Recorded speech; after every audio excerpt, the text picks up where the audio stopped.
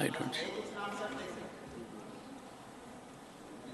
We will have to learn to go by the rules, particularly for those who have been leader of the opposition at the state level. Greater expectations from them. Dr. V. Sivadasan. Sir, 3 minutes. Respected Chair, some of the leaders of the ruling party, they are trying to make an illusion. India is growing. The economy is growing. What is the meaning of the growth of the economy? Sir, the corporate families, the big corporate families, the assets and income of the corporate families is increasing. That is not the development of the economy. Sir, the asset of the ruling party is increasing. Through the electoral bond, they are getting thousands of crore rupees.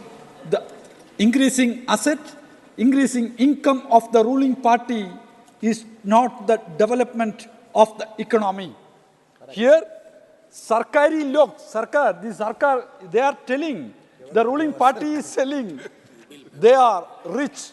Sarkari log, अमीर है लेकिन जनता गरीब लोग है सरकारी लोग अमीर है लेकिन जनता गरीब है madam here look the education sector thousands of 13,000 students have been dropped out from the higher education institutions.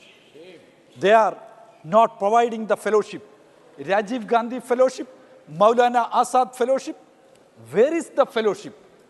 Day by day, they are cutting the fellowship. Madam, the recruitment, if you are looking the recruitment, LIC, the recruitment is not there. Thousands of posts lying vacant. Development officer post lying vacant. Madam, BSNL, when is the last recruitment was happened in BSNL? When is the recruitment was happened? Madam, recruitment is not there. Railway, recruitment is not there. Everywhere, the ban of recruitment we are seeing. Madam, here, MGNREG, look the matter. Why are you not disbursing the pending amount of MGNREG? Thousands of crore are lying pending. Why they are not disbursing? Madam, as a wage component, as a material component, the pending amounts are there. They are telling they are rich, but they are not disbursing the amount to the poorest of the poor people. Madam, the ASHA workers, what is the condition of ASHA workers? Anganwadi workers, the Anganwadi workers is not getting minimum wage. ASHA workers is not getting minimum wage. They are telling they are rich. Then why they are not ready to provide the minimum wage to the Anganwadi workers and ASHA workers? This is the question from the people. Madam, respected madam, the workers are struggling in HECL, workers are struggling NTC, workers are struggling in BEML. Why they are struggling? Because of the policy of the government.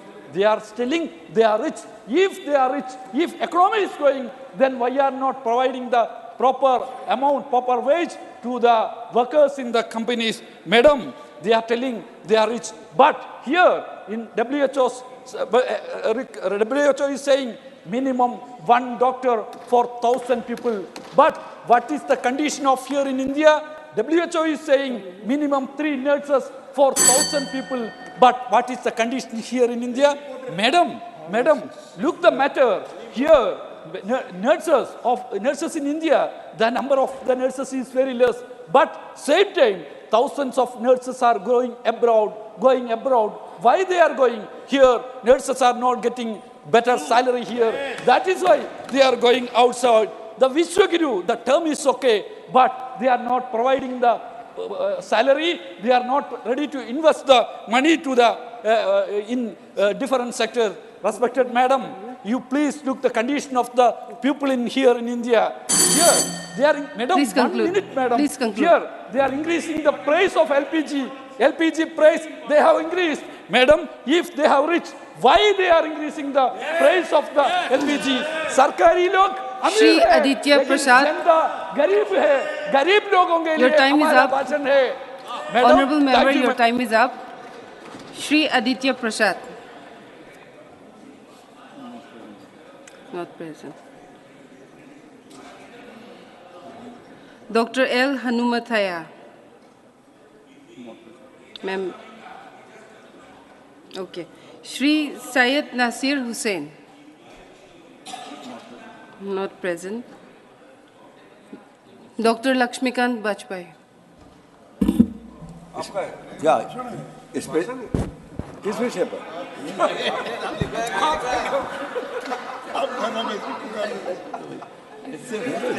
चक्कर में फंस जाता हूँ मैं पता नहीं नहीं एक मिनट रुको कल ही देखा मैंने Next. Shri Breach Lal.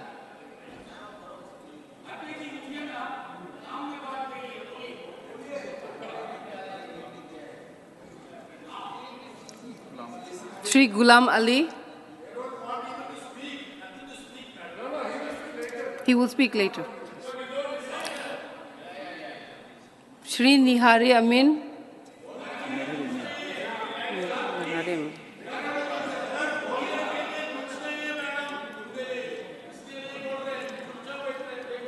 Shri S. Silvaganapati. Please be seated. Honorable Deputy Chairman, Madam, thank you very much for giving me an opportunity to participate in this very important discussion on economic situation in the country. First, I would like to thank the Honorable Prime Minister and the Honorable Finance Minister for achieving a historic milestone in gross domestic product, GDP, which has surpassed the 4 trillion mark for the first time. Sir, Madam, I would like to praise the Honorable Prime Minister Modi ji, who brought an unprecedented zeal to his economic reformist agenda. The GST was the reform of reforms, and he did pull it off with a great success. The taxpayer base has nearly doubled since its launch, and the collections to have risen.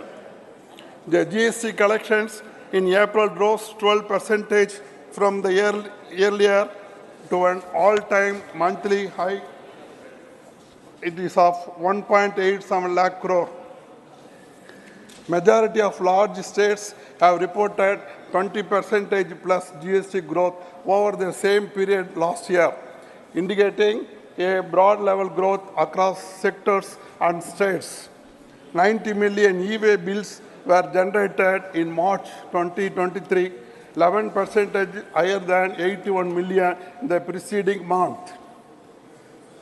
He is probably the first Indian Prime Minister to leverage technology so much for his welfare programs. His government's unified payment interface, UPI, has revolutionized India's economy by facilitating digital payments even in villages. Behind the huge digital payments infrastructure that has come up in India is India's stake, a state of open API and digital public goods that aim to unlock the economic potential of identity, data, and payments at population scale, such as Aadhaar, UPI, DigiLocker, and more recently, COVID vaccination platform. The core idea behind state stake is to lower the cost of transactions so that 1.3 billion people get access to socially and economically important services, and those services can be delivered by the private as well as public sector. It enables private innovation on the back of public infrastructure. India's stake created a set open of protocols or standards that are implemented by the institution concerned. The UPI has helped private sector companies to rely on business models based on digital payments.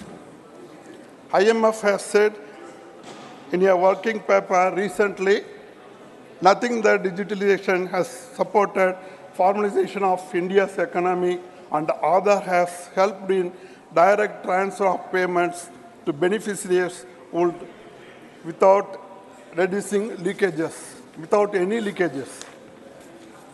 National logistic policy, the logistic cost in India is 13% of GDP as compared with 8% in developed economies, making it difficult for Indian exports to compete globally. With a massive drive to build roads, trains, railways, ports, and bridges, a logistics policy is now set to revolutionize India's trade by making goods move faster across India, reducing the cost of logistics to be comparable to global benchmark by 2030. Our country recorded a robust GDP growth of 7.8% in the April-June period of 23-24, outpacing China's 6.3%. It took nearly 6 years to reach 2 trillion in 2014, working towards 5 trillion economy by 2025 and potential growth to 6.7 trillion by 2031. All these are possible only under the visionary, able leadership of our beloved PM by ongoing government initiatives across all sectors with a focus on income-centric policies. Emphasis on agriculture is a priority and a roadmap is built to achieve 7 trillion economy by 2030. Sir, Madam, the International Monetary Fund, IMF, has projected India to become 5 trillion economy with the third largest GDP in 2027 and 28. At the end of 22-23, the Indian GDP stood at 3.7 trillion. In 1980-81, size of the Indian economy was USD 189 billion, which increased to 326 billion after a decade. In 2000 and 2001, the size of the GDP rose to 476 billion. With the rapid penetration of the internet and smartphones, digitization is creating endless possibilities for delivering meaningful solutions that transforms lives, livelihoods, business practices, and governance. This digitization has given a strong boost to entrepreneurship in the country. India's innovation in technology is not only proliferating within the boundaries, but also around the world. India has a thriving IT industry that is a major contributor to the country's GDP, employment, and exports. In 2022, the Indian IT industry generated 227 billion in its revenue. In 2023, India's IT industry is estimated to register an 8.4% rise in total revenue to reach 245 billion. Madam, it is known to everybody that all these achievements has been made only by the leadership of our Honorable Prime Minister and it being supported, followed by our Honorable Finance Minister. Thank you, Mr. Shri Shambhu Sharan Patel.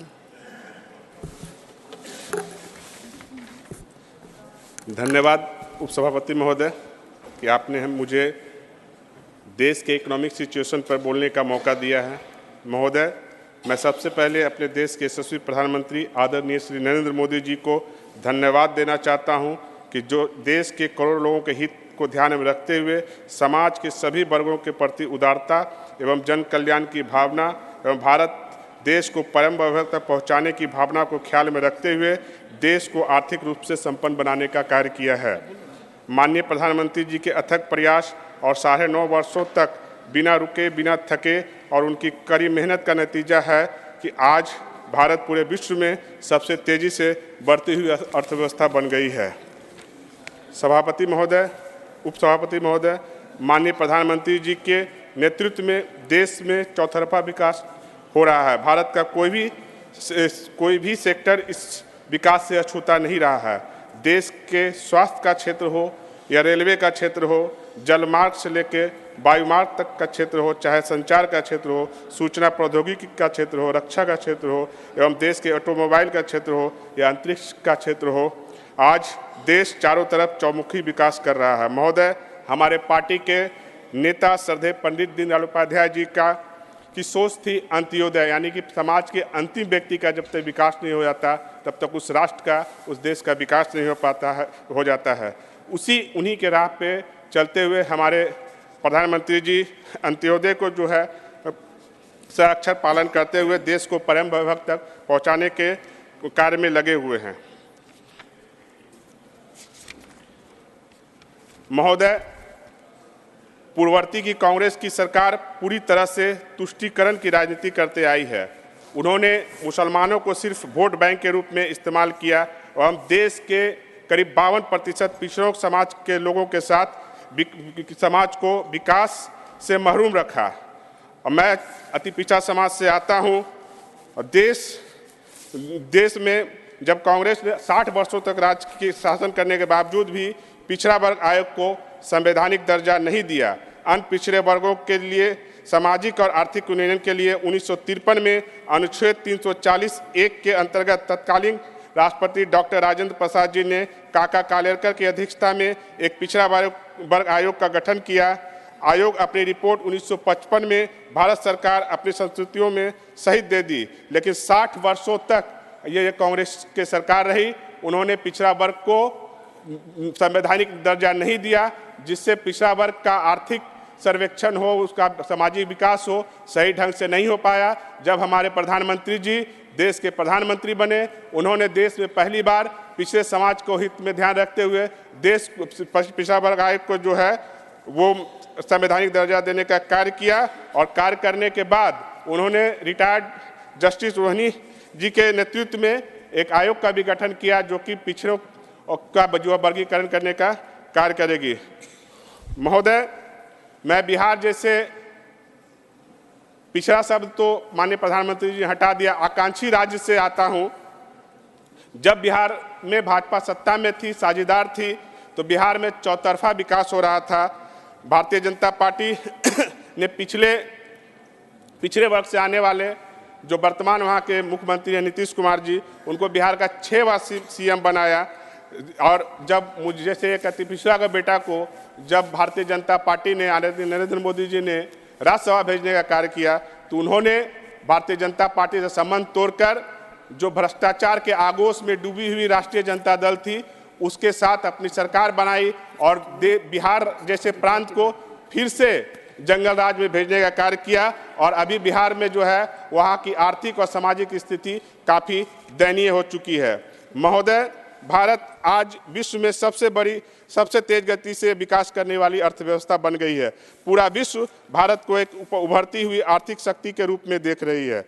महोदय, स्वास्थ्य के क्षेत्र में जिस तरह से कांग्रेस सरकार के कार्यकाल में 60 वर्षों में लगभग शून्य कार्य हुआ, 2014 के बाद जब से नरेंद्र मोदी जी की सरकार आई, पूरा विश्व भारत के हेल्थ मैनेजमेंट सिस्टम का लोहा मान रहा है। 100 वर्षों के बाद आई वैश्विक महामारी कोरोना में जहां पूरा विश्व की स्वास्थ्य व्यवस्था के पोल खोल कर रख दी, वहीं श्री नरेंद्र मोदी जी के कुशल नेतृत्व की वजह से देश के करोड़ों लोगों की जान बच पाई।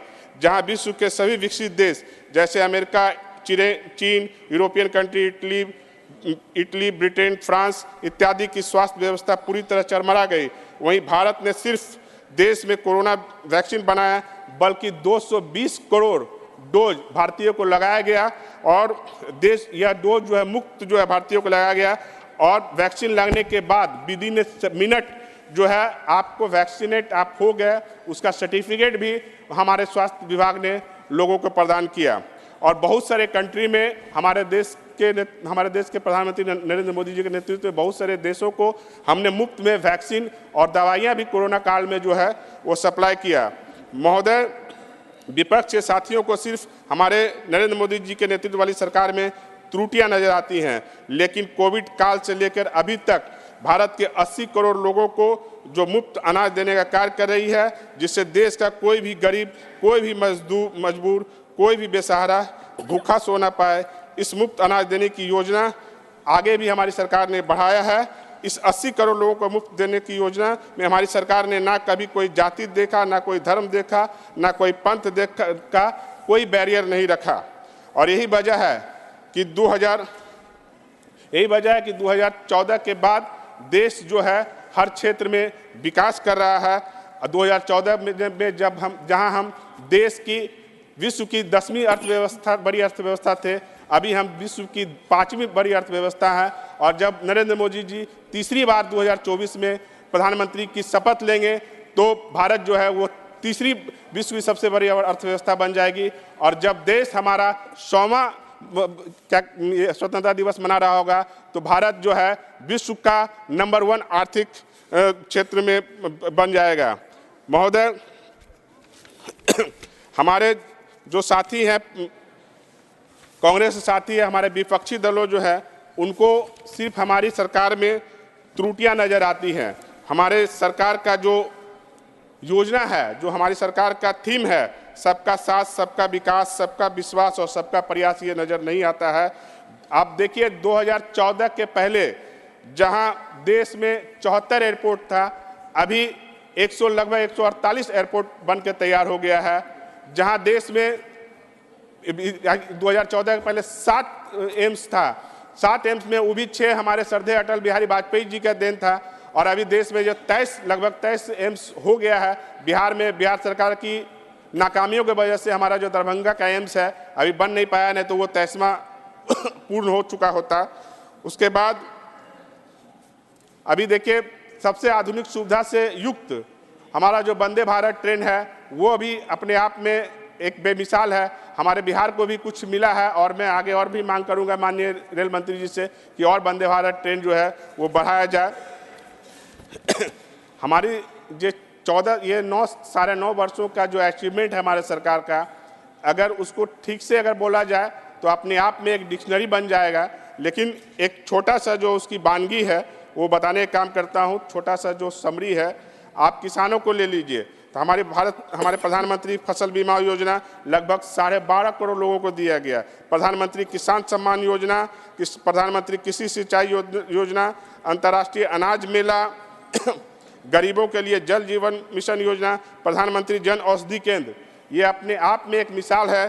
प्रधानमंत्री जन औषधि केंद्र के माध्यम से लगभग 10,000 जो है जन औषधि केंद्र खोले गए।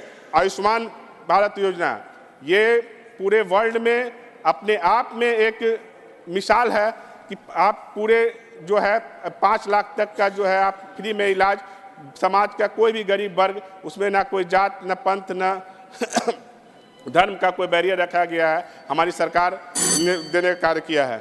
प्रधानमंत्री आवास योजना, क्या मैडम मेरा समय समाप्त हो गया क्या? अच्छा, एक मिनट कंक्लूड कर दूं। प्रधानमंत्री आवास योजना,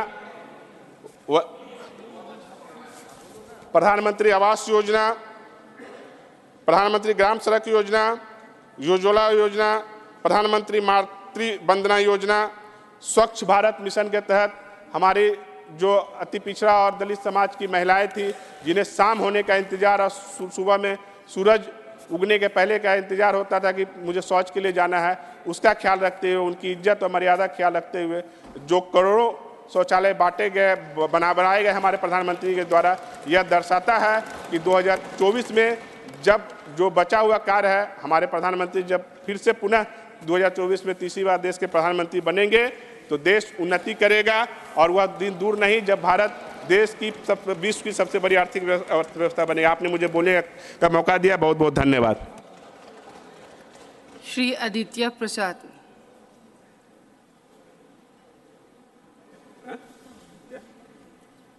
माइक और नहीं है। माइक। सभापति महोदय, बहुत बहुत धन्यवाद, आपने आर्थिक विषय पर बोलने का अवसर दिया है। सभापति महोदय, 2014 की शुरुआत से देश के यशस्वी प्रधानमंत्री आदरणीय नरेंद्र मोदी जी के नेतृत्व वाली एनडीए सरकार ने सबका साथ, सबका विकास, सबका विश्वास, सबका प्रयास के सिद्धांत पर काम किया है और वर्ष 2014 में भारत विश्व की 10वीं सबसे बड़ी अर्थव्यवस्था के रूप में अपनी स्थिति से ऊपर उठते हुए आज 5वीं सबसे बड़ी वैश्विक अर्थव्यवस्था के रूप में स्थापित है और माननीय प्रधानमंत्री जी के नेतृत्व में भारत दुनिया की तीसरी सबसे बड़ी अर्थव्यवस्था बनने के मार्ग पर अग्रसर है। विश्व में लगभग हर जगह एक बड़ी आर्थिक चुनौतियों का सामना कर रहा है, लेकिन इस विपरीत परिस्थिति में भी हमारा देश निरंतर आगे बढ़ रहा है। आज मोबाइल विनिर्माता के क्षेत्र में दूसरे नंबर पर, ऑटोमोबाइल निर्माता के क्षेत्र में तीसरे नंबर पर और स्टॉक एक्सचेंज में चौथे नंबर पर है। वित्तीय वर्ष 2023 के लिए भारत की जीडीपी की वृद्धि दर 7.2% थी, जो कि दुनिया की प्रमुख अर्थव्यवस्था में सबसे तेजी से बढ़ती अर्थव्यवस्था थी। महोदय, इतनी बड़ी महामारी कोविड के समाप्त होने के बाद जिस प्रकार से भारत में सड़कें, रेलवे, हवाई अड्डों का निर्माण तेज गति से हो रहा है, ये कोई साधारण बात नहीं है।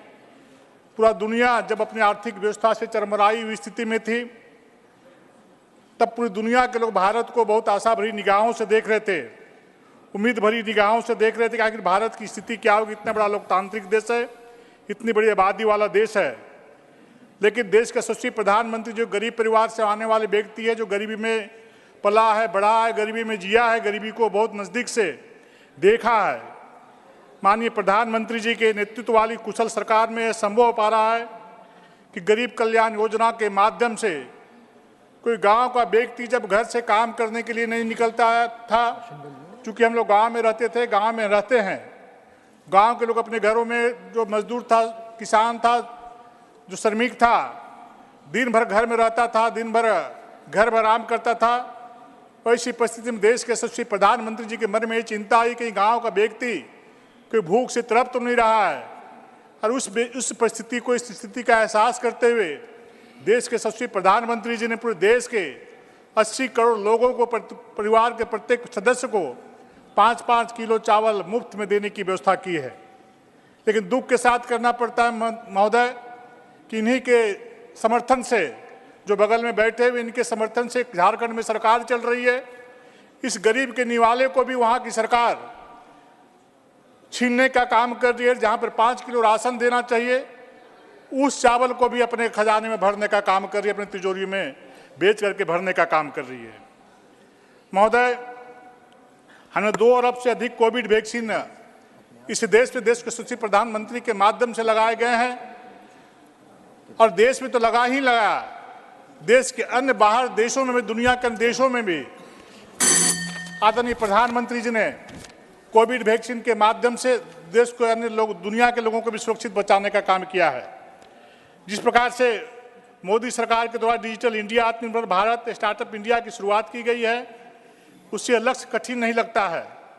अक्टूबर 2023, जिसमें कुल निर्यात वर्ष 10 वर्ष के आधार पर 9.43 बढ़कर 62.26 बिलियन अमेरिकी डॉलर हो गया। वस्तुओं का निर्यात 6.21% बढ़कर 33.57 बिलियन अमेरिकी डॉलर हो गया।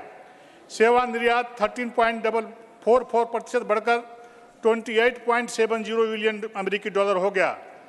अक्टूबर 2023 में यूपीआई लेन देन 11.41 बिलियन के समकालिक उच्च स्तर पर पहुंच गया है। सभापति महोदय, जैसा कि इन लोगों के माध्यम से जो कल मैं सुन रहा था कि जो शौचालय देश आज़ाद होने के बाद इस देश में गरीब परिवार के दरवाजे पर लगभग 13 करोड़ से अधिक घरों के सामने, गरीब परिवारों के घर के सामने शौचालय बनाने का काम किया गया है, लेकिन इन लोगों के द्वारा जो कहा जा रहा है कि शौचालय कबाड़ खाना बन गया है, गोदाम बन गया है, लेकिन मैं बतलाना चाहता हूँ, गाँव की माताएं बहनें आज सम्मान के साथ उस शौचालय को इज्जत घर के नाम से पुकारने का काम करती है और सम्मानपूर्वक उस शौचालय में जाकर के शौच क्रिया से निवृत्त होने का काम कर रही है, जिसका नतीजा है कि आज गांव, गरीब, किसान, मजदूर दिल से आदरणीय प्रधानमंत्री जी को आशीर्वाद देने का काम करती है, और उसी का नतीजा है कि आने वाला जो विगत चुनाव जो हुए हैं वो गरीबों का आशीर्वाद है। नरेंद्र मोदी जी के नेतृत्व में उनको आशीर्वाद मिला है, गरीबों का आशीर्वाद पूरा देश से मिल रहा है। सभापति महोदय, अगर हम बैंकिंग क्षेत्र की बात करें तो आरबीआई के पूर्व गवर्नर डॉक्टर रघुराम राजन ने खुद स्वीकार किया है कि एनपीए संकट की उत्पत्ति यूपीए शासन के दौर में हुई थी। एनपीए संकट का बीज कांग्रेस के नेतृत्व वाली यूपीए शासन के दौरान बड़े पैमाने पर फोन बैंकिंग के माध्यम से बोए गए थे। जब राजनेताओं और अधिकारियों के दबाव में अयोग्य एवं नकली व्यवसायों को ऋण दिए जाते थे, माननीय नरेंद्र मोदी जी के नेतृत्व वाली ईमानदार सरकार के निरंतर प्रयासों के कारण ही हमने बैंकिंग क्षेत्र में सकारात्मक बदलाव देखा है। जैसे कि बीबीबी के माध्यम से बैंक के वरिष्ठ प्रबंधन की पारदर्शी नियुक्ति किया जाना, हमने बैंकिंग क्षेत्र में राजनीतिक हस्तक्षेप को पेशेवर अखंडता और स्वतंत्रता से बदल दिया है। बैंक रिकॉर्ड लाभांश चेक सरकार को सौंप रहे हैं और उन फंडों का उपयोग गरीब कल्याण के लिए किया जा रहा है। हमने सार्वजनिक क्षेत्र के बैंकों को कर्ज से दबे बुरे सपने से जन कल्याण का स्तंभ के रूप में बदल दिया है।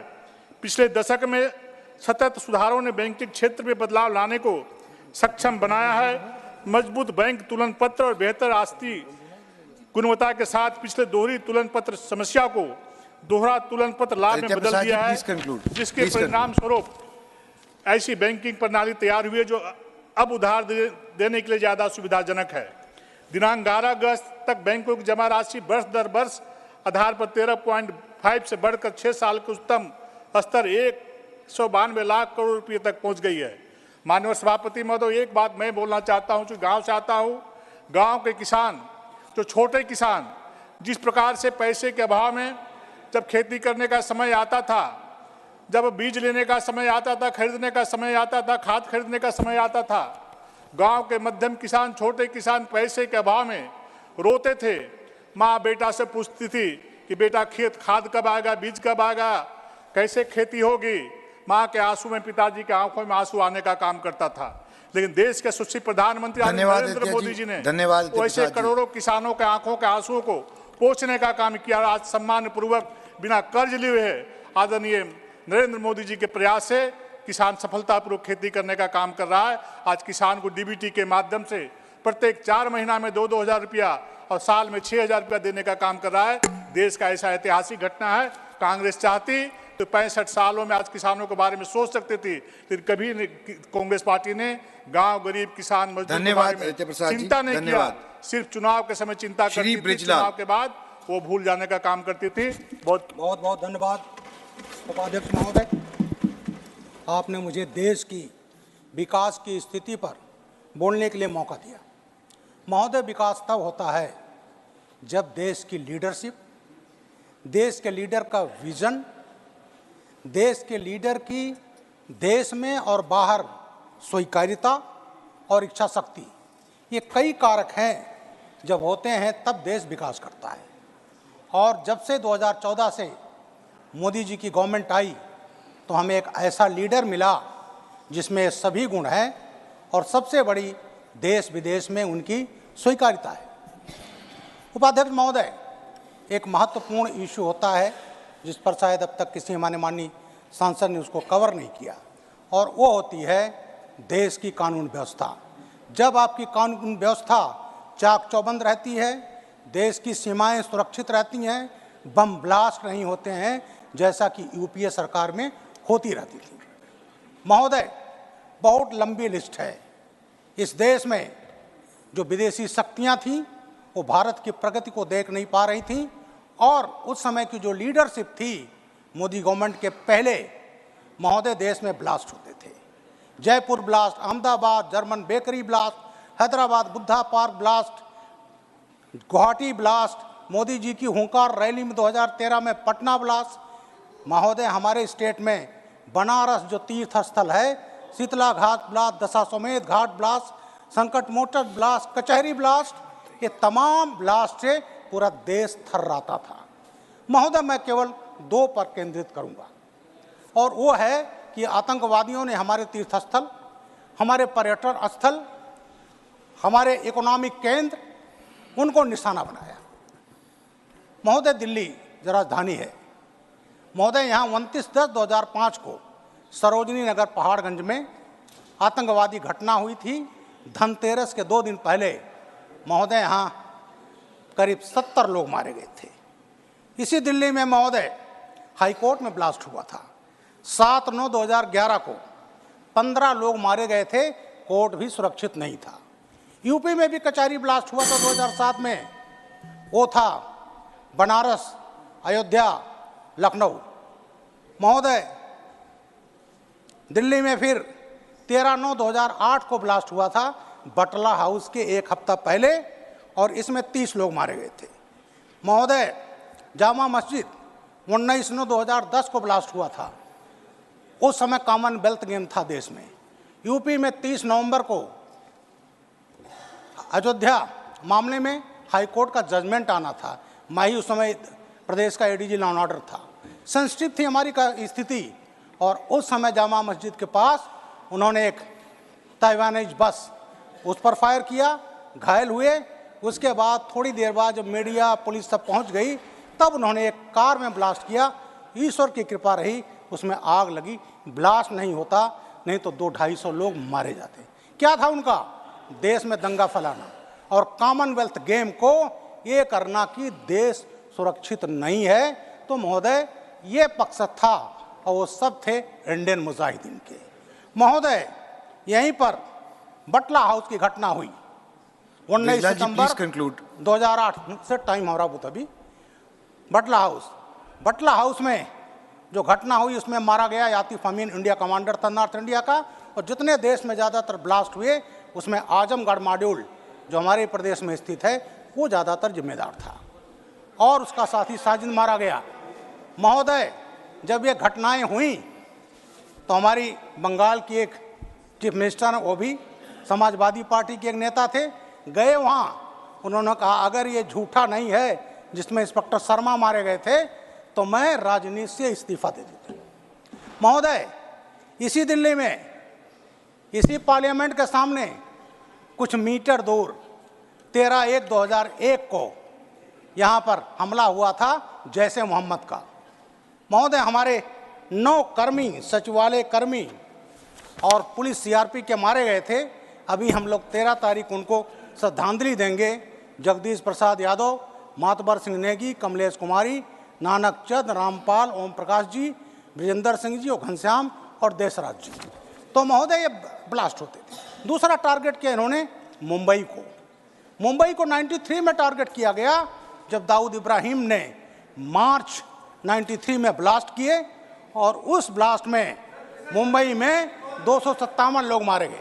महोदय इसी पर मैं कहना चाहता हूँ 257 मारे गए।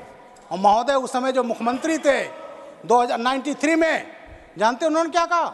जब ब्लास्ट हुआ उन्होंने कहा था अब एलटीटी का काम है, कहीं उनके वोट बैंक पर असर ना पड़े। महोदय 26/11 हम सभी जानते हैं, लश्कर तोयबा का हमला था, उसमें 2 IPS अफसर हमारे और मेजर उन्नी कृष्णन, 15 पुलिसकर्मी मारे गए थे, 26 विदेशी मारे गए थे। पूरे दुनिया में हाहाकार मच गया था। महोदय उसको भी कांग्रेस पार्टी ने झुठलाने की कोशिश की। एक बड़े नेता कांग्रेस के, मैं नाम लेना नहीं चाहता, बिजलाल जी प्लीज कंक्लूड प्लीज, हमारे पास टाइम बहुत बड़ा है। अदर स्पीकर्स आल्सो जी, तो उन्होंने किताब लिखवाई अजीज बर्नी से कि 26/11 ये साजिश है RSS की। तो महोदय हमारे जो तीर्थ स्थल, इकोनॉमिक केंद्र दिल्ली, सबको आतंकवाद का इसलिए बनाया गया निवेश ना आए। एडवाइजरी जारी हुई, भारत मत जाओ, क्योंकि असुरक्षित देश है। महोदय जब से मोदी जी आए हैं 0 टॉलरेंस है, कहीं ब्लास्ट नहीं हो रहे हैं, आतंकवादियों की हालत खराब है। और जब आज शांति सुरक्षा है इस देश में तो निवेश आ रहे हैं, और वही कारण है हम तीसरी अर्थव्यवस्था बनने जा रहे हैं। महोदय अपने स्टेट की बात करता हूँ, 10 साल विरोधियों की सरकारें रहीं 2017 के पहले, और ये हालत था लूट मार अपहरण, रोज दंगे, कि ये होता हालत कि वहाँ निवेश नहीं आता था। वहाँ के मुख्यमंत्री जी दिल्ली और बॉम्बे में करते थे। अभी पिछले साल योगी जी ने जो किया निवेश सम्मेलन, महोदय 36 लाख करोड़ का निवेश उत्तर प्रदेश में आया, और उसका कारण है वहाँ की कानून व्यवस्था। तो महोदय नटसल में कहना है, क्योंकि देश की कानून व्यवस्था धन्यवाद बिजलाल जी, इसलिए विदेश के लोग आकर्षित होते हैं और इसलिए हमारी डॉक्टर एल जो हनुमंतैया अर्थव्यवस्था है वो दिन दुनी Sir, my time. Sir, thank you very much for giving me this opportunity on discussion on the economic situation in the country. Sir, one thing that fits this government is do work for a teaspoonful, talk for a gallon. And also in this government, sir, the Modi government development model, which has been told by many people, the poor forced to eat less while the rich make merry. That is the situation in the last 10 years of the administration. Sir, in 2023, the Indian economy is facing high inflation and income inequality. The high inflation is not the product of market forces alone, but the governmental interventions that prioritize one section over the another section. Sir, while the reduction is, particularly the LPG reduction, is a drop in the ocean, it does not provide any example, but lakhs of people, the families, are still suffering. So persistently, high inflation has been a constant alongside high unemployment and tepid growth, sir. Sir, I just give some figures of the UPA government and this government for the last 10 years. So the major difference between the UPA government and this government, the net foreign direct investment, it is the difference between the investments made by foreign entities in India and investments made by Indian entities in the foreign countries. Sir, during 2003 and 4 and 13-14, it was 1,087 for 6%. After the percentage of change during Modi ji's government, that is 2013-14 to 22 and 23, it is 462.2%. Sir, whereas the gross domestic product, it is the market value of the final goods and services produced in the year by a country. That is the gross domestic product. Sir, it was 302.3% during UPA government, and now it is 142.5%. You can see the difference. Sir, in real gross domestic product, which is very important, it is the total value of the final goods and services produced within the country in a year adjusted for inflation. Please conclude. Sir? Please conclude. I have not yet started, sir. Time is up. Then why should you call me? 3 minutes have been given. I was told I will be given 10 minutes. 3 minutes were given to you, sir. 3 minutes. I would not have taken it. Kindly conclude. Then no point in continuing, sir. Thank you very much. Shri Sakaldeep Rajbhar ji. So please conclude. Please conclude. Please conclude. माननीय उपसभापति महोदय Please ji, conclude. आपने भारत की आर्थिक नीति पर बोलने का अवसर दिया, इसके Sir, लिए let him conclude. आपका दिल से राजभर जी उनको conclude करें.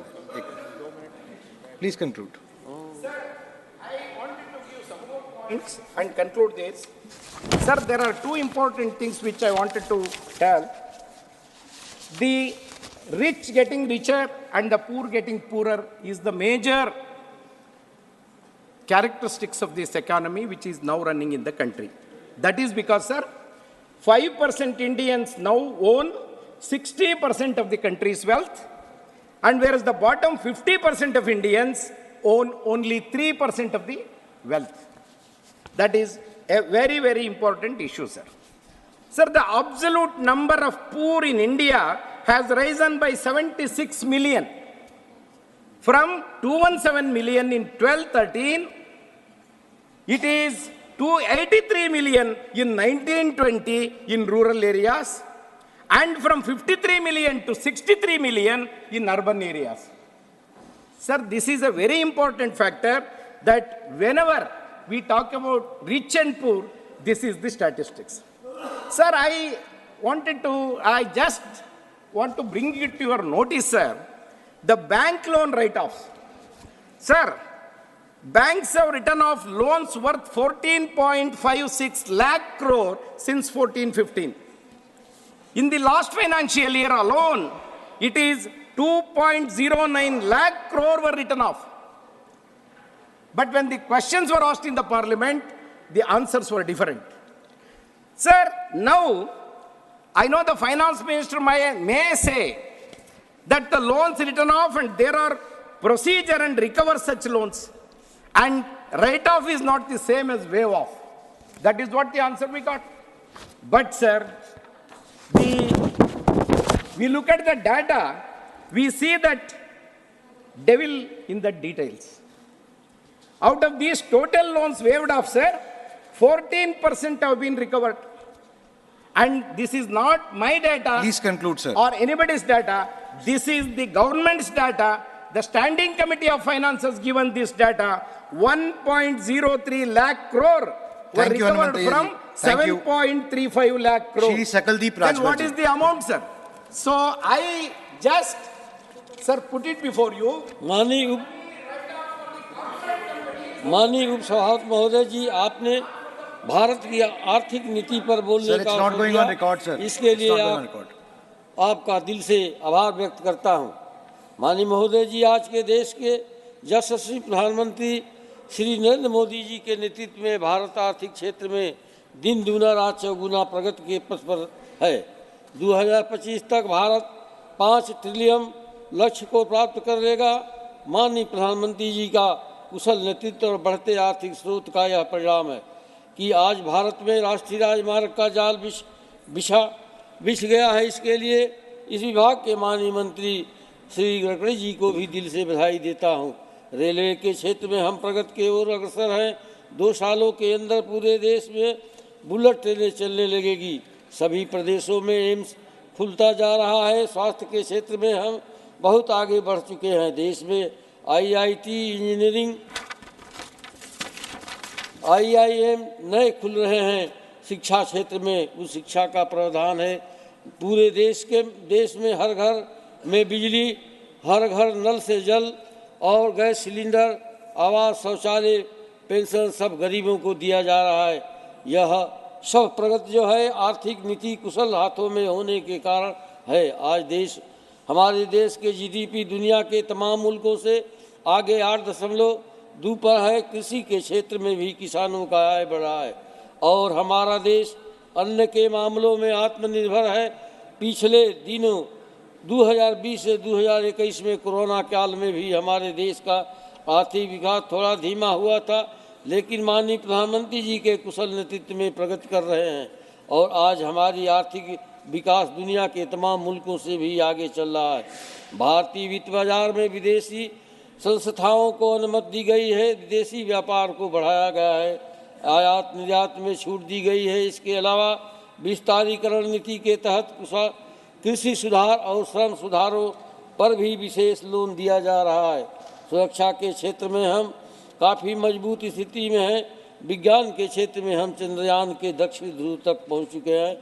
इस क्षेत्र में हमारा देश पहले स्थान पर है।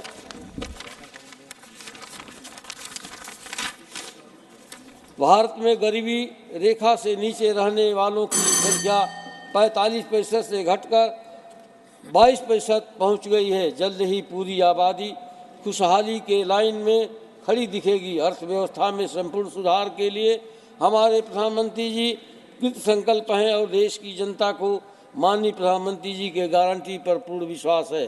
देश की जनता भारी बहुमत से माननीय प्रधानमंत्री जी को पुनः ताजपोशी के लिए तैयार खड़ी है। इसलिए मैं अपने देश की जनता के तरफ से यशस्वी प्रधानमंत्री जी को कोट कोट बधाई देता हूं। जय हिंद, जय Bharat.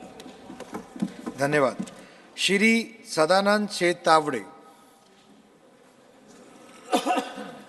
Thank you, Chairman Sir, for giving me opportunity to speak on important topic, economic situation in the country. As I stand to appreciate and acknowledge the dynamic strides our Bharat has made in terms of current economic outlook, I also take this opportunity to congratulate our beloved Prime Minister Modi ji and Honorable Member of this House, J.P. Nadda ji, for gaining a decisive mandate in Northern India. The thumping victors in some India's larger states like Rajasthan, Madhya Pradesh and Chhattisgarh is not only an appreciative stamp on Modi ji's guarantee of all-inclusive social and massive infrastructure sector development in those states, but it also reflects the trust the common people have placed on India's growing economic outlook.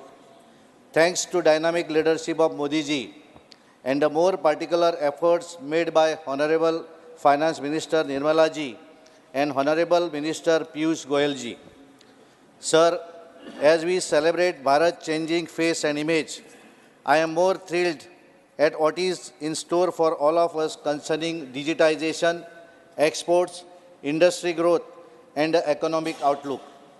Modi ji's dream to transform India into a digital economy has gotten good results.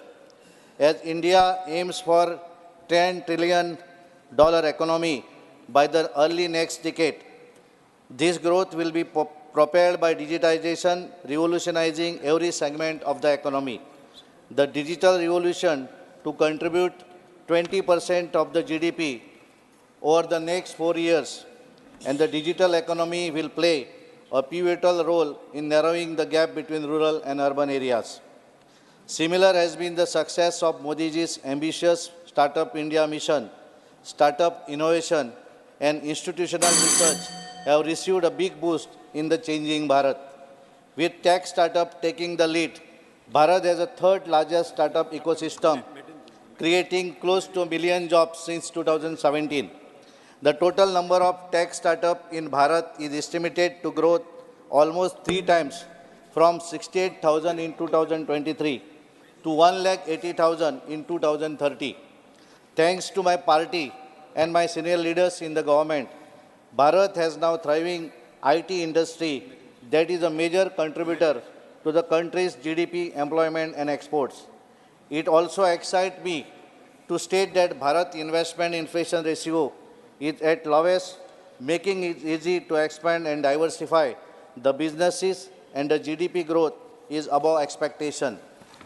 I would like to remind the August House that Bharat GDP growth has far exceeded the negative outlook projected by textbook economists like Raghuraman Rajan sitting in the AC chambers. Bharat economy is poised to grow over 6% in the financial year 2024, ranking among the world's fastest growing economies, much higher than China, and this may be piece of bad news for China lovers in Indian politics. Bharat GDP is expected to grow 6.4% to 6.8% this fiscal year, accelerating to 7% by 2026. In contrast, China's economic growth is projected to slow to 4.6% by 2026. I welcome the recent report by Global Credit Outlook 2024. New risk, new playbook, documented by S&P Global Ratings, and Bharat is set to become the third largest economy by 2030 and is expected to be the fastest growing major economy in the next 3 years. Currently, Bharat population has one of the best ratio between its working age population and its number of children and elderly. With the all right indicators at our right, Bharat is now becoming a gateway for setting up global manufacturing capacity, continuing to grow services and industry alongside the growth of infrastructure. Thanks to the resilient quality of the Indian industry, under the leadership of global leaders like Modi ji, for doing all that is required and all that is good for the industry and the economy. I am certain that the momentum for growth will further grow with the historical blessing in the form of popular vote for Modi ji and our glorious regime since 2014 and the year 2024 beyond. Thank you, Chairman, sir. Thank you. Shri Ajay Pratap Singh. Time कितना है sir? 3 minutes. माननीय सभापति महोदय, भारत की आर्थिक स्थिति के संदर्भ में चर्चा चल रही है। 3 मिनट का समय बहुत कम है और 3 मिनट के समय के साथ विषय के साथ न्याय करना बड़ा कठिन काम है, लेकिन फिर भी मैं प्रयास करूंगा। भारत की आर्थिक स्थिति को प्रतिबिंबित करते हुए इस सदन के हमारे अनेक साथियों ने पक्ष और विपक्ष में आंकड़े प्रस्तुत किए। इस पक्ष से आंकड़े प्रस्तुत करके बताया गया कि आर्थिक स्थिति बेहतर हुई है, उस पक्ष से आंकड़े प्रस्तुत करके बताया गया कि आर्थिक स्थिति बिगड़ी है। हमारे वरिष्ठ साथी आज सदन में नहीं है, राम गोपाल जी ने कहा कि इन आंकड़ों का बहुत भरोसा नहीं करना चाहिए। मैं भी उनकी राय का हूं कि इन आंकड़ों का बहुत भरोसा नहीं करता, तो फिर भारत की आर्थिक स्थिति का सही अनुमान कैसे लगाएं? तो मेरा उत्तर है कि भारत की आर्थिक स्थिति का सही अनुमान लगाने के लिए और किसी से नहीं पूछें, चलिए कलावती से पूछ लेते हैं। कलावती कौन है? कलावती वो महिला है जो उत्तर प्रदेश में रहती थी। कलावती के घर में कांग्रेस के तत्कालीन अध्यक्ष गए थे। कलावती की खाट में बैठकर उन्होंने भोजन किया था। कलावती की झोपड़ी में वो घंटे 2 घंटे रुके थे। कलावती के माध्यम से उन्होंने भारत की गरीबी को जानने का प्रयास किया था, भारत की भूख को जानने का प्रयास किया था, गरीबों की जो आवश्यकताएं हैं उनको जानने का प्रयास किया था। और उसके बाद पूरे देश के गरीबों में एक आशा जागृत हुई थी कि कांग्रेस पार्टी जो सत्तारूढ़ दल है, उनके राष्ट्रीय अध्यक्ष गरीब के झोपड़ी में पहुंच रहे हैं, गरीब को जानने का प्रयास कर रहे हैं, गरीब की आवश्यकताओं को पहचानने का प्रयास कर रहे हैं। निश्चित रूप से गरीबों के जीवन में परिवर्तन कांग्रेस पार्टी की सरकार के द्वारा आया है। लेकिन उस झोपड़ी से जाने के पश्चात कलावती भी निराश हुई और भारत का गरीब भी निराश हुआ। कलावती के जीवन में अगर रोशनी आई, भारत के गरीबों के जीवन में रोशनी आई, तो सन 2014 के पश्चात जब इस देश की बागडोर आदरणीय नरेंद्र मोदी जी ने संभाली, कलावती जी को पक्का मकान दिया तो आदरणीय नरेंद्र मोदी जी की सरकार ने दिया। कलावती के घर में अगर उज्ज्वला गैस आई तो नरेंद्र मोदी की सरकार के काल में आई। कलावती की झोपड़ी में अगर बिजली आई तो नरेंद्र मोदी जी की सरकार के कार्यकाल में आई। कलावती को अगर पानी पीने की व्यवस्था उपलब्ध हुई तो नरेंद्र मोदी जी के ज़माने में उपलब्ध हुई। यानी कि कलावती के जीवन में जो परिवर्तन आया, जिसको हम सुख कहते हैं, जिसको हम समृद्धि का आधार कहते हैं, जिसको हम प्रगति का मानक मानते हैं, अगर वो कलावती को प्राप्त हुआ है तो नरेंद्र मोदी के कार्यकाल में प्राप्त हुआ है। इसलिए मैं कहता हूं कि अगर भारत की आर्थिक समृद्धि का आकलन करना है तो कलावती से पूछ लीजिए। कलावती आज इस विषय पर सबसे उपयुक्त और सबसे सही जज है जो भारत की आर्थिक स्थिति को प्रतिबिंबित करती है। हमारे एक साथी हैं इस सदन के, उन्होंने कहा कि 80 करोड़ लोगों को मुफ्त अनाज दिया जा रहा है। एक तरफ मुफ्त अनाज दिया जा रहा है और दूसरी तरफ आप कह रहे हैं कि भारत की आर्थिक प्रगति हो रही है। 1 मिनट और समय लूँगा मैं सभापति महोदय कि ये जो 80 करोड़ लोगों को मुफ्त अनाज दिया जा रहा है तो वो उन लोगों पर कृपा नहीं किया जा रहा है। याद रखना चाहिए कि भारत की सरकार एक लोक कल्याणकारी राज्य है और लोक कल्याणकारी राज्य होने के कारण हमारी ये जिम्मेदारी बनती है कि सरकार के जो भी वित्तीय उत्पाद हैं उसका समान रूप से वितरण हो। वो समान रूप से वितरण करने के लिए जो 80 करोड़ लोगों को मुफ्त अनाज दिया जा रहा है, ये एक माध्यम है।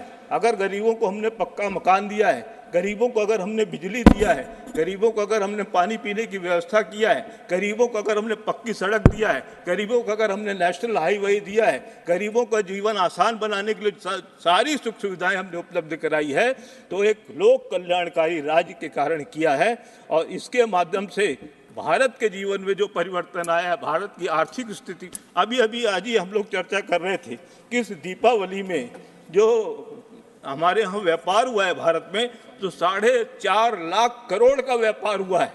और ये जो आंतरिक व्यापार हुआ है दीपावली के दिन में, तो 4.5 लाख करोड़ का व्यापार पहली बार हुआ। इसलिए हुआ क्योंकि भारत के जीवन में समृद्धि आई, भारतवासियों के जेब में पैसा आया है, इसलिए वो बाजार जा सके, इसलिए वो अपने बच्चों की अभिलाषा पूरी कर सके, इसलिए वो दीपावली पूजन अच्छी तरीके से कर सके, इसलिए वो मिठाई ला सके, इसलिए वो पटाखे ला सके, इसलिए वो दिए ला सके। तो ये जो बालक मैंने कलावती के माध्यम से, दीपावली के माध्यम से, खाद्यान्न योजना के माध्यम से बताया है, और अगर आप इसको स्वीकार करते हैं, अगर ये आपको दिखाई देता है, तो निश्चित रूप से आपको स्वीकार करना पड़ेगा कि भारत की स्थिति अच्छी हुई है, बेहतर हुई है, और भारत का भविष्य भी उज्ज्वल है।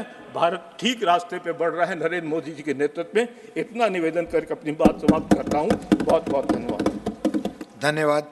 डॉक्टर डीपी वत्स।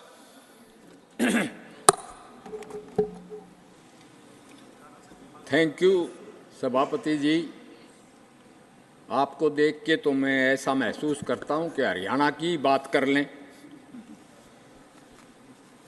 वैसे मैं 2 दिन से सुन रहा हूं, अगर अपोजिशन बेंचेस की सुने तो ऐसे लगता है स्थिति कुछ अलग है, मगर इंटरनेशनल एजेंसीज और ट्रेजरी बेंचेस और एक्चुअल देखें तो हिंदुस्तान मोदी जी की क़यादत में इतना बड़ा एक गढ़ा पार करके, यानी कि कोविड और अब दुनिया में 2 जगह जंग चली हुई है, ऐसे हालात में भी हमारी सबसे तेज़ी से बढ़ती हुई इकॉनमी है, तो ये एक फ़ख्र की बात है।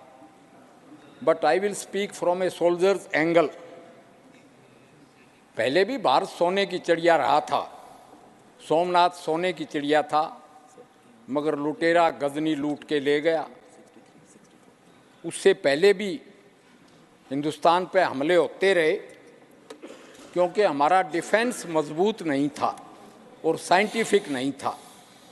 तो मैं डिफेंस की बात ज़रूर करूँगा कि हमारी ये सोने की चिड़िया की तरफ, जगत गुरु की तरफ जो हिंदुस्तान पेशकदमी कर रहा है, उसमें हम मोदी जी के सुरक्षित हाथों में कितने महफूज हैं। 2013 में डिफेंस बजट था 2.5 लाख करोड़, आज के दिन डिफेंस बजट है 6 लाख करोड़।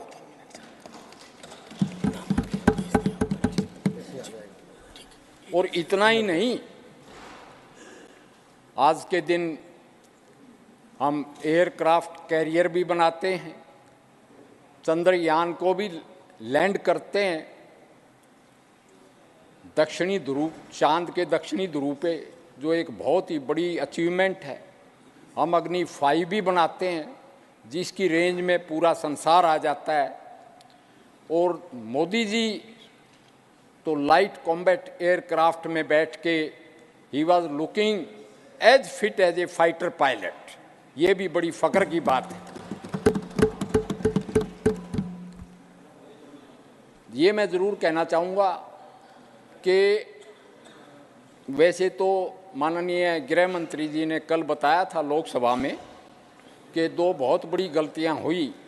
कुछ ऐसे भी दौर देखे हैं इतिहास के पन्नों ने, लम्हों ने खता की तो सदियों ने सज़ा पाई। 2 गलतियां तो कश्मीर पूरा नहीं छुड़वाया और यूएन में सीज़ फायर के लिए चले गए। इस पे तो काफ़ी डिस्कशन हुआ, मगर मैं कहता हूँ 4 गलतियाँ नेहरूवियन लीगेसीज टू दिस कंट्री, यानी partition of the country for the personal ambition of Jinnah and Nehru, यानी कि देश का विविश एक्शन हुआ, 30 लाख मारे गए, करोड़ों माइग्रेट हुए, और फिर उस वक्त के तत्कालीन माननीय राष्ट्रपति राजेंद्र बाबू के रोकने के बावजूद भी हिंदी चीनी भाई भाई एंड स्मिटन बाई सोशलिज्म से उन्होंने बगैर कोई बाउंड्री धारण किए तिब्बत को चीन का हिस्सा मान लिया। ऐसी स्थिति आ गई कि आज के दिन ये स्वरूप युद्ध चेंज कर गया और हिंदुस्तान जब से आज़ाद हुआ है, सो कॉल्ड आज़ादी was in fact to begin with was बर्बादी, और हम इसीलिए 14 अगस्त को विभीषिका दिवस मनाते हैं, पाकिस्तान डे। उसके बाद हिंदुस्तान पूरी तरह से युद्धरत है और युद्ध अपना स्वरूप चेंज कर गया है। ऐसे हालात में हमारी एग्रेसिव डिफेंस, यानी अब हम दुश्मन पे सर चढ़ के बात करते हैं। एक दफ़ा रक्षा मंत्री ने कहा था कि चाइना बॉर्डर पे हम सड़कें, सुरंगें, टनल विकसित इसलिए नहीं करते कि उनके आने के लिए आसान रास्ता हो जाएगा चाइनीज़ के लिए। आज हमारा सिपाही उनके सर पे ओवरलुक करता है और बड़ी सुपीरियोरिटी के साथ हम डोमिनेट करते हैं। इसी तरह से एक बहुत लंबी लिस्ट है, मगर क्योंकि आपने घंटी बजा दी, मैं सोल्जर हूँ, तो मैं ये कहूँगा कि हर एक फ्रंट पे डॉक्टर हूँ, थोड़ी सी डॉक्टरी की बात भी कर लूँ कि हम सबसे बड़े एक्सपोर्टर ऑफ फार्मास्यूटिकल्स हैं। 2.2 बिलियन को हमने वैक्सीनेशन दिया और वैक्सीनेशन के भी हम बहुत बड़े एक्सपोर्टर हैं। लगता ऐसे है कि तक्षशिला नालंदा का इतिहास लौट के आएगा और भारत की गौरव गाथा को नरेंद्र मोदी दोहराएगा, ये हिंदुस्तान दोहराएगा। जय हरियाणा, जय हिंद। धन्यवाद। डॉक्टर अशोक वाजपेयी।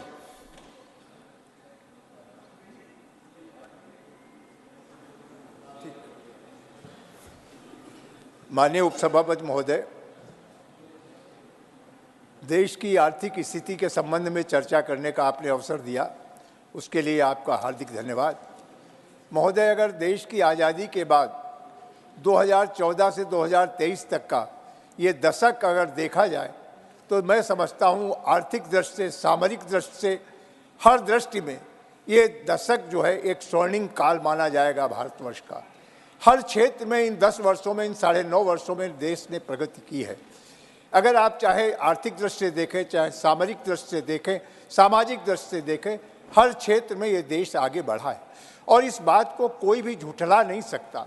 हमारे विपक्ष के बैठे मित्रों ने भले ही तमाम आंकड़े यहाँ पर प्रस्तुत करने का प्रयास किया हो, लेकिन उनकी अंतरात्मा भी ये बात को समझती है कि इन 10 वर्षों में जिस तेजी के साथ देश हर क्षेत्र में आगे बढ़ा है वो अकल्पनीय है और इन लोगों ने कभी उसकी कल्पना भी नहीं की होगी कि देश इतनी तेजी के साथ प्रगति कर सकता है।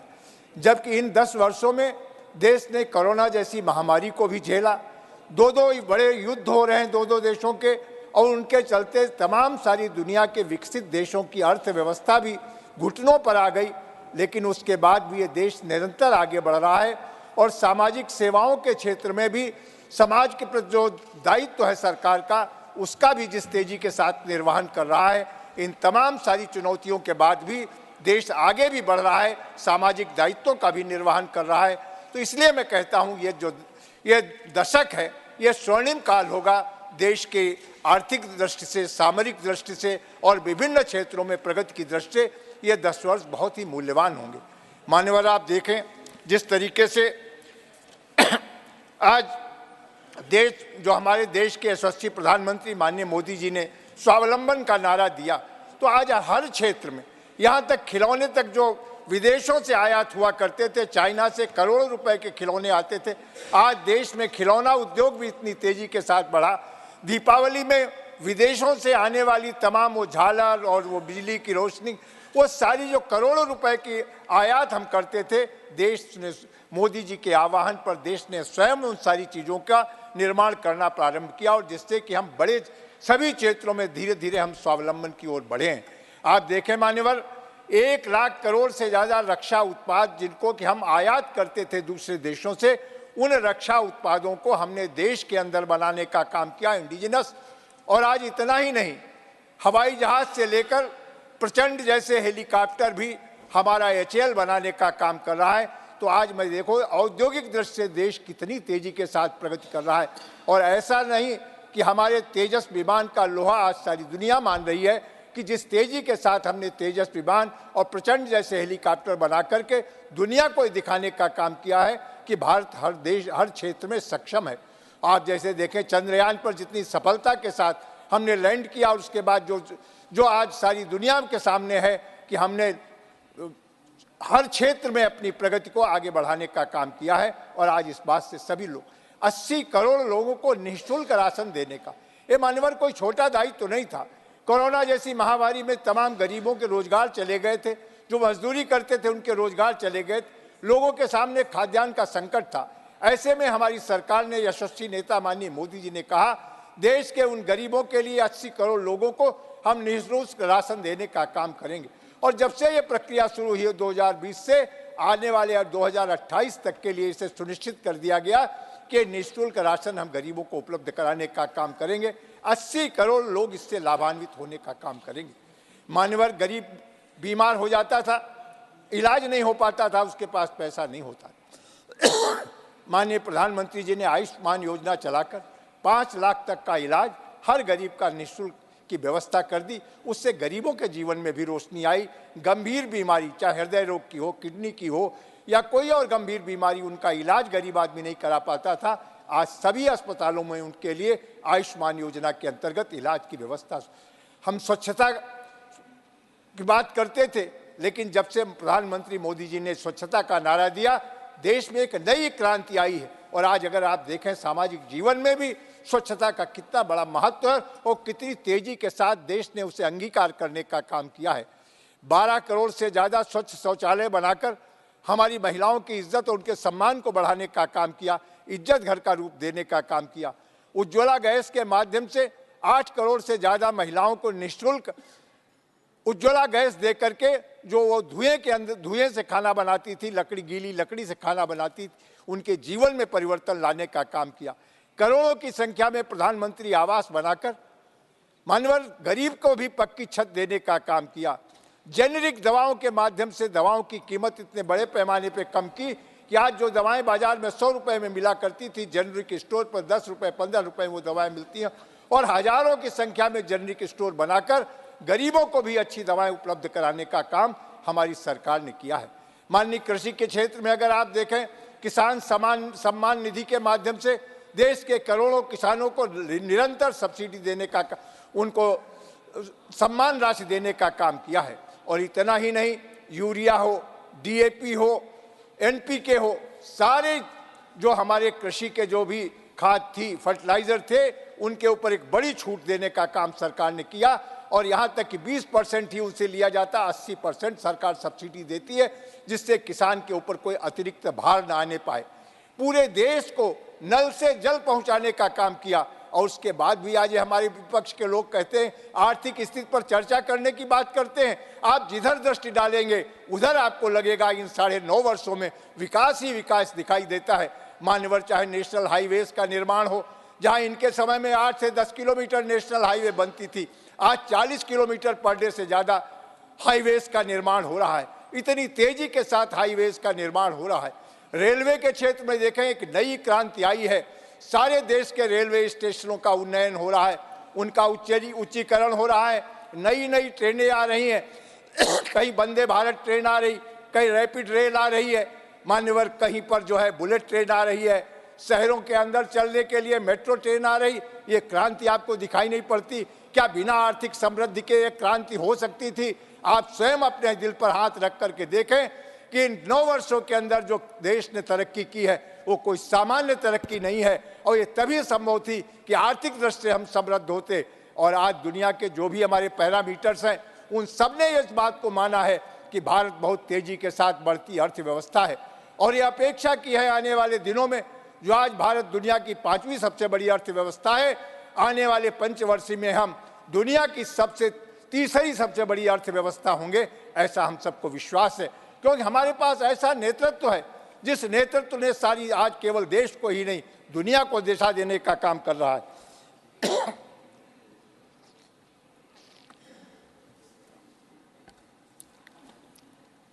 विदेशी मुद्रा भंडार में देखें मान्यवर किस तेजी के साथ हमारा विदेशी मुद्रा भंडार बढ़ा है। और इन विपरीत परिस्थितियों में भी, जब सारी दुनिया में आर्थिक मंदी छाई हुई है, उसके बाद भी हमने देश की अर्थव्यवस्था को कहीं भी डगमगाने नहीं दिया है। ये हमारे देश के कुशल नेतृत्व का ही प्रभाव है कि जिसके चलते हम तमाम सारे इन विकास के कार्यों को भी कर सकें। मानवर स्वास्थ्य के क्षेत्र में देखें, नए नए आयुर्विज्ञान संस्थान खुल रहे हैं। आज पूरे देश में आप एक एक राज्य में 2-2 आयुर्विज्ञान संस्थान बन रहे हैं। हर जिले में मेडिकल कॉलेज बनाए जा रहे हैं। आयुष के क्षेत्र में भी बड़ी तेजी के साथ प्रगति हो रही है। स्वास्थ्य के क्षेत्र में जितनी सुविधाएं जनमानस को देने का काम इस सरकार में हुआ है, वो अपने में भी एक उदाहरण है। मान्यवर, आप देखें, इतने मेडिकल कॉलेज कभी नहीं बने थे, और जब तक मेडिकल कॉलेज नहीं होंगे, हमारे पास डॉक्टर नहीं होंगे, और 140 करोड़ की आबादी के स्वास्थ्य के लिए हमको चाहिए होंगे योग्य चिकित्सक, और उन योग्य चिकित्सकों को बनाने के लिए मोदी सरकार में ये लक्ष्य रखा गया है कि हर जिले में एक मेडिकल कॉलेज होगा और हमारे बच्चे वहाँ से पढ़ के निकलेंगे, लोगों के स्वास्थ्य की चिंता करने का काम करेंगे। मान्यवर, इतना ही नहीं, शिक्षा के क्षेत्र में आज देखें नए नए विश्वविद्यालयों का निर्माण हो रहा है, महाविद्यालयों का निर्माण हो रहा है। नई शिक्षा नीति लाकर सरकार ने एक देश को नई दिशा देने का काम किया है। मातृभाषा को लेकर के भी सरकार ने जो प्राथमिकता दर्शाने का काम किया है, भारतीय भाषाओं में शिक्षा हो, ये पहली बार हमारी सरकार ने आज़ादी के बाद इसको प्राथमिकता देने का काम किया है। मानवर, इतना ही नहीं, आज एयरपोर्ट देखें, 70 से ज़्यादा नए एयरपोर्ट बनकर तैयार हुए हैं, और जिन पर कि आज जो उड़ान योजना के अंतर्गत सामान्य जन भी हवाई यात्रा करने में सक्षम हो सका है। ये बिना देश की आर्थिक समृद्धि के संभव नहीं हो सकता था। तो मान्यवर, आज दुनिया भी देखें, और कहीं भी किसी भी देश की संप्रभुता को अक्षुण्ण रखने के लिए सामरिक मजबूती बहुत आवश्यक है। मान्यवर, जैसा अभी जनरल वत्स जी कह रहे थे, हमने सामरिक दृष्टि से भी देश को समृद्ध बनाने का काम किया है। हमारी सेना के पास उनके आयुध भंडारों में कोई कमी न हो, हर तरह से सेना सक्षम हो।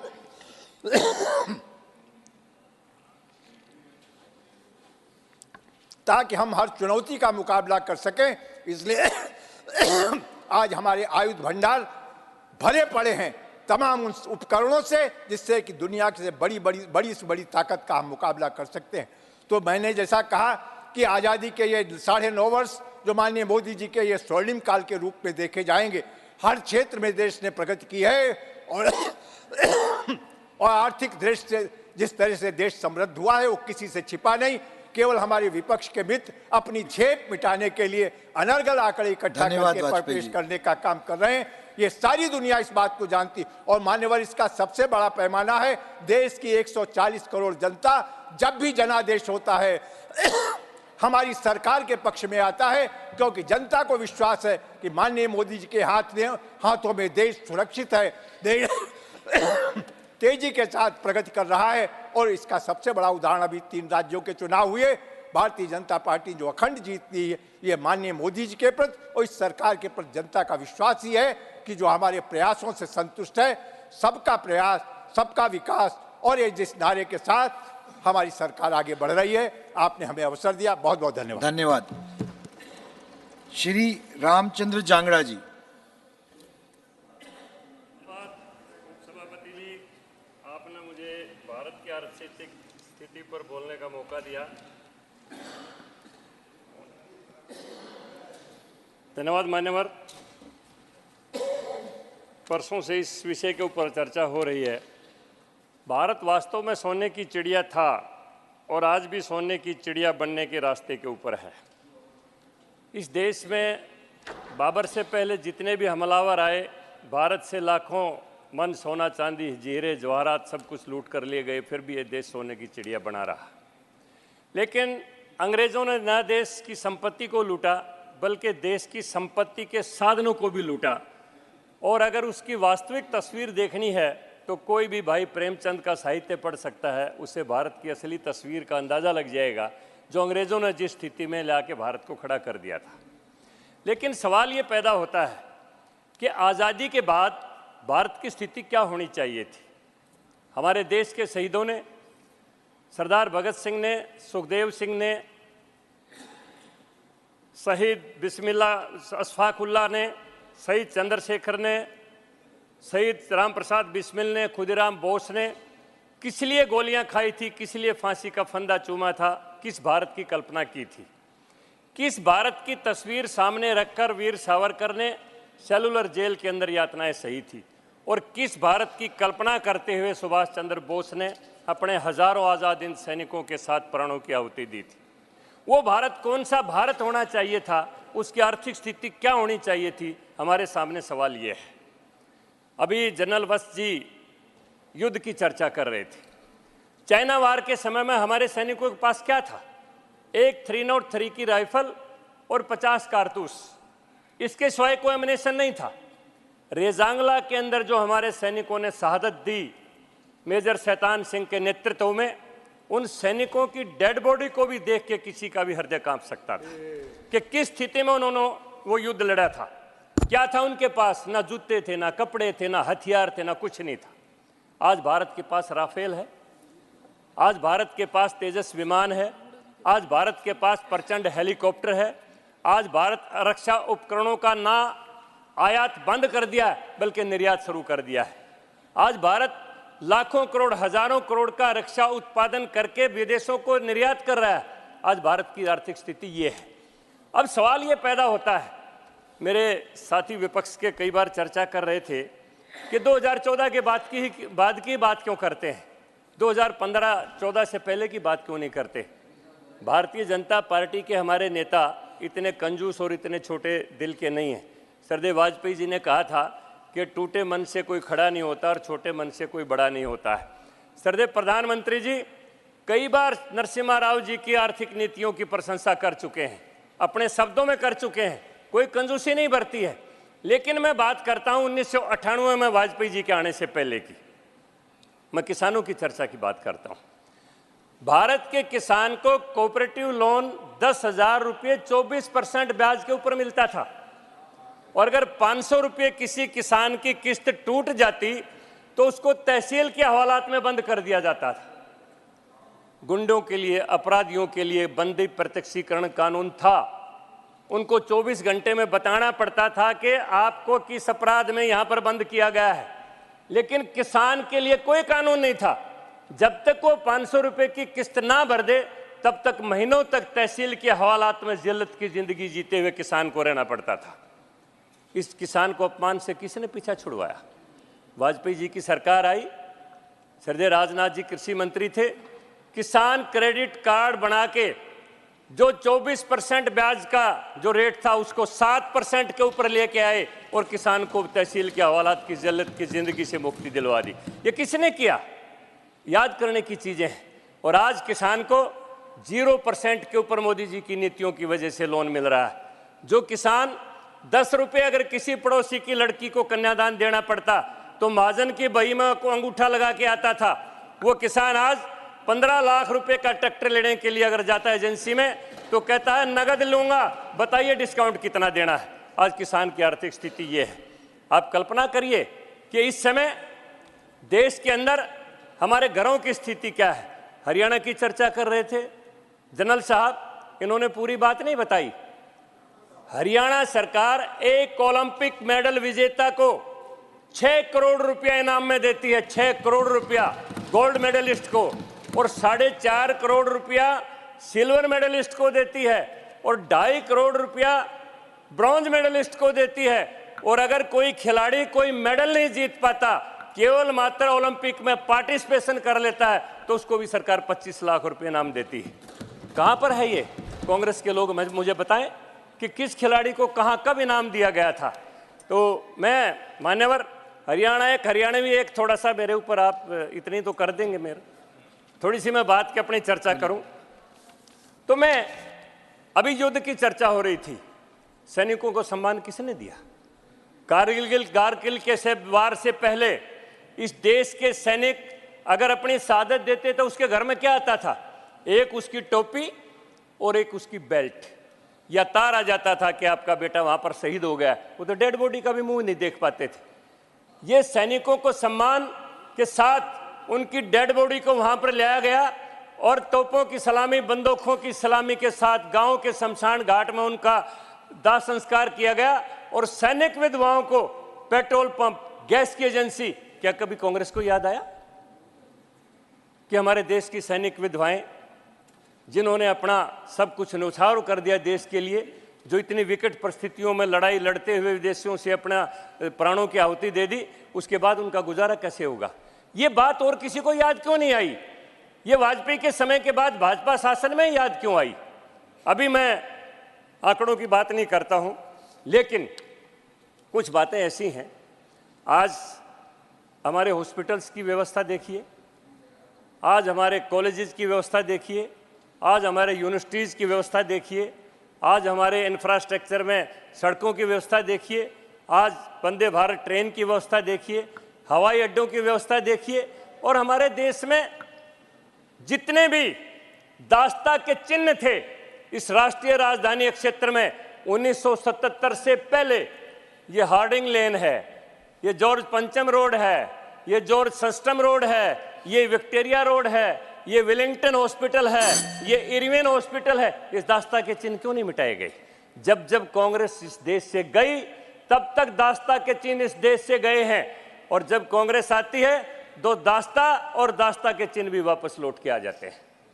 ये देश के हालात रहे हमेशा। तो मैं ये आपके माध्यम से ये बात कहना चाहता हूं कि देश की आर्थिक स्थिति के ऊपर चर्चा करते हुए अगर कोई आंकड़ों की भी बात करे तो मैं ये कह सकता हूं कि भारत एकमात्र ऐसा देश है कि 80 करोड़ लोगों को मुफ्त भोजन देने के बाद भी पहली बार भारत ने 75,000 करोड़ से ऊपर के खाद्यान्न उत्पाद विदेशों को निर्यात किए। आज किसान की आर्थिक स्थिति ये है, हमारे देश के सैनिक की स्थिति ये है, हमारे देश की व्यापारिक स्थिति ये है कि उसके घर पर कोई भी इंस्पेक्टरी राज के लिए उसको तंग करने वाला नहीं है। अभी कल चर्चा हो रही थी, माननीय वित्त मंत्री जी बैंकों का सारा विश्लेषण दे रही थी, वो एनपीए कहां पर गए? ये विजय माल्या, ये मेहुल चौकसी, ये किन लोगों ने इनको लोन दिया था? ये देश से जितने भी भगोड़े हमारा धन लूट के ले गए, ये किन के राज में लेके गए थे? ये विश्लेषण की बात है। इसलिए मैं कहता हूं कि आर्थिक चर्चा करते हुए अगर कभी कोई भी बात आए तो माननीय प्रधानमंत्री नरेंद्र मोदी जी की नीतियों में भारत निश्चित रूप से विश्व की तीसरी आर्थिक शक्ति बनेगा, इसको कोई रोक नहीं सकता है। इन्हीं शब्दों के साथ डॉक्टर लक्ष्मीकांत वाजपेयी जी। मैं आपका आभार व्यक्त करना चाहता हूं कि आर्थिक स्थिति की चर्चा में आपने मुझको अवसर प्रदान किया है। मैं अपनी बात को शुरू करना चाहता हूं कि अमेरिकी डॉलर के साथ अंतर्राष्ट्रीय व्यापार करने का युग इस वर्तमान अर्थव्यवस्था के कारण ही गया है। आज भारत रुपए से 22 देशों के साथ और संयुक्त अरब अमीरात जैसे देशों के साथ आयात और निर्यात रुपए में कर रहा है। भारत आज अमेरिका के बैंक दिवालिया हुए, भारत का कोई बैंक दिवालिया नहीं हुआ। ये अर्थव्यवस्था के मजबूत होने का सबसे बड़ा उदाहरण है। और अगर मैं कहूँ डॉलर का प्रेम और रुपए का, पिछली सरकारों के कार्यकाल में मैंने कहावत सुनी थी लैला और मजनू की। जब मजनू की पीठ पर बैत पड़ती थी तो लैला की पीठ पर उभरती थी। एक कहावत कही जाती थी, जब डॉलर गिरता था तो रुपया भी गिरता था, और ये था सब उस सरकार के कार्यकाल में। आज डॉलर से कोई संबंध रुपए का नहीं है और रुपया बिल्कुल नहीं कहीं गिर रहा है उनके डॉलर के मुकाबले। आज भारत की अर्थव्यवस्था मजबूत है। आज भारत ने व्यापार करने के लिए 18 देशों को अपनी बैंक में वोस्टो खाता खोलने की अनुमति दी है। रुपए से व्यापार करना ही हमारी आर्थिक स्थिति की मजबूती का बहुत बड़ा उदाहरण है। मैं कुछ तुलनात्मक बिंदु और कहना चाहता हूं। सकल घरेलू उत्पाद में यूपीए सरकार में 113.55 लाख करोड़ रुपए का था। मोदी सरकार के कार्यकाल में 272.04 लाख पहुंच गया। जीडीपी रैंक में यूपीए की सरकार में भारत विश्व की 10वीं अर्थव्यवस्था थी। आज मोदी जी की सरकार के कार्यकाल में 5वीं अर्थव्यवस्था है और तीसरी अर्थव्यवस्था पर जाने का संकल्प मोदी जी की सरकार ने किया। राष्ट्रीय प्रति व्यक्ति आय 72.805 थी। 2022-23 में यह 98,374 पहुंच गई है। भारत में प्रत्यक्ष विदेशी निवेश 2014-15 में 45.15 बिलियन डॉलर अमेरिकी डॉलर था। आज 2021-22 के बाद 83.6 बिलियन अमेरिकन डॉलर भारत में प्रत्यक्ष निवेश है। व्यापार करने की सुगमता 192वें स्थान पर थे यूपीए सरकार में, और आज हिंदुस्तान 63वें स्थान पर है व्यापार करने की सुगमता में। पूंजीगत व्यय परिव्यय की अगर हम चर्चा करें तो 2013 में यूपीए की सरकार में पूंजीगत व्यय 1.88 लाख करोड़ था। मोदी सरकार में 2023-24 में पूंजीगत व्यय बढ़कर 10.01 लाख करोड़, जो यूपीए सरकार से 5 गुना अधिक है।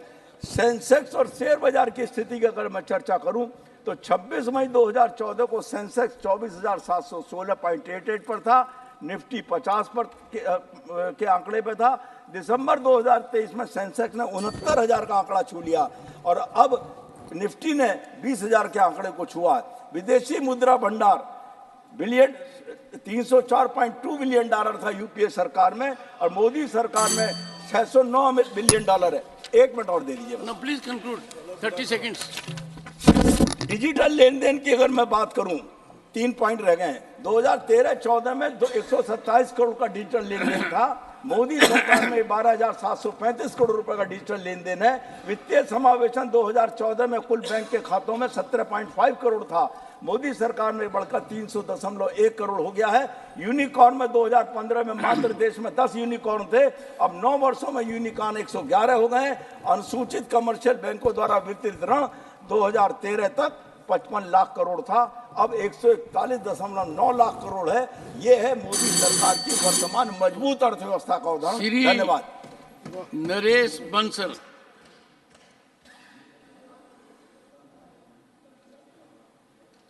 Naresh ji, this is your maiden speech. Yes sir, धन्यवाद सभापति जी। मेरा 3 वर्ष का कार्यकाल इस सदन के सदस्य के रूप में पूरा हुआ और आज मुझे मेडन स्पीच करने का मौका मिला है। मैं आपका आभारी हूँ।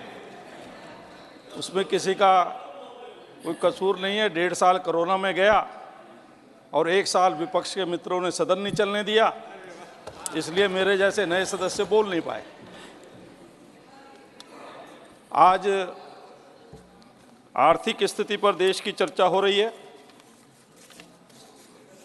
और आज सशस्त्र सेना दिवस भी है। मैं अपने भाषण का प्रारंभ चर्चा में भाग लेते हुए सेना को वंदन करते हुए, अभिनंदन करते हुए प्रारंभ करना चाहता हूं। और चूंकि आर्थिक स्थिति पर चर्चा है तो सदन का ध्यान आकृष्ट करना चाहता हूं कि 70 वर्षों में देश जिन घोटालों के कारण गर्त में गया, उसमें सबसे पहला घोटाला सेना का था। मैं याद दिलाना चाहता हूं कि पहले ही कार्यकाल में स्वतंत्रता के बाद इस देश में जीप घोटाला हुआ था, जिसमें रक्षा मंत्री जी को इस्तीफा देना पड़ा था। उसके बाद अनेक घोटाले हुए, कई मुंदड़ा घोटाला हुआ। हमने वहां तक का भी दौर देखा है जब नागरवाला कांड हुआ और टेलीफोन पर 60 लाख रुपया स्टेट बैंक से दे दिया गया। किसने लिया, किसके खाते से दिया, पता नहीं आज तक भी। उसके बाद प्लीज अगर मैंने गलत कहा है तो मैं वापस ले लूंगा, पर मुझे जहां तक मालूम है कृष्ण मेनन जी ने इस्तीफा दिया था। First you are speaking while sitting, number 2 I have not given you permission to speak. Please take your seat, please take your seat. Mr. Jairam ji, I am not yielding you. I don't appreciate it. I am not yielding you. You are interrupting a person who is making his maiden speech. अनेक घोटाले हुए और 2009 से लेकर 2014 तक तो 60 महीने में 72 घोटाले हुए 10 लाख करोड़ के। अगर गिनाने लगेंगे तो बहुत गिन जाएंगे। इस 10 वर्षों में जो कुछ हुआ है, चारों तरफ का विकास दिखाई देता है। कुछ लोग कहते हैं कि 80 करोड़ लोगों को मुफ्त अनाज दे रहे हैं। हां, दे रहे हैं, क्योंकि हम गरीब की स्थिति बदलना चाहते हैं। मोदी जी के नेतृत्व में उसको सशक्त बनाना चाहते हैं। मोदी जी ने कहा भी कि मेरी गरीबों की सरकार है, महिलाओं को सशक्तिकरण करने वाली सरकार है, किसानों की सरकार है।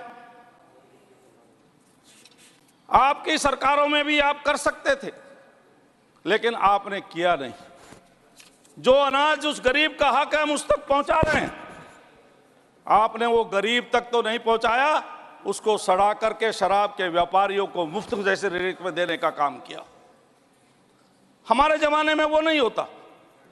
अभी बताया जांगड़ा जी ने भी कि हमने गरीबों को 80 करोड़ लोगों को मुफ्त अनाज देकर भी 75,000 करोड़ का अनाज निर्यात किया है। हाँ, मैं इतना बताना चाहता हूं कि हमारे राज्य में जहां road connectivity, rail connectivity, air connectivity ये सब बड़ी है, 38 kilometre per day national highway बन रहे हैं। आज सब तरफ की दूरी कम हुई है, आने जाने के साधन बढ़े हैं और पेट्रोल के कंजम्पशन में भी कमी आई है, डीजल के कंजम्पशन में भी कमी आई है। हाँ, इतना जरूर हुआ है कि वो चमत्कारी अर्थशास्त्र हमारे यहां नहीं आया जिसमें 3 करोड़ रुपए की गोभी बालकनी में पैदा होती है, वो नहीं हुआ। 10 साल में कोई घोटाला भी नहीं हुआ। आलू से सोना बनाने वाली मशीन नहीं आई। मैं याद दिलाना चाहता हूं कि जिस प्रकार से गरीबों के लिए नीतियां बनी, मैं प्रारंभ करना चाहता हूं उस गरीब आदमी से जो रोज खाता है, रोज कमाता है, जिसके साथ कोई घटना हो जाए, दुर्घटना हो जाए तो क्या करे। वो गरीब आदमी जो रोज खाना, रोज कमाना, सवेरे घर से निकलता है, शाम को घर लौटेगा कि नहीं पता नहीं। आपने उस आदमी के बारे में कभी नहीं सोचा। पहली बार गरीब मां के बेटे नरेंद्र मोदी ने सोचा उसको 2 लाख रुपए का बीमा सुरक्षा चक्र 12 रुपए में देने का काम किया। आपके ध्यान में कभी वो गरीब आदमी नहीं आया। वो सुबह जाए, शाम को ना लौटे तो उसका परिवार चौराहे पर आ जाता था। उसकी जवान बेटी की शादी रुक जाती थी, उसके बेटे की पढ़ाई रुक जाती थी। इस 2 लाख रुपए के सुरक्षा चक्र से उसकी बेटी की शादी भी होगी, उसके बेटे की पढ़ाई भी होगी। ये काम नरेंद्र मोदी जी ने किया। इतना ही नहीं, मैंने अपने छात्र जीवन में बड़ा नारा सुना, गरीबी हटाओ। गरीबी हटाओ के नाम पर बैंकों का राष्ट्रीयकरण हुआ, लेकिन गरीबी नहीं हटी। गरीब हटते चले गए, गरीबी नहीं हटी। उन गरीबों के लिए अगर किसी ने सोचा तो प्रधानमंत्री नरेंद्र मोदी ने सोचा। जो जीवन में कभी घर नहीं बना सकते थे, ऐसे 4 करोड़ लोगों को छत देने का काम ये प्रधानमंत्री नरेंद्र मोदी जी के नेतृत्व में हुआ। वो गरीब जिनके लिए आपने बैंकों का राष्ट्रीयकरण किया, आपके शासन काल में कभी बैंक के अंदर प्रवेश नहीं कर सके। मैंने 24 साल बैंक में नौकरी की है। मैंने देखा है जिस समय गरीब खाता खोलने आता था तो मैनेजर कहता था तुम्हारी शिनाख्त कौन करेगा, हु विल इंट्रोड्यूस यू। उसका तो बेचारे का वेश ही उसकी शिनाख्त थी।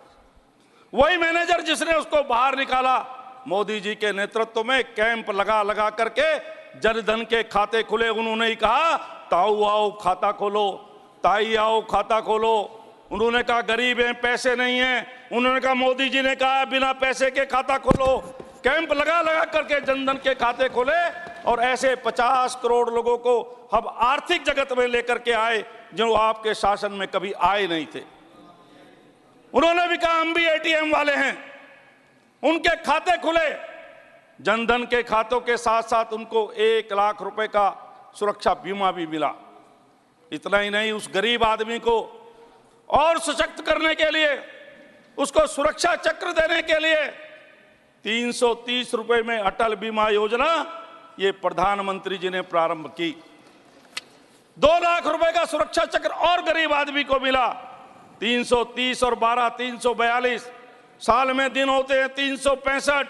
1 रुपए रोज से भी कम में 4 लाख रुपए का सुरक्षा चक्र उस गरीब आदमी को मिला जिसकी बेटी की शादी रुक जाती थी, जिसके बेटे की पढ़ाई रुक जाती थी। उसको देने का काम ये गरीब मां के बेटे नरेंद्र मोदी ने किया। मैं उनका अभिनंदन करना चाहता हूं। इतना ही नहीं, हमारी माताएं बहनें, मैं उत्तराखंड से आता हूं, पहाड़ी प्रदेश है। मैंने संगठन मंत्री के रूप में वहां गांव गांव घुमा है।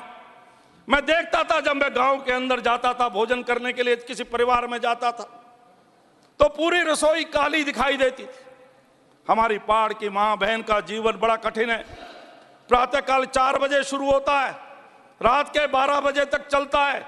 प्रातःकाल वो लकड़ी लेने के लिए जाती है, घास लेने के लिए जाती है और लकड़ी पर आकर खाना बनाती है। खाना बनाने से वो सारी रसोई काली दिखाई देती है, लेकिन बरसात में जब वो लकड़ी नहीं जलती, फूंक मारते मारते आंख नाक कान बराबर हो जाते हैं। मेरा गरीब परिवार में जन्म हुआ है।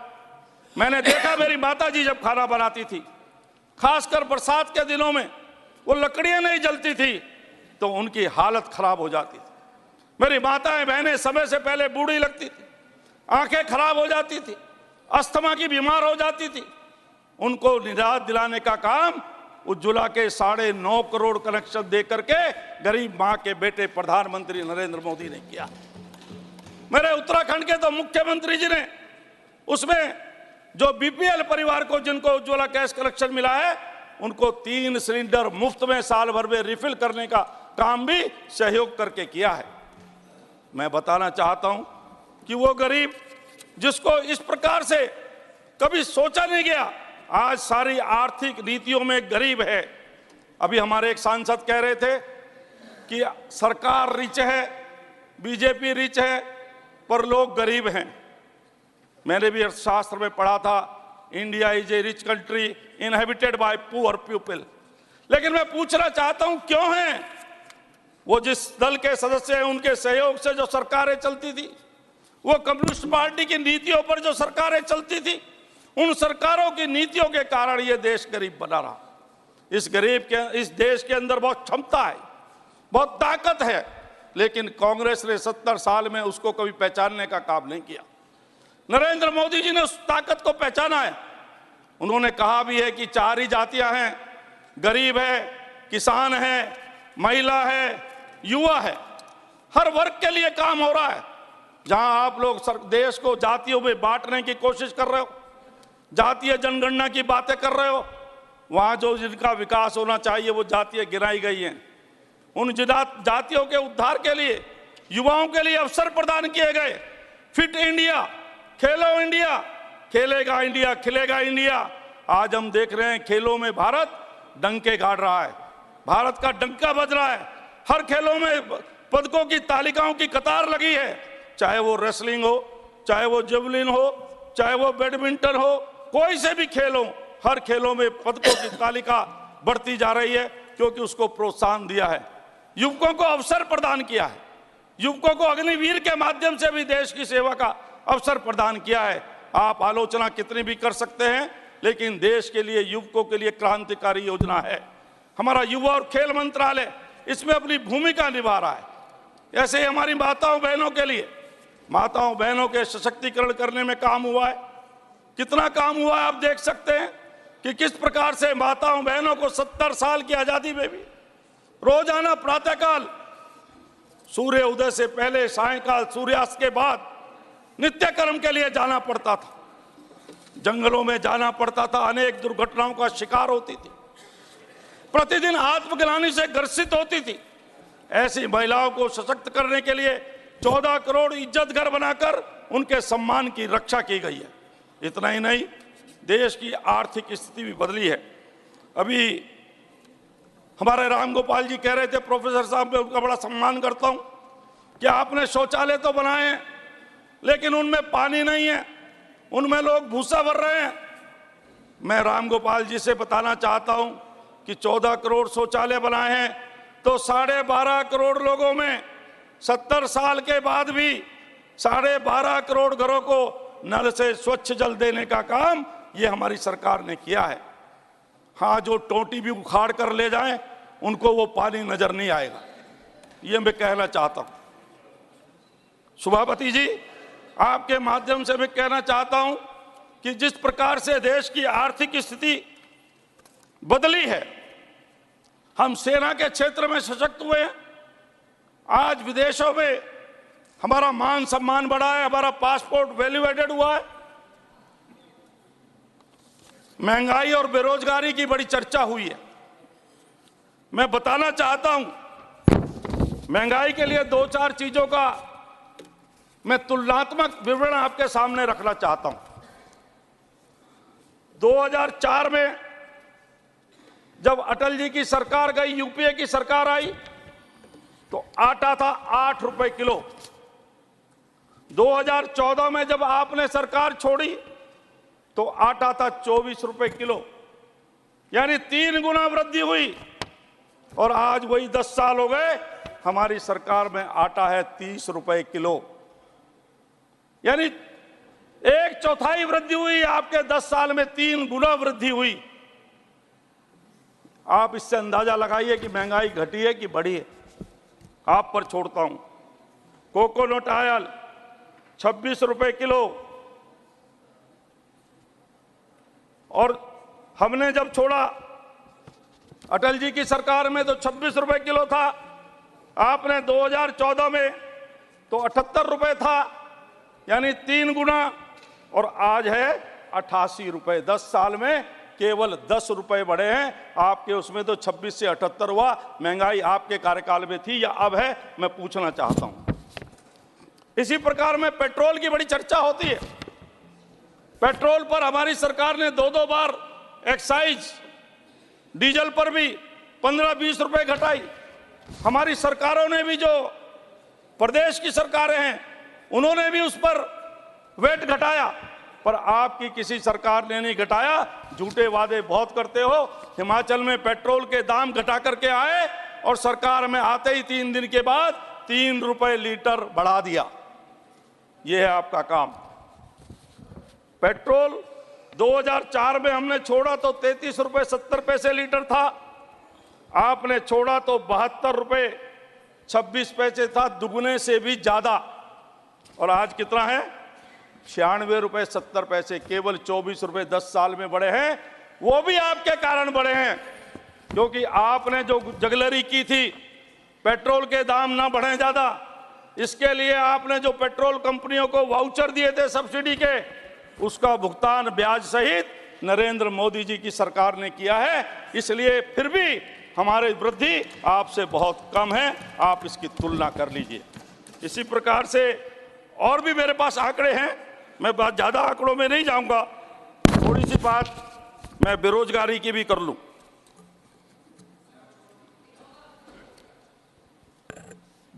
आपके जमाने में रोजगारों की जहां तक बात है, बेरोजगारी हमारे जमाने में घटी है। अनएम्प्लॉयमेंट 20-21 में 4.2% था, 21-22 में 4.1% हुआ, और 22-23 में 3.2% निरंतर घटता हुआ आ रहा है, पहले के जमाने से भी। इस प्रकार से रोजगार की बात करें तो जो 9 क्षेत्र हैं उनमें भी 2.3 करोड़ से बढ़कर 3.18 करोड़ रोजगार मिले हैं। ईपीएफओ के नए आंकड़े हैं। ईपीएफओ में जिनके नाम आते हैं, जो संख्या आती है उनके आते हैं। जिनको रोजगार मिला है, जिनका पीएफ कट रहा है, उन आंकड़ों को झुटलाया नहीं जा सकता। ईपीएफ के आंकड़ों के अनुसार 20-21 में 77,08,375 लोगों को रोजगार मिला। 21-22 में 1,22,34,625 लोगों को रोजगार मिला। और 23 में सितंबर तक 22-23 में 1,38,51,659 लोगों को रोजगार मिला। इस प्रकार निरंतर जो आप कहते हैं 2 करोड़ पर ईयर के रोजगार कहां गए, वो आप आंकड़ों में देखें तो केवल ईपीएफओ के नहीं, 1.25 लाख स्टार्टअप आज रजिस्टर्ड हो चुके हैं, जिनमें से लाखों लोगों को रोजगार मिल रहा है। मैं कंक्लूड कर रहा हूं सभापति जी। इतना ही नहीं, आपके जमाने में 450 स्टार्टअप होते थे, आज 1.25 लाख है। नौजवानों को समय मिल रहा है तो वो करके दिखा रहे हैं। हमने अवसर दिया है। स्टार्टअप नहीं, चाहे पेटेंट की दुनिया में देखें, नए इनोवेशन की दुनिया में देखें। आपके जमाने में 2 मोबाइल फैक्ट्रियां हुआ करती थी, आज 100 से ऊपर मोबाइल फैक्ट्री है। आज हम मोबाइल का निर्यात कर रहे हैं। रक्षा के क्षेत्र में हर चीज हम आयात करते थे, आज हम 20,000 करोड़ का रक्षा के क्षेत्र में निर्यात कर रहे हैं। गरीब आदमी जो दवाइयों के कारण से अपना इलाज नहीं करा पाता था, मोदी जी के नेतृत्व में अभी 10,000 जन औषधि केंद्र का उद्घाटन हुआ है और आगे हम 25,000 तक जन औषधि केंद्र लेकर जाएंगे, जो गरीबों को सस्ती दवाइयां 50% से लेकर के 90% तक सस्ती दवाइयां मिलेगी। मैं एक उदाहरण देकर बात समाप्त करूंगा। मैं अभी एम्स ऋषिकेश में गया किसी को देखने के लिए। क्या है 5 लाख रुपए की कैशलेस योजना, उसका प्रभाव देखिए। एक व्यक्ति मेरा जानने वाला दौड़ता हुआ आया, मेरी कोली भरकर रोने लगा। मैंने कहा अनिकेत क्या हुआ? कहने लगा भाई साहब मुझे आज पता लगा कि प्रधानमंत्री जी की 5 लाख वाली कैशलेस योजना कितनी अद्भुत है। मेरे पिताजी का परसों हार्ट अटैक हुआ, रविवार का दिन था, घर में पैसे भी नहीं थे, केवल 37 रुपए में उनका स्टंट पड़ गया। यह है प्रधानमंत्री जी की जीवन बचाने वाली योजना। आर्थिक क्षेत्र में हम आगे बढ़ रहे हैं। 25 वर्ष का हमने संकल्प लिया है। मैं उनको बताना चाहता हूं शिवदासन जी को कि जो वो कह रहे थे रिच बनने की बात, हम हर आदमी को रिच बनाएंगे। कैसे बनेगा? क्योंकि हम 25 वर्षों में संकल्प लेकर चले हैं, भारत को विकसित राष्ट्र बनाएंगे। और जब भारत विकसित राष्ट्र बनेगा विश्व का, तो हर आदमी रिच होगा, चिंता मत करें। इसी के साथ आपने मुझे अवसर दिया, मैं आपका बहुत बहुत धन्यवाद करता हूं। धन्यवाद। Shri M Shanmugam. Sir, 3 minutes.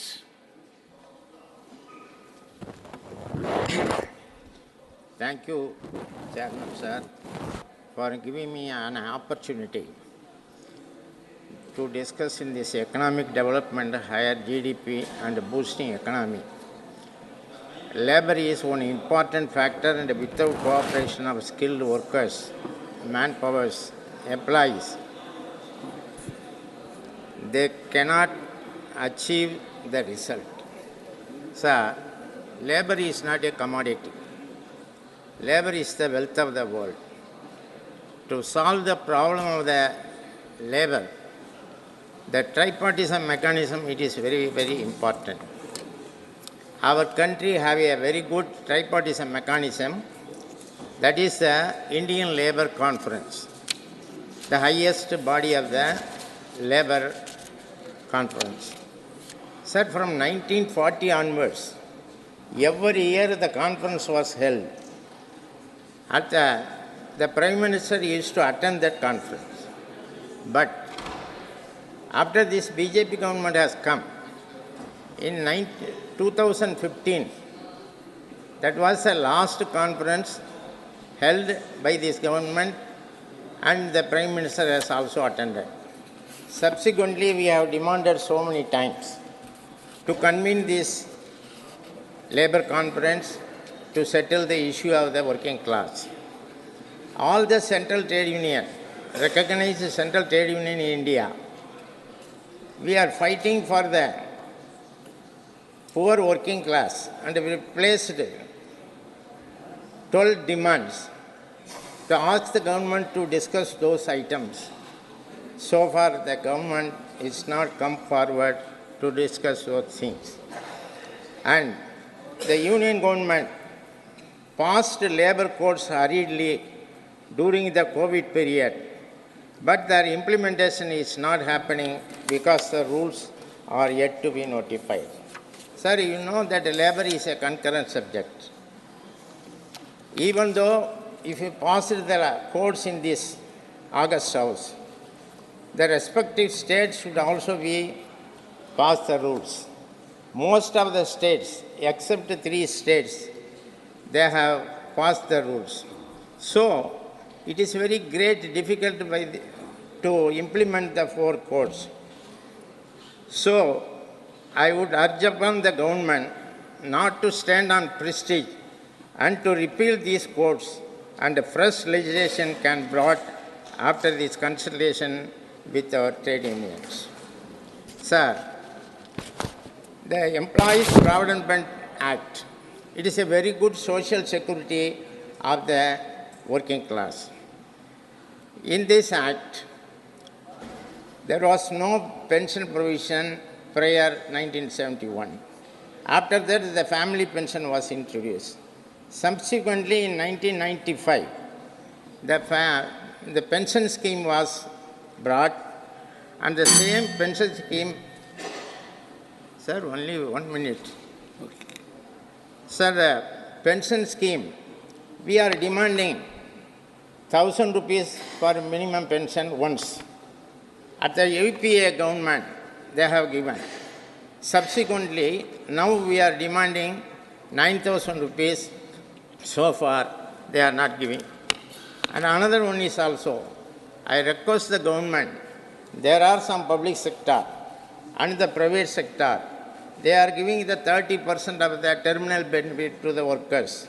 That is 12% PF, 4.5% gratuity, 4.5% retiree medical benefit, and the rest of the amount will go to the pension over and above the EPF pension.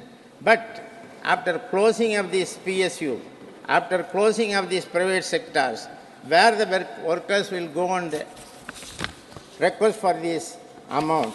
For that, the government should bring a scheme, thereby taking over such benefit schemes, and the continuity should be guaranteed.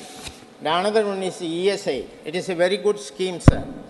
That ESI scheme, those people who are all exceeding the 21,000 rupees salary, they will be come out from this one. Nowadays, this 21,000 rupees salary, it is very easy, sir. So that we are demanding to the government, up to 21,000, it should be a compulsory. The ESI should be extended. And another one is, in ESI, there is a provision. The minimum salary of the workers per day less than the 175. Thank you. There Thank is you, no Honorable necessary Member. for the workers have to pay their contributions. So these are the main benefits are there. We are demanding, but they are not giving. And this MSME, the MSME depends upon the PSU and the government sector. The government sector and the PSU. Please conclude. They are not giving to the, only 1 minute, sir. They are not giving to the orders to the MSME. Our finance minister very liberal to give the loan to the MSME. What is the benefit? The PSU and the government sectors are not procure the products. And another is the government is reluctant to recruit the C&D workers. They are very particular about the A&D only. The C&D workers, they are not recruiting. For that also we request the government should come forward. Thank you, Honorable Member. Thank you. And the bonus ceiling, sir. Sir, you have taken nearly double the time. Sir, 2007 only, the bonus ceiling was raised. Last 10 years, there is no raise in the bonus ceiling. And we request the BSNL, it is a very good service sector, very largest sector. They are not giving the wage revision so far, sir. So we request, these are the many things are there, but you are not permitting to speak on the very light. So I request the fashion of the government department to engage more and more employees on contract basis, competing with the private sector. There is an effective law on contract for abolition and regulation contract. If the worker is not permanent nature, then they can engage contract workers, but they should be given the benefit at par with the permanent employees. But the government is not enforcing the provisions, which lead to exploitation and inhuman conditions. Thank you, sir. Thank you. Thank you, sir. Thank you. Honorable Finance Minister to reply.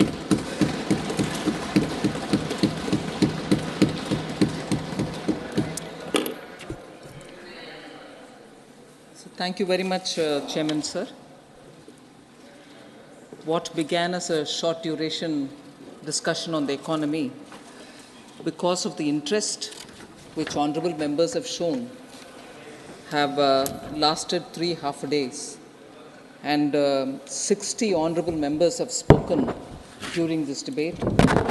And I'm indeed grateful for the various issues that have been discussed, and certainly some concerns and questions which have been raised, I'll try to address them. So even as I begin talking about the short duration discussion held in this House, I'm tempted to start the discussion from a mention outside the House first. Interestingly, it comes from a member of this House about the economy. Shri Jairam Ramesh had mentioned that in all probability there will be a discussion, something to the extent of saying we've been asking for these debates in the previous sessions, but the government has not been willing. We've never been hesitant about talking about the economy. In fact, every time there's been a request to discuss about issues, specific issues related to the economy or the larger one, we've always come in. I thought I'll just draw his attention, other than the usual budget discussions, budget speech discussions separate from the finance bill, we've always yielded. Economic situation in the country in November 2019 was a discussion held. And similarly, prices of essential items, 2nd August 2022, we had an elaborate discussion. So we've never hesitated to have discussion on the economy. And I thought I'll just sort of put that record straight, sir. Sir, I'd like to begin by speaking about how the Indian economy fares in comparison to what is happening all over the world. Honorable members are aware that our second quarter growth has been very high. It's the highest in the world, and we continuously maintain that momentum of being the fastest growing economy. During the same quarter, July to September 23, the third and the fourth largest economies of the world contracted, sir. Germany contracted by 0.4%, and Japan contracted by 2.1%. The other emerging economies, which are largely credited to be the engine of growth for the world as a whole, even emerging economies such as Vietnam grew by 5.33%, Malaysia by 3.3%, and Thailand by just about 1.5%. So when you compare all these developments around the world, and for India to have reached 7.6% in the second quarter is a very significant number that we cannot afford to miss. In just last 8 years, sir, India has become the 5th largest economy from being the 10th largest in 2014. So just in these last 8 years, we have reached the 5th largest in size. Sir,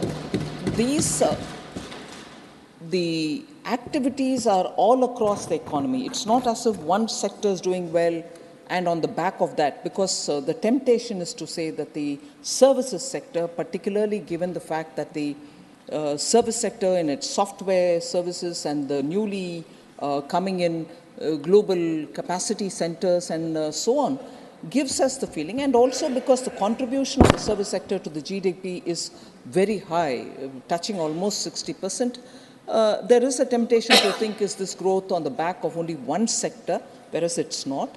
All sectors are growing and growing significantly for us to notice it. So because of the Make in India program and also because of the Prime Minister's production-linked incentive schemes, the manufacturing sector is also now significantly contributing to the economy. The manufacturing sector has registered the highest growth of 13.9% in quarter 2 of this year. Now, if that is one other point that we would like to notice, there is this emphasis that I like to place on the Purchasing Managers Index.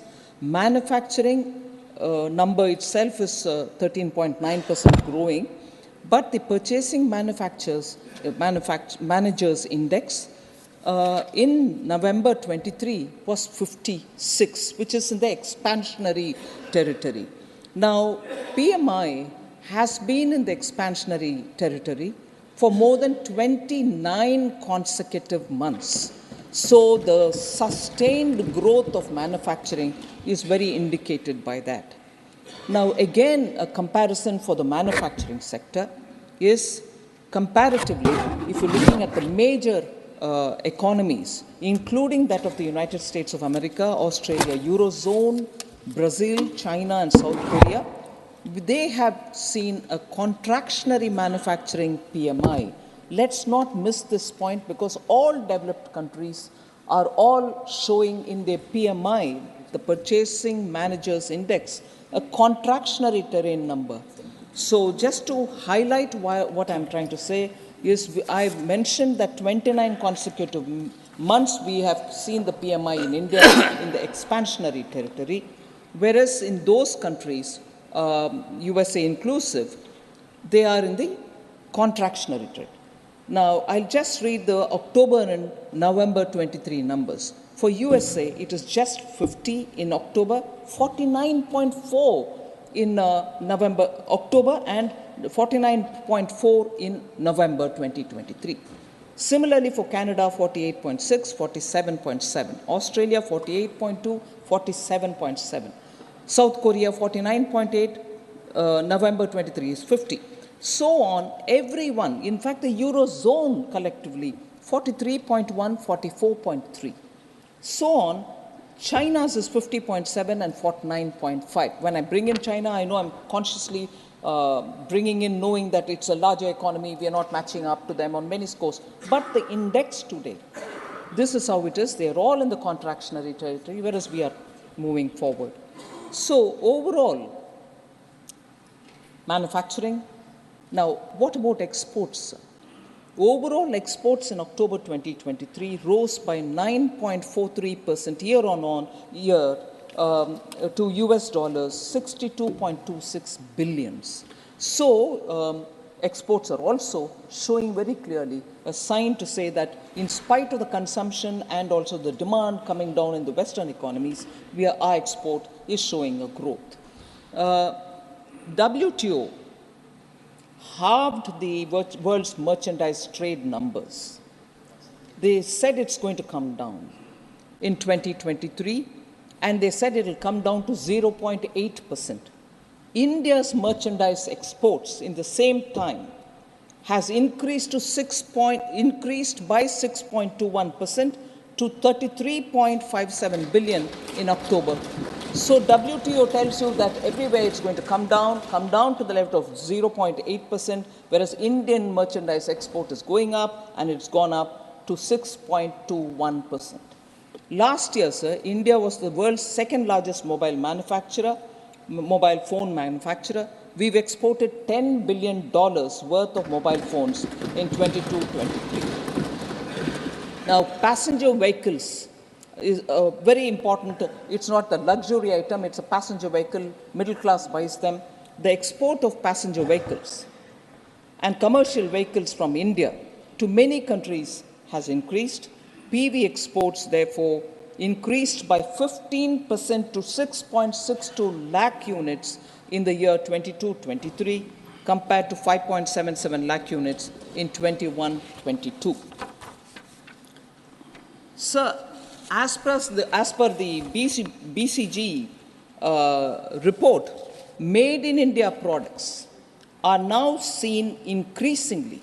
They're visible in the American supermarkets. Is that an indicator? Maybe not, maybe yes, but we can just gauge what is happening. In the American supermarkets, made in India products are now being increasingly seen in the shelves. While US goods imports from China have declined by 10% from 2018 to 2022, they rose by 44% from India during 18 to 20. Decline in 10% from China goods, whereas what we are exporting merchandise, goods from India, has gone up by 44% to the US. All this is also indicative of the fact that the net direct tax collection is going up. Till November 9th, 10.60 lakh crore has been collected, 21.82% increase year on year. GST collection is now almost on a monthly average stabilized at 1.6 lakh crores. Last month alone, it grew by 15%. E-way bills, very clear indicator of economy being in a positive territory. E-way bills generation has hit another record, and that is highest record till now, October to 2023. It crossed 10 crores for the first time since its introduction, surpassing the previous high of 9.34 crores in August 2023. So 10 crores in October e-way bill generation. CapEx is a very important thing because we from the government for the last 3 to 4 years have been increasing the public expenditure on capital asset creation. States' CapEx also grew in this period. I recognize that. It grew by 74.3% year on year in the quarter ending the first quarter of FY24. And that is largely because 50-year interest-free loans are being given to the states from the center, and that special assistance, which is 50-year interest-free, sir, we have released 1.3 lakh crores. We've made a provision of 1.3 lakh crores in the budget of 23-24.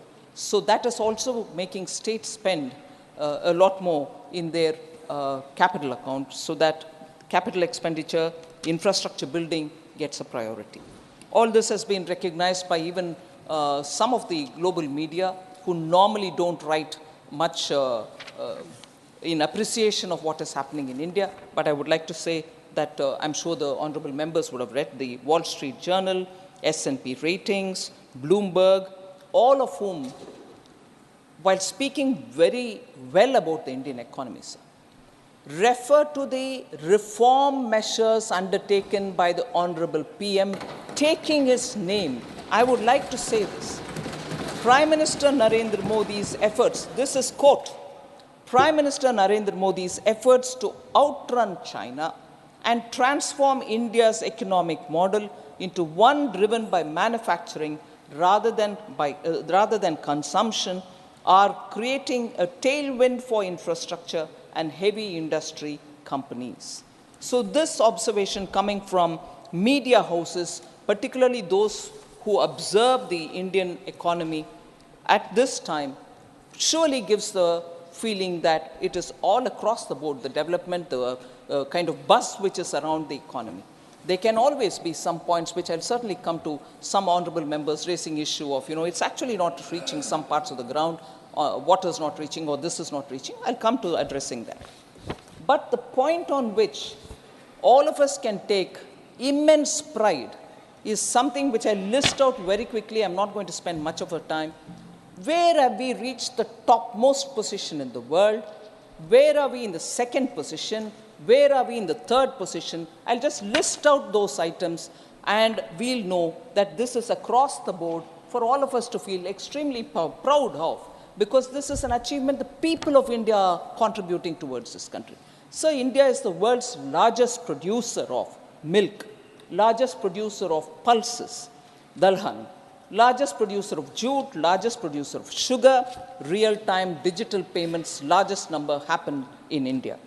India is also the second largest production of rice, of wheat, sugarcane, groundnut, vegetables, fruits, cotton, aquaculture, which is inclusive of seaweeds and lotus and so on, and also the marine products. So India is the second largest. Now, second largest again, manufacturer of mobile phones, producer of crude steel. In 2022 alone, sir, India alone registered an increase in production, while Japan, China, Russia, and US all witnessed a drop. They are the major producers. They see a drop in production, and we see not only see a growth, but we've reached the second largest producer status. Coal producer, second largest. Aluminium producer, second largest. And also, India is the second sought-after manufacturing destination globally, and this is because of a research which comes from Cushman and Wakefield. So the third position, I'll stop with the third, but then, and also one more on the fourth. Third position, sir, India has reached the third position in being the biggest producer of fish and fish products, fish-related products. 8% of global production happens here. Startup ecosystem, third largest. Automobile market, third largest. Pharmaceutical industry, third largest. Power producer, third largest power producer. Limestone producer, third largest power producer. When I say this, I'm just taking my mind picture back to that one day when the grid collapsed over the western part of the country, and we were running short of technology to handle it, and we also had shortfall elsewhere in the country, but no more of that. Today, India is the third largest producer of power. India also has, especially when we're talking of climate and green action and so on, ranks third in forest gain area. India has added 2.66 lakh hectares of forest area every year between 2010 to 2020. So 2010, I'm including 10, 11, 12, 13. It's not as if, as often it is alleged, oh, for this side of the house, it's always world began in 2014. No, world began also in 2010, and I'm recognizing it. India stands fourth, sir, globally in renewable energy installed capacity. This is a very attractive number, and also to see where our initiatives are giving us tangible results. Renewable energy installed capacity. Fourth in wind power capacity, fourth in solar power capacity. And this is something which the REN 21 Renewables 2022 Global Status Report recognizes as a big achievement of India. Now, all this is not happening in only the metropolitan cities. Several things have changed in rural India, and as a result of which, our economy is getting the best from the rural area and also from the metropolitan. Purely concentrating on rural India, sir, I want to highlight the numbers between 2014 and 2023, just so that we know the economy is in many ways pulsating in rural areas, and there shouldn't be any apprehension that everything is happening in the urban. Food grain production, naturally. 2014, it was 265 MMT. 2023, it's 323.55 million metric tons. Food grain production has had a leap of an increase. Pulses procurement, 1.52 lakh metric tons in 2014. Today, 82.21 lakh metric tons, 54-fold increase. Pulses procurement from the farmers. Milk production, 146.39 million tons in 14 to 21.06 million tons in 2023. Ethanol production, which is going to directly benefit the farmers, just as others also, I suppose. Ethanol procurement, because you procure it from the farmer directly, 38 crore liters in 2014. Now it is 434 crore liters. Fund allocation, sir, for rural houses. In 2014, it was 66,046 crores. In 2014 to 23, totally 2.02 lakh crores, 3 times increase for rural houses, funds that have been allocated by us. Average annual person days generated under Manrega. That is something of interest for so many honorable members. 208 crore days in 2014, 248 crore days now in 2023. Sir, Gram Sadak Yojana, completed road length, 2014, 3.81 lakh kilometers. Now, 6.21 lakh kilometers. 2.40 lakh kilometers have been added on to the total which existed earlier. Agriculture budget, 2013-14, 21,933 crores. Now it's 1,25,036 crores, 5.7-fold increase. MSP payment for wheat, again this, and the MSP payment for paddy going directly to the farmer, 2006 to 14, 2.39 lakh crores, whereas what is gone for wheat now between 2014 and 22 is 4.52 lakh crores. The MSP payment for paddy is even more striking.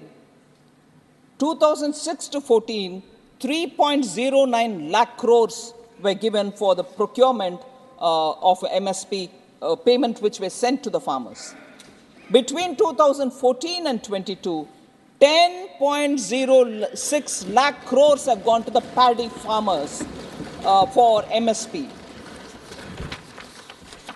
So these are indicative that it is not one sector, it is not just the urban areas. The economy in all sides, urban, rural, everywhere, is seeing support from the government in terms of agricultural activities and also other activities. Otherwise, they wouldn't have reached these kind of milestones. Sir, it's not just the numbers. It's also the way in which some schemes get executed. I want, for the sake of honorable members, to do a comparison between schemes which existed earlier and schemes that we are implementing, and to show how the execution of these schemes are making a difference to the common man's lives. Sir, Jan Dhan Yojana is something which we speak very often for financial inclusion. There was a scheme called Basic Savings Bank Deposit Accounts, a scheme which was launched in 2005. In nearly 10 years of that scheme, after being launched in 2005, in 2014, 10 years afterwards, there were 24.3 crore this Basic Savings Bank Deposit bank accounts which were opened. That account, which was opened for these poor people, had no facility for a debit card, had no overdraft facility, and also no insurance coverage. Suppose this person who gets this account dies in after opening the account, there is an insurance payment. None of these provisions existed in that scheme. Whereas under NDA now, Jan Dhan Yojana, which was launched in 2014, and in 10 years, I'm comparing that 10-year set of 10 years and here 10 years, in December 2023, 51 crore Jan Dhan accounts have been opened. Compare the 24.3 crore, which had no other highlights, whereas here with the highlights. What are the highlights here? KYC have been made easy, debit cards and UPI payments have been made, 10,000 rupees overdraft without collateral is provided for that account, and accident insurance cover is also provided. So, just want to show that looking at a recipient, the beneficiary who lives in the village, who needs financial inclusion, not just opening of an account, but also coverage, and also for him to do his business further with working capital. This scheme and that scheme, I just want to highlight. So in a way, I'm going to call these Naam Ke Vaste scheme, which existed earlier, find life now and actually reach the right kind of target in the beneficiary's name. So BSBD accounts were Naam Ke Vaste. Pension, again Naam Ke Vaste. Launch it, forget it. Swalamban scheme launched in 2010. 2010. In 5 years, they had 29.42 lakh accounts opened. That is, in 2014, they ended up with only 29.42 accounts. Now, Swalamban scheme is what is Atal Pension Yojana, launched in 2015, 8 years only, and in 8 years, I'm comparing that with this, 5.95 crore subscribers have come into this scheme. 20 times more than Swalamban. Again, a Naam Ke Vaste's program, brought in and then left where it is. But if you invoke something here, they will say, oh, we've launched it, you don't credit us. credit we will, but this is the performance. Jan Aushadhi Kendras. Jan Aushadhi scheme again was launched in 2008, sir. And in 2014, they had only 80 stores, 80 stores. In 2000, that scheme got continued. December 2023, sir, 10,000 stores have been opened in Jan Aushadhi. Where is 10 and where is this? And in the 10,000, now we've said we'll take it further to 25,000 Jan Aushadhi. In the Jan Aushadhi Kendras, the common people, I go visit Jan Aushadhi Kendras and talk to the people who are buying medicines there, check up with them whether the claim that in many cases the prices are less by 66%, 72%, 89% in some other are true or not. And people tell you what they're buying. 1,800 medicines are available, more than that, but I'm rounding it off. 1,800 medicines are available for the common citizen. Blood pressure, fever, seasonal illnesses, sugar, everything. And 2,000 plus equipments are also available there. So, I want to say again, another Naam Ke Vaste scheme, Jan Aushadhi scheme, has become meaningful for the common citizen, and this is how far it reaches. Another Naam Ke Vaste, sir. Rashtriya Swasthya Bima Yojana, launched in 2008. It ran 5 years till 2014. How many BPL families were provided any kind of insurance cover? 3.85 crores. And what was that cover? 30,000 per annum was the cover given. Ayushman Bharat, launched in 2018. By December 2023, 27.89 crore individuals have been provided health insurance cover, and that is 5 lakh an annum per family. Again, a Naam Ke Vaste. Another Naam Ke Vaste, sir, housing. Indira Awas Yojana, launched in 1985. 1985 to 2014, 29 years it ran, sir. 3.25 crore rural houses built. 3.25 rural houses built. PM Awas Yojana, launched in 2016, comparable. In 8 years, sir, both Grameen and urban put together, we have 3.6 crores of houses built. 29 years, 3.25 crore. 8 years, 3.6 crore households. Naam Ke Vaste. Now, sanitation, again, Naam Ke Vaste, one scheme. Nirmal Bharat Abhiyan, launched in 2009. 5 years till 2014, sir, 38.7% rural sanitation coverage was provided. I remember, I can't see him now, Professor Ram Gopal Yadav, who I respect a lot and who had a lot of, most of the time he intervenes to ask about what's happening in the ground, is there any difference? So his concern, I do take cognizance of, he spoke. I want to use this one data, there's also more which I'll use to answer his concern. Swachh Bharat Abhiyan, launched in 2014. Now, 2022 data, 95.4% of surveyed houses have access to toilets. 95.4%. So, tap water connection. Again, a scheme launched in 2019. There's no a particular scheme with which I can exactly compare. 3.23 household, 3.23 crore households. That is 16.82 of the total households had tap water connection in 2019. But when the Jal Jeevan mission took force, in December 2023, 13.75 crore households have been connected with water. That is, we started with 16.82 households, 82% of the total households. Now it is 71% of the total households which have got covered. So LPG gas cylinder, another Naam Ke Vaste. LPG connections were provided under Rajiv Gandhi Grameen LPG Vitaran Yojana. 5.82 lakh beneficiaries were there as of 1st June 2014. And even that is not exactly comparable, because there the deposit for getting the cylinder was provided by the oil marketing companies. So really may not be exactly comparable, because here cylinder is free, connection is free, and then deposit is not taken.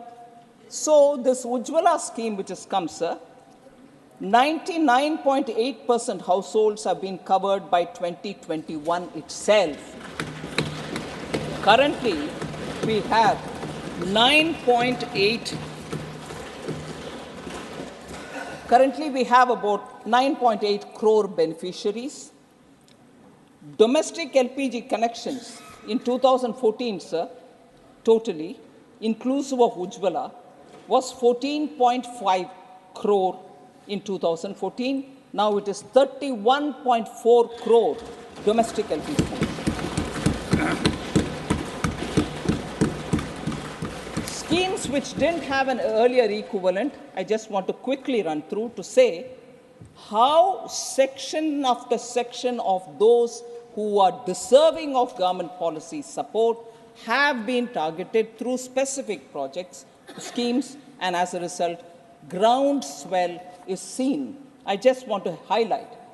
And very many times people do ask, what happened to farmers? Have you given them? You said you will give double their income, and so on. Such questions get answered in this set of, very quickly I'll highlight, PM Kisan, sir. 11 crore beneficiaries get 6,000 per annum as income support. PM Mudra scheme, where people get collateral-free loan to run their small businesses. 44 crore beneficiaries with 25 lakh crore having been dispersed. And in that, 68% are women. Mudra loans. PM Swanidhi, 73 lakh beneficiaries, again 44% are women, and approximately 75% belong to non-general caste groups. PM Jeevan Jyoti Bima Yojana, 18.58 crore beneficiaries at 1.19 per day, that is 436 per year, life insurance of 2 lakhs. At this price, at this premium, they get a 2 lakh insurance. 18.58 crore beneficiaries have got it. PM Suraksha Bima Yojana, sir, 41.16 crore beneficiaries have received it. Total permanent disability cover of 2 lakh and partial disability cover of 1 lakh have already been dispersed.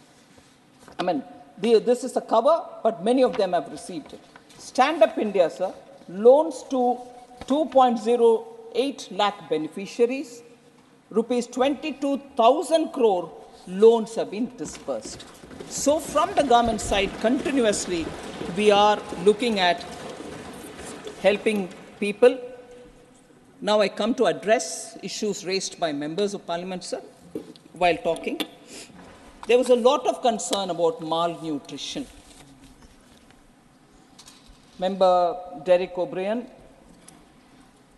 former Finance Minister Chidambaramji, Ami Yagnik, all spoke about malnutrition. So I just want to highlight nutrition and sanitation closely linked to each other. Very quickly, 11 crore toilets have been built under Swachh Bharat Abhiyan. Jan Aushadhi Suvidha sanitary pads at 1 rupee per pad is being distributed. Millets as Sri Anna is being promoted. Enrollment of girls in secondary education has increased from 75% to 79% between 14 and 2021. Institutional deliveries has also shown an improvement from 87% in 2014-15 to 94% in 2021. Percentage of first trimester antenatal care registration has shown improvement from 61% to 73.94% between 14 and 2021. there are also multidimensional poverty-related indicators, which I will very quickly refer to. Member Dr. Sudhanshu Trivedi had gone into in great detail about it, so I don't want to take your time on points which have already been covered. But I just want to highlight the National Multidimensional Poverty Index Report of 2022, published by the Niti Aayog, shows a remarkable decline in the prevalence of multidimensional poverty. The national MPI has halved from 0.117 in 2015-16 to 0.066 in 1921. So 13.5 crore Indians have escaped multidimensional poverty between 15-16 to 19 and 21. 13.5 crore Indians.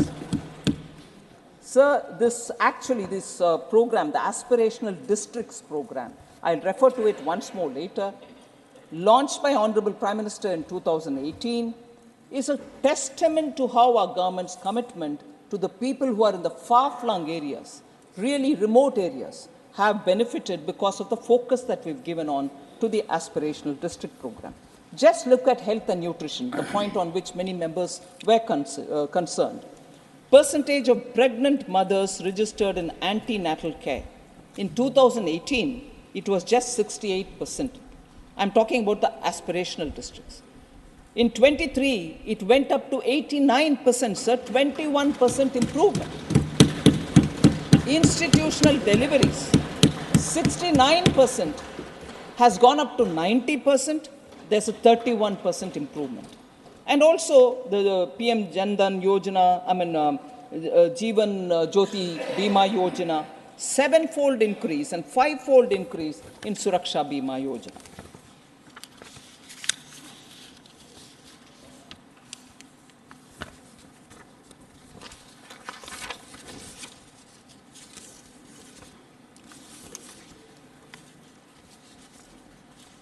So my appeal is nutrition and nutrition-related issues, health, any case being both with the center and state, is something on which all of us will have to work together. Party-driven politics may not help the situation. It can only aggravate. Just as in women's issues, particularly law and order related to women's issues, I keep saying we should not politicize it. Because once you do that, your number versus my number, but the person who's suffering remains wherever she is, wherever he is, particularly in nutrition-related matters. So I was tempted to bring in one aspect of how, in what we think, and maybe data also shows, in a state like Kerala, nutrition, education are all very well taken care of. No, wait a minute, I didn't complete. I knew you will come back. Now, you may not be very pleased with what I'm going to say. Yes. So, when we don't need to politicize, sir, we can always exchange about the good work done here, the good work done there, and so on, with an understanding that all of us will have to work together for taking it further for better days. But if you are so concerned about nutrition under Modi, that's why it's bad, I'd like to say not very long back in 2018, there was this very sensational case from Kerala of a tribal young man begging for food and was killed. Madhu. So politicizing doesn't help. I don't want to say more on it, but I have the proof, sir. It's not a fictional or it's not a story that I'm creating here, but that's truth here. Yeah, I'm also coming up with the data.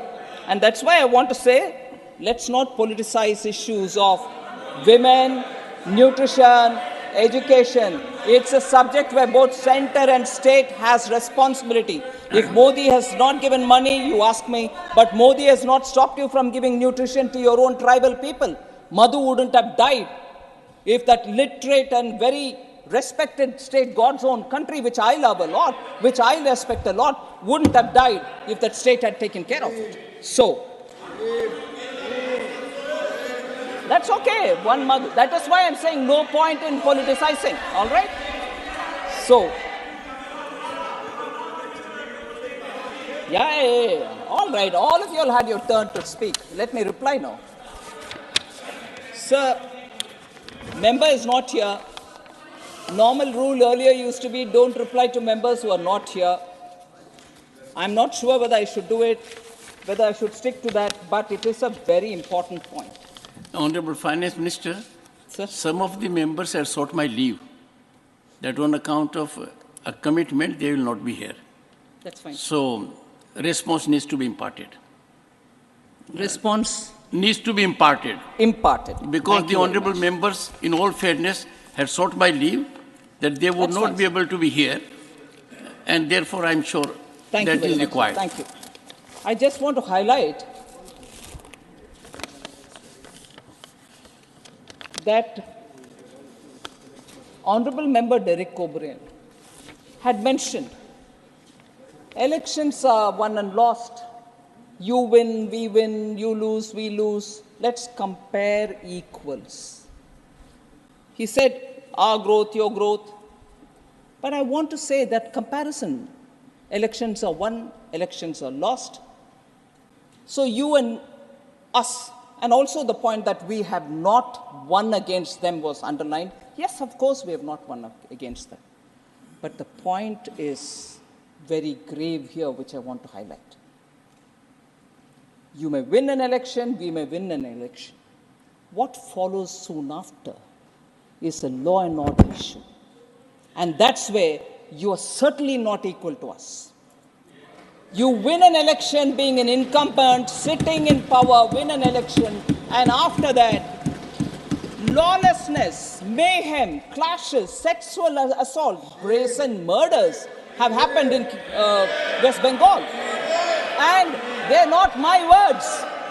High Court, Calcutta High Court has said, sir, and I'm quoting, in 60% of the cases, FIRs were not registered. Therefore, total cases of violence understated, unquote. This is the Calcutta High Court's observation. So what is the comparison? I win, you win. We all win means my cadres, ordinary citizens, are at risk. They get raped, they get murdered, their houses get burnt. So don't you compare. Don't you compare. Honorable Finance Minister, Honorable Finance Minister, will lay the High Court judgment on the table. Sir? You will authenticate the High Court judgment. Of course I will, sir. Please. Of course I will. Thank you. Sir, the incidents are such worrisome incidents, sir.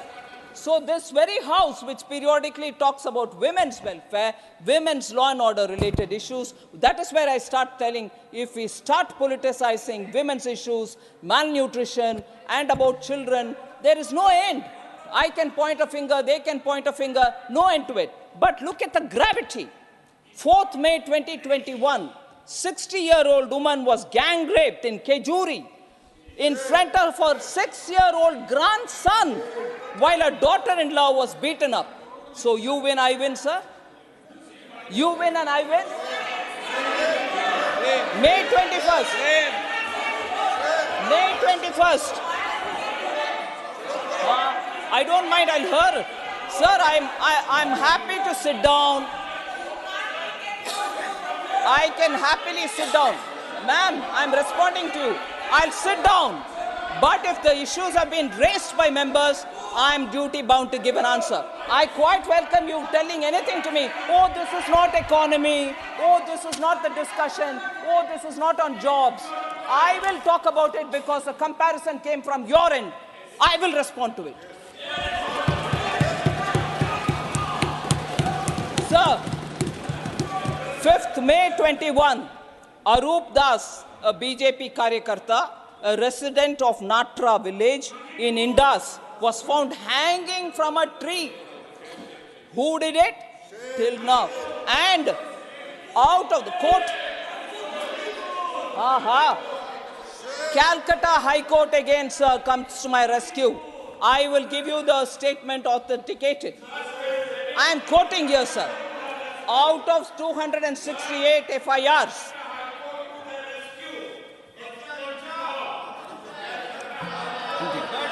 sir, I heard all members speak.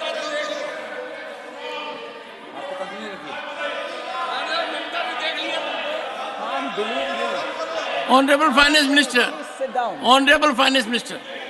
Out of, I'm quoting, sir. Out Honorable of Finance Minister. 268 FIRs. Honorable Finance Minister. Honorable members, I have already directed the Honorable Finance Minister that the references she has made about High Court observations in judicial orders, she will authenticate, and not only authenticate reporting of those judgments, but put on the table of the House the judgment. Please go ahead. Thank you very much, sir. Sir, quoting again, sir. 19th August 2021, the High Court of Calcutta observed, quote, out of 268 FIRs claimed to be registered by the police suo motu, copies of only 219 could be found. It is evident that 62 FIRs were registered up to May 5, 2021, whereas 157 FIRs were registered from May 6, 2021 onwards. Some of these were registered immediately after the offense was committed, whereas in many of these, FIRs were registered belatedly. Unquote.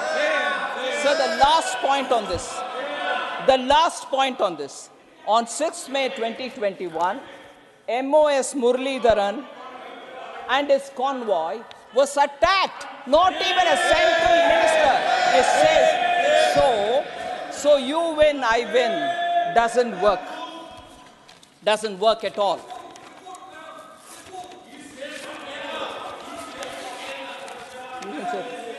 All right. Sir, I'll come to responding to some of the observation made by Honorable former Finance Minister. And if you'll allow me, if you'll indulge me with a light-hearted banter, if I may use.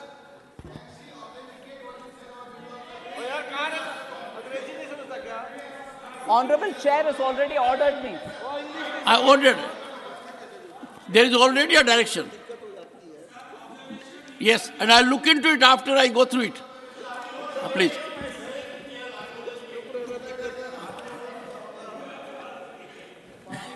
Ma'am, you were saying something in light-hearted manner. Sir, if you'll indulge Please me. do that. We need it. Sorry?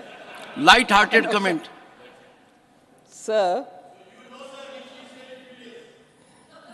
I'm very serious. Sir, it was a bit surprising, sir. It was a bit surprising, and it was also uncharacteristic, I would say, to see the former finance minister, who's very senior, highly educated, was in the prestigious Harvard University even in 1968 when I was in primary school. But he wholeheartedly concurred and sort of rode on the arguments provided by Derek O'Brien. He took his name more than 3-4 times. Hang on. I've sought the permission of the House. The honorable members here, with respect, I'm giving my observation. There's no other way in which a light-hearted observation can be accommodated. I started thinking, was it an attempt to placate the All India Trinamool Congress to come and attend the ... alliance? Because they seem to be hot and cold. What is it? I didn't understand. Because much before you could come to talking about the economy, that happened. And I said, oh my God, now this is all between All India Trinamool Congress and Congress. The dotted alliance needs them. And they seem to be hot and cold. Take it. Oh. I had the occasion to make a reference to Mr. Derek O'Brien's name on 3 occasions. And we had a very quick comment from Jairam Ramesh. Is something cooking, something like that you said? Am I right, Jairam? When I took name of Derek O'Brien 3 times on a particular day, the record shows it, you made a comment. Similar kind of comment was made. So no comparison with you, sir. And so, but sir, I just want to say, no, come on. I sought his permission for a banter, right? Thank you, thank you. So he made, the former finance minister made a very linear comparison as to how the GDP has grown from 1991-92, 25 lakh crore, and then 50 lakh crore, and then 100 lakh crores, and so on, and then wondered if I will say that by the end of 23-24, India will have 100 lakh crore as the GDP. That is, if I understood, if I heard him right, he said going by the trend of doubling every 10 years, it might. So I'm confident that the question is asked with a certain sense of confidence that the Indian economy and people are contributing for its growth. But I would only refer to one editorial which appears today in a paper. I'm not saying my view, but if you would permit me, and I will also do an authentication and everything else, there is an editorial in the Economic Times today which says, a $4 trillion plus we go, GDP expected to catch up in the coming fiscal, and goes to elaborate, and there's just one line that I'll read for the House, for the benefit of the House, and I quote, as India's GDP rises, would the market cap rise in tandem? Though there is no direct correlation, there could be significant wealth effects that provide tailwinds to the economy. Retail investors own 10% of the equity, about $400 billion, and their share has been rising. That should help consumption, which accounts for close to 60% of the GDP. So, linking that to the growth of the GDP itself, this write-up, which is an editorial in a paper, which is a pink paper, which observes the Indian economy, we get a picture and a probable answer to the former finance minister. Sir, then the worker population ratio was also another issue that the Honorable former finance minister raised. I just want to highlight incorrect it was for him to suggest that the worker population ratio has not improved. There is, obviously he's done some kind of a, if you permit me, whimsical calculation there and then, and which serves him well, and the interpretation is not right.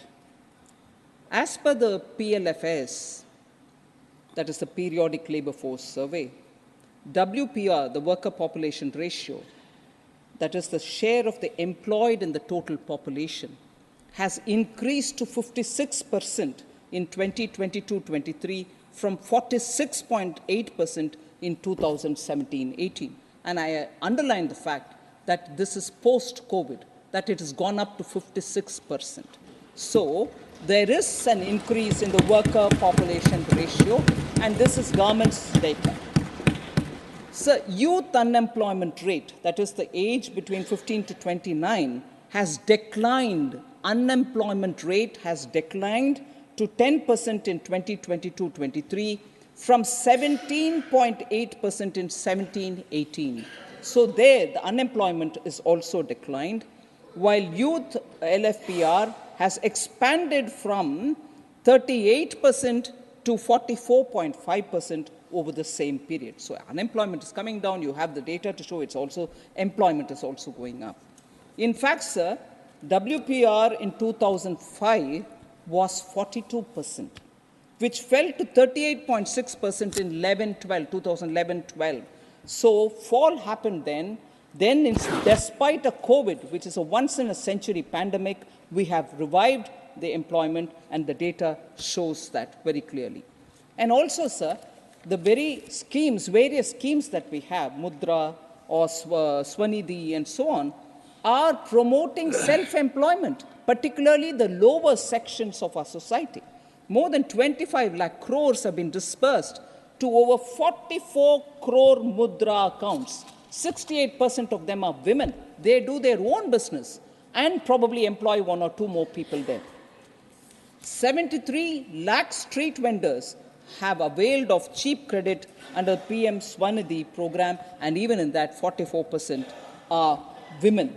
So I think the hard work and the entrepreneurial spirit of the Indian youth who go in for small self-employment cannot be ignored at convenience and cannot be raised saying, oh, the poor are without jobs at some other time. There should be some kind of a alignment.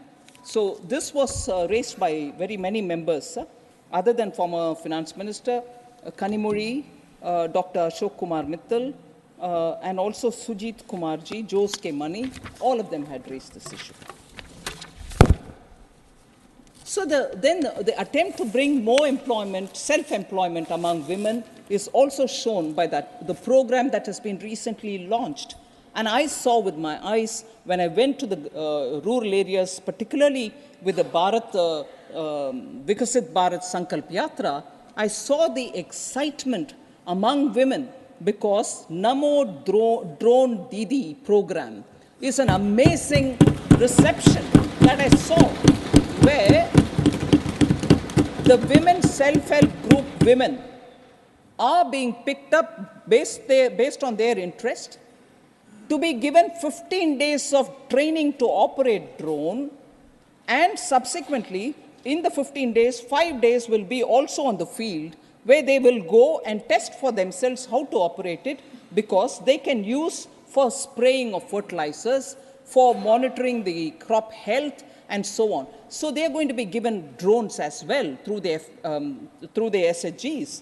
So women are now going to be handling technology-driven drones in the villages to help agricultural activity, and what can be more empowering for the women in the rural areas? Government's idea is to distribute 15,000, provide 15,000 drones to self-help groups, and for this an outlay of 1,261 crores. This scheme is 100% funded by the central government for a period between 2024-25 and 25-26. 2 years, this scheme will reach all the women in the rural areas so that they're trained in technologically handling this drone. Sir, concern has been expressed about inflation and inflation management. Quite a few members, Rajiv Shuklaji, Ashok Mittalji, Derek O'Brien, all raised the issue. Sir, average inflation during 2014-15 up to 2023-24 has only been around 5.5%. Now, since 2014, the retail inflation breached the number and reached the highest point of 7.79 in April 2022. I concede that. But by contrast, of course, because that is important to remind ourselves, that between 2004 and 14, the average inflation was 8.1%. So I just want this number to be in the back of our minds. And in between 2009 to 14, 2009 to 2014, the average inflation was 10.4%, double-digit inflation. So I just want that to be highlighted. We have taken quite a few steps to make sure that I know the Consumer Affairs Minister, the Food Minister Piyush Goyal, the Leader of the House, has been on and off releasing pulses, on and off releasing onions from the godown, from the buffer stock. Procurement and distribution of tomatoes and onions are happening as and when there is a need. Imposition of stock limits have been on pulses and wheat. Our trade policy also sees changes so that our buffer is kept safely for ourselves. and import restrictions and quotas have been introduced on specific commodities. More than that, sir, you would recall that the Honorable Prime Minister, before Raksha Bandhan, had brought down the price of cylinders by 200 rupees. And this impacted 9.8 crore Ujjwala beneficiaries. And similarly, it has been mentioned by several people, the PM Garib Kalyan Anna Yojana provides 81.35 crore beneficiaries for the next 5 years food grains for free. Contrast this, sir, contrast this with those states which, when we reduced the duty on petrol and diesel, did not reduce, and some of those states were lost by those ruling dispensation because it kept the price very high. And I would just recall that Punjab, Rajasthan were all such states who refused to budge. On the contrary, Punjab even raised the price. So, Himachal also. So, these are states which are going against the well-being of the poor, but question us, saying, oh, you're not taking care of the poor. Why wouldn't you want to reduce the price? We have done it 3 times, and now it's come down to 603 per cylinder, sir.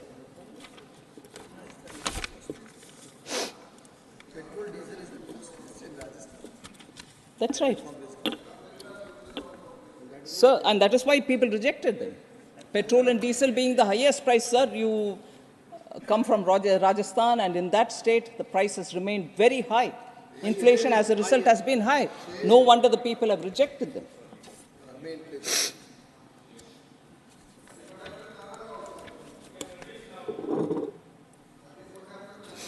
So there were concerns expressed about savings in the economy. Quite a few members had spoken about it. Household savings are also going towards asset creation. I want to bring that dimension in because it's important for us to recognize that when households do have some money in their hand, they also want to invest in assets such as having a own house. Then households added net financial assets of 22.8 lakh crore in the year 21, financial year 2021. Nearly 17.0 lakh crores in 22 and 13.8 lakh crores in 23. This can't, of course, be seen in isolation.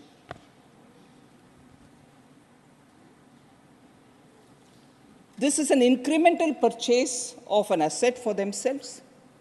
They're making smarter choices, not just putting it in post office accounts. People are also now investing in the retail market. Retail market consists of small investors who are coming for small shares, and they're doing it on their own, not going through mutual funds. Overall household savings, sir, which includes financial and physical savings, grew at 9.2% CAGR between 13-14 and 21-22. That is 8 years. It's grown in that kind of a number. The nominal GDP has grown at CAGR 9.65 during the same period. Hence, the household savings has remained constant. It has not come down. But the fact that it is going also to through the stock markets, net unique account, demat account opened are also reaching record numbers. I just want to highlight that the asset under management of the Indian mutual fund industries, for those who are going through the mutual fund, has grown 5 times in 10 years from 8.34 lakh crores in October 2013 to 46.71 lakh crores in October 2023. Total demat accounts in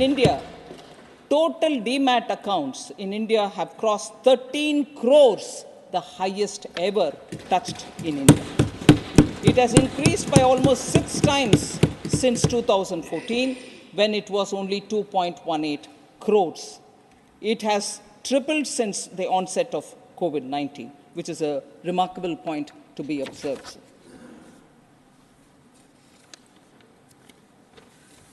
So there was also a lot of concern about US dollar strengthening against the Indian rupee.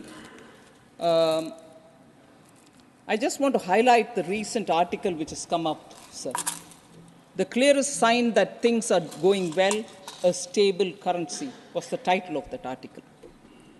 And it quotes, rupee has lost less than 1% of its value against the US dollar this year.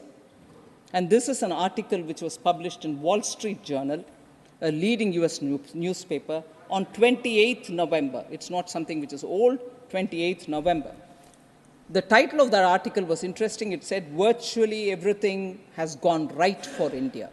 And in that it says, rupee has lost, and I quote, rupee has lost less than 1% of its value against the US dollar this year, compared with the decline of more than 3% for the Chinese yuan, a roughly 9% fall in the South African rand, and an 11% slide in the Japanese yen.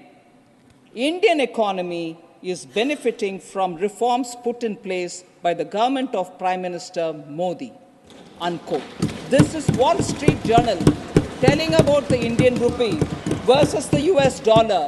And I'd like to recall that several months ago, I spoke about the Indian rupee standing up to the dollar and the dollar's value going up, but the rupee not losing value. There was complete mockery at me, saying, oh, how can this be? That goes up and you don't come down. Please do read.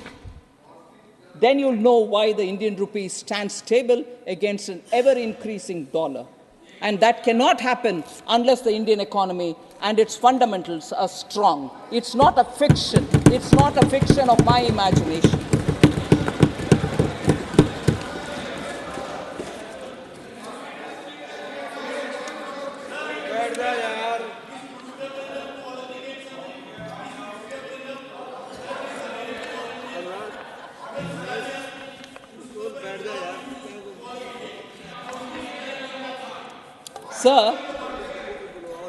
Sir, I will come up to something more on which John Britta's honourable member would have more interest about Kerala. I'll come to that.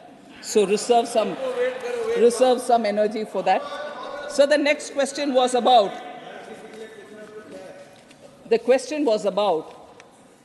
and this is Dr. Shantanu Sen. I'm not sure he's here, but, oh, he's here, sorry. About why central government sends teams to inquire. Why wouldn't we release the funds in time? And also thought that we were against the poor by not releasing the funds. I just want to put some facts on record, sir. A central team was sent for an inquiry on January 22nd, 2019 to 2019, January 24th, 3-4 days. They visited about 6 gram panchayats. I'm just giving you this as one of the examples.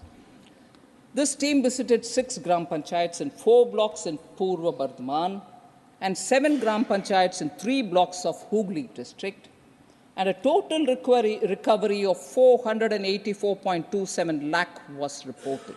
484.27 lakh was reported. Now, the state government, after that, sends a action taken report because that was sought from the state. And the action taken report says that the state government had deposited the recoverable amount from the state treasury. However, recovery has not been made in toto from each and every defaulter, which is not acceptable. It's a double whammy, if you ask me. Money has gone away from the treasury, God knows to where. And when that is questioned even by the CAG or by the inquiry teams, quickly that money is made good by putting it from the treasury into the account where it has to go. You're using the taxpayers' money to make good of leakage which has happened. And when the leakage is spotted, that money is not getting recovered. That money is being made good by another set of public taxpayers' money. How good is this? Who's taking away the poor people's money? And when this is questioned, we are accused of not helping the poor. Sir, the action taken further says the action taken, such as FIR, disciplinary action against officials, dismissals, etc., are against very low-ranking panchayat-level officers, and no case against the district-level or senior officers has been made. Then, the other kind of thing which got noticed was existing work is getting shown as work done under Manrega. That work is already done and it is there. You're re-putting it under the Manrega account. Is it wrong to highlight it? This was double accounting. So, when you question us, saying you have not released money, you are sending teams. The teams are finding all this out. So, existing work gets fraudulently shown as work done under Manrega. And you also, even worse, sir, a state which had a long tenure of communists and who question everything done here should be questioning some things which is happening in Bengal. Private tea estate gets road done under Manrega, sir. Private property gets work done under Manrega. Communists couldn't even raise it. And when we raise it, hurray, how can you use Manrega money for doing a private laying of the road in a tea estate which is owned by a large tea estate owner? People talk to us about you only benefit one or two big companies. What's this, sir? What is this, sir? So, I want very clearly correction to be done in favor of the poor. Correction to be done in the name of using public money responsibly. And that is where we've been asking questions. And that is where answers which come don't give you complete answer. So I'm sorry, the teams have come. 19 is when they went. 5 years are going to get over. Now you keep asking us without correcting course. Is it wrong, sir, in this house to raise questions about public money? It's our business, all our business, to make sure the money goes to the right people. And that is why Honorable Prime Minister says, adopt technology, use DBT, put it into the account of the common man. Doing that in the first few years, DBT gave us 2 lakh crore advantage in that pilferage was stopped. Adopt such methods rather than continuously pointing to us saying, no, you're not giving money. That is going there in Bengal. They go to the street to say Modi is not giving money for the poor. Who's not giving money for the poor? Leaked money is getting filled by taxpayers' money. Is that serving the poor? Sir. Sir, again, Professor Ram Gopal Yadav. Sir, Professor Ram Gopal Yadav and also Ajit Kumar Bhuyan, independent from Assam, have all been talking about private final consumption expenditure in the GDP. I would like to say it stands at 58.5% in 22-23, the highest since 2006-2007. The gross fixed capital formation, the share of the gross fixed capital formation in GDP stood at 34% in 22-23, again highest since 2013-14. So per capita income was also a matter on which questions were raised. I just want to say in rupee terms, I'll also give in dollar terms. In rupee terms, per capita GDP at constant price was 78,348 Indian rupees in 2013-14. It has increased to 1,15,746 rupees in 2022-23. Substantial increase in per capita at constant price. If any member is interested in knowing about the US dollar rate, per capita income was $1,438 in 2013-14. It has increased to $2,389 in 2022-23. So it's a 5.8% increase. India's rank in the per capita income was 147 out of 189 countries.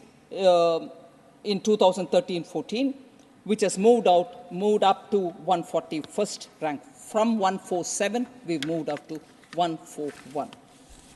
Sir, it is something which, before I go to talking about Kerala, I just want to highlight the fact that particularly, and recently also we heard the Honorable Prime Minister saying, I'm not worried, I'm not going to be swayed by caste differences, backward, or religion, or any, but for me, there are only 4 such castes which I will serve now.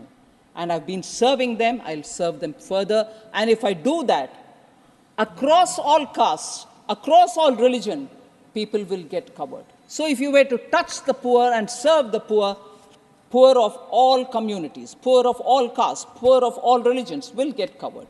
So poor, the farmer, women, and the youth are the 4 which have been continuously under priority of this government. And this was also taken up from the point of view of aspirational districts. 112 aspirational districts. In other words, they were aspirational for us because they are actually districts, even in a developed state, they could be the pocket which is not so well developed. But instead of calling them backward, we call them aspirational. Such aspirational districts, sir, I just want to say, because quite a few members asked us, no, in the ground level it is not translating. Actually, all the schemes that you're announcing are not reaching the common people. I want to take this as an example to tell all the members here, sir, that of the 112 aspirational districts, 26 are spread across 4 states and account for 81 assembly seats in the recently held elections of Madhya Pradesh, Chhattisgarh, Rajasthan, and Telangana. 26 of the 112, in which complete focus of the government has been there to make sure that also come up to the level of the rest of the developed states. And I'm glad to say that this emphasis of the Honorable Prime Minister on the poor, on the women, on the farmers, and on the youth, and supporting them to the last level. Now the aspirational districts have moved over to aspirational blocks. We are taking it further down to mention that saturation of all schemes will be taken up. Common people have recognized this. Women have recognized this. That's why they're enthusiastic about the drone, about the SHG groups getting help. So the enthusiasm is not just there, but it has translated into votes also. I want to just place it before the honorable members that the results show that over 2/3 of the seats in these 26 districts across 4 states, 2/3 in these 26 aspirational districts, which are spread across 4 states, have gone to the BJP. And this again is not just my analysis, my data, Election Commission's data, all of us base it on Election Commission's data, is Indian Express, sir, which is written in this piece, which says, oh yes, 100%, Manoj, come on. So, focus on women, focus on backwardness, focus on poor, focus on youth, focus on farmers. People understand this is a government and this is a leadership under Prime Minister Modi which delivers to the ground. And that is why they trust us. That's why they trust the PM. And that is the bharosa with which we are bringing in these kind of ground level difference in the quality of life. So the last, which I've been seeking your indulgence, is to say quite a few honorable members spoke about Kerala and Tamil Nadu, unfair treatment on account of perceived inequality and so on. I just want to highlight just 5 points. I won't go into details. The 5 points are, sir, we give so much but we don't get. Doesn't add up. States receive 100% of the state GST. States receive 100% of the state GST collected in that state. Nobody touches it. Approximately 50% of the IGST, which is collected for the transaction between states, is given. Approximately 50 goes to the states. And 41% of the central government share of the GST, CGST, is also devolved to the states based on Finance Commission's recommendations. So tax devolution, which is suggested by the Finance Commission, tells very clearly that 100% of what you collect in GST is with you, 50% of the IGST goes to you, 41% of the central GST also goes to the states. One.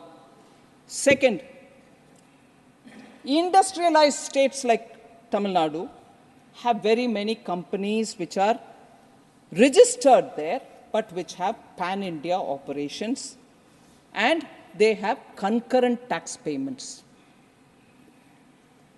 Example, sir. Tamil Nadu is one of the leading automobile manufacturing states. We all know that.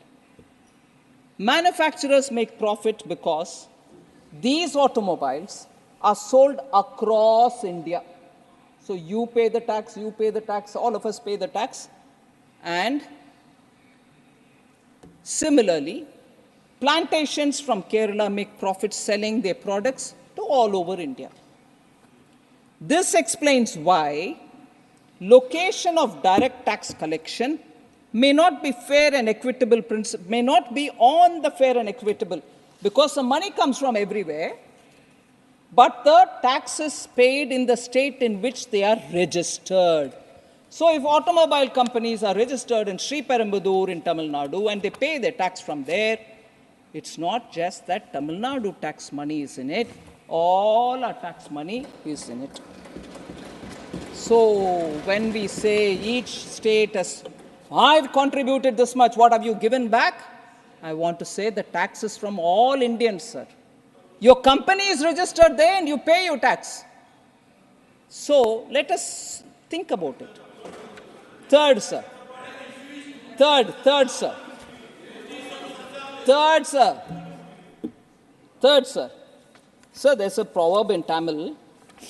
I just half heard John Britta's. I'm tempted to say it, if you don't mind.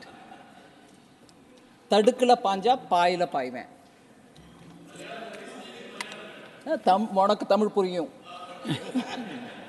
Tadukala panja paayila paiven. Meaning, I raise an issue and if you address that, I'll jump to the next. There's no end.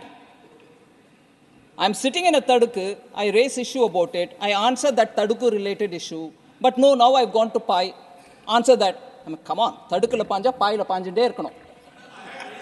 So, sir. Yeah, I'll still answer your cess and your surcharge. This is answered n number of times in this house.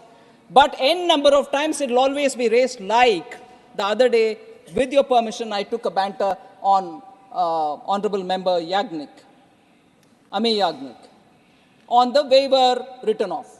Permanent debate. It's been explained till the cows reach home, but we'll still explain it. I'm quite... No, don't worry. Write off and written off are grammatically different, that's all. So, that has been explained several times, sir, but I don't mind. With your permission, I'll do it any number of times. Sir, third. Ma'am, I think men agree more than women agree amongst themselves. No, it's a reflection.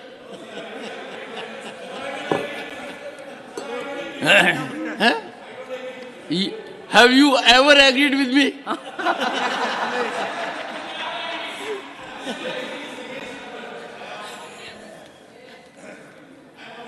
Sir. So third is, sir, physical infrastructure such as roads, rails, ports, airports are built by the center. And expenditure on internal and external security is completely the center's. So we have to make comparisons taking these points into consideration. The last 2 points, sir. I'm just giving this as an example. Tax devolution made to Kerala and tax devolution made to Tamil Nadu during the 14th, 13th, 14th and the 15th Finance Commission. Kerala, sir, when that is 32% devolution, 13th Finance Commission, had 33,368 crores. When I'm saying 13th Finance Commission, its period was 2010-11 to 14-15, in that duration. 33,368 crores. Then when the 14th Finance Commission submitted its report and its report's recommendation was accepted, just as soon as Prime Minister Modi took charge in 2014, and that 2014 report came into effect from 2015-16 to 2019-20. By that time, because the recommendation of the 14th Finance Commission was 42% will have to be devolved to the states, so the 32 became 42 in the tax devolution. 15th Finance Commission, it became 41 because of Jammu Kashmir becoming union territory. So 15th Finance Commission, it is 41%. And 15th Finance Commission term, which is running now 2021 to 25-26. So I'm reading the numbers for those three Finance Commission terms. 33,368 crore for the 5-year period, 80,188 crore for the 14th Finance Commission period, 1.11 lakh crore during the 15th Finance Commission. 33,368, 80,188, 1.11 lakh crore now in the current period.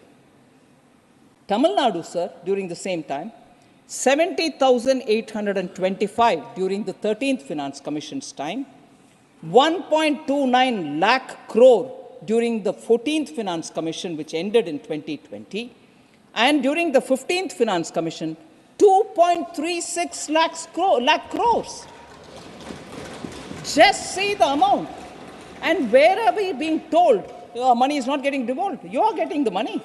Sir, then the last point, sir, the fifth one, the credibility of this government, sir, is to financially empower the states, can also be engaged from the fact that an issue which was pending from 1996-97 till 2014-15 happened, nobody touched it. That was actually money belonging to the states. Nobody touched it. It was lying as a pending amount, tax dues amounting to 81,645 was lying there. It was Prime Minister Modi who in 2015, talking to the earlier, this happened in 2021, talking to the ministry, to the officials, to me, all of us worked together with the states. There was some money which the states owned the center. This money was owned by the center to the states. 81,645 crores was then released, reconciled amounts adjusted. The net amount which went to the states was 43,168 after adjusting what they owe the center. So an issue pending from 1996-97 gets sorted out in 2021 in favor of the states because Prime Minister Modi was also a chief minister once, and he knows what the states undergo in terms of money if it doesn't get reach them in time. That is why, since 2020, I am standing here as evidence myself to say at least 5 times I have asked the ministry to release fund in advance. So where they were supposed to get 1 installment, 2 installments have been paid in advance and not waiting for the due time so that the states don't suffer. So a chief minister becoming a prime minister has actually kept in favor of all the states and has never discriminated against any one state. In fact, he repeatedly says, until and unless all states grow equally, India cannot grow. So somebody who believes in that is never going to discriminate against any state. So largely I've covered the issue, sir. I wouldn't go on to talking about internet connectivity and issues like that which many members raised, but I suppose the concerned ministers would also have their time to speak about it. Thank you very much for giving me.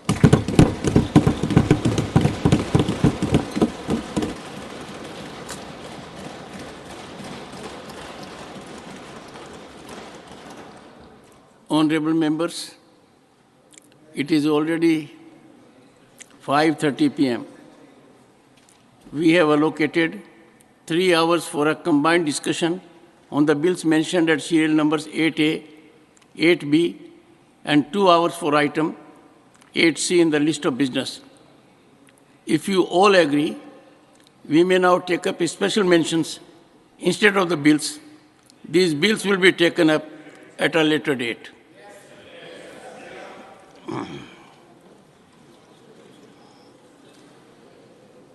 Special mentions. Shri K.R.N. Rajesh Kumar,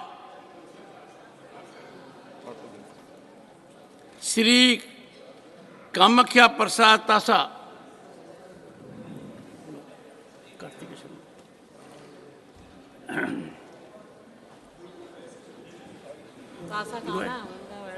thank you sir, आपने मुझे बोलने का मौका दिया, मैं बहुत बहुत आभारी हूँ sir. Sir, in the last landscape for tea gardens of Assam, Tripura, West Bengal, Tamil Nadu, Kerala, a unique challenges presents itself. Educated youths have with no land and no income. No land, no income. The problem is seen especially in Assam, Tripura, and West Bengal. Recognizing the potential of this demographic and understanding the need of the inclusive growth, special skill development schemes have to be designated to empower these individuals as a catalyze positive changes in their lives. Tea garden educated youths often faces limited opportunities due to the absence of tangible assets. To address this, skill development initiative must be strategically crafted to offer a diverse range of training programs, equipping them with practical skills that extend beyond traditional agricultural practices.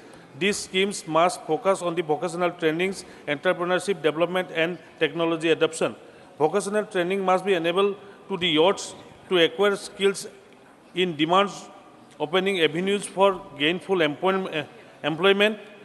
Entrepreneurship development programs have to nurture their ability to create, manage small enterprises, fostering a spirit of self-reliance. Moreover, integrating technology into this initiative will ensure the youths as well-versed in modern practices, enhancing their competitiveness in the contemporary job market. Digital literacy, e-commerce training, and exposure to emerging technologies will equip them to navigate the evolving economic landscapes by providing them with the tools and knowledge needed to thrive the diverse fields. These initiatives will give the way for brighter and more prosperous future for the unique demographic, fostering sustainable development in the tea garden communities. Sir, I urge the government through you to take necessary steps in the matter that larger public interest to provide skill development schemes to the educated and semi-educated youths of the concerned states. Thank you, sir. धन्यवाद. Shri Elamaram Kareem. Thank you, sir. Thank you, sir. My special mention is demanding to protect the railway printing presses. The Railway Board has decided to close down its 5 printing presses by March 2023. These include the printing presses of Central, Eastern, Northern, Southern, and South Central Railways. But the decision was not implemented due to the strong objection raised by the workers and trade unions. Railway Board has released an order dated 3/5/2023 referring its previous orders on the subject and reiterated the decision to close down the press to meet up the uninterrupted supply of revenue earnings items such as UTs, PRS, ATVM tickets, RTC for MLA, MLC, APC, various types of passes, safety forms related with train movement, signaling, medical forms related with treatment, and personal forms related with staff matter. The existence of the railway press is required. In practical experience, it is observed that the suppliers are not performing their duties in proper way. The quality of materials are also not up to the mark. They are failing to supply the materials in right time, right quantity, and right quality. Due to paucity of materials, train movement can suffer badly, So outsourcing in railway process is required to be avoided for the rail users' interest and rail movement. In this scenario, I hereby urge the government to instruct the railway board to withdraw its decision and facilitate smooth operation of the railway printing presses in India. Thank you. Thank you. Shri Muzibullah Khan. धन्यवाद vice chairman sir. Orissa में PM कुसुम योजना लागू करने की मांग। नवीनकरणीय ऊर्जा मंत्रालय ने किसानों को सस्ती और सुलभ बिजली प्रदान करने के लिए 2019 में 3 घटकों के तहत विभाजित पीएम कुसुम प्रधानमंत्री किसान ऊर्जा सुरक्षा एवं उत्थान महाअभियान लॉन्च किया है। घटक ए में 10,000 मेगावाट सौर ऊर्जा संयंत्रों की स्थापना शामिल है। घटक बी के तहत 20 लाख स्टैंड अलोन सौर पंप की स्थापना का लक्ष्य है और घटक सी में 15 लाख व्यक्तिगत ग्रिड से जुड़े कृषि पंपों का सौर्यकरण शामिल है।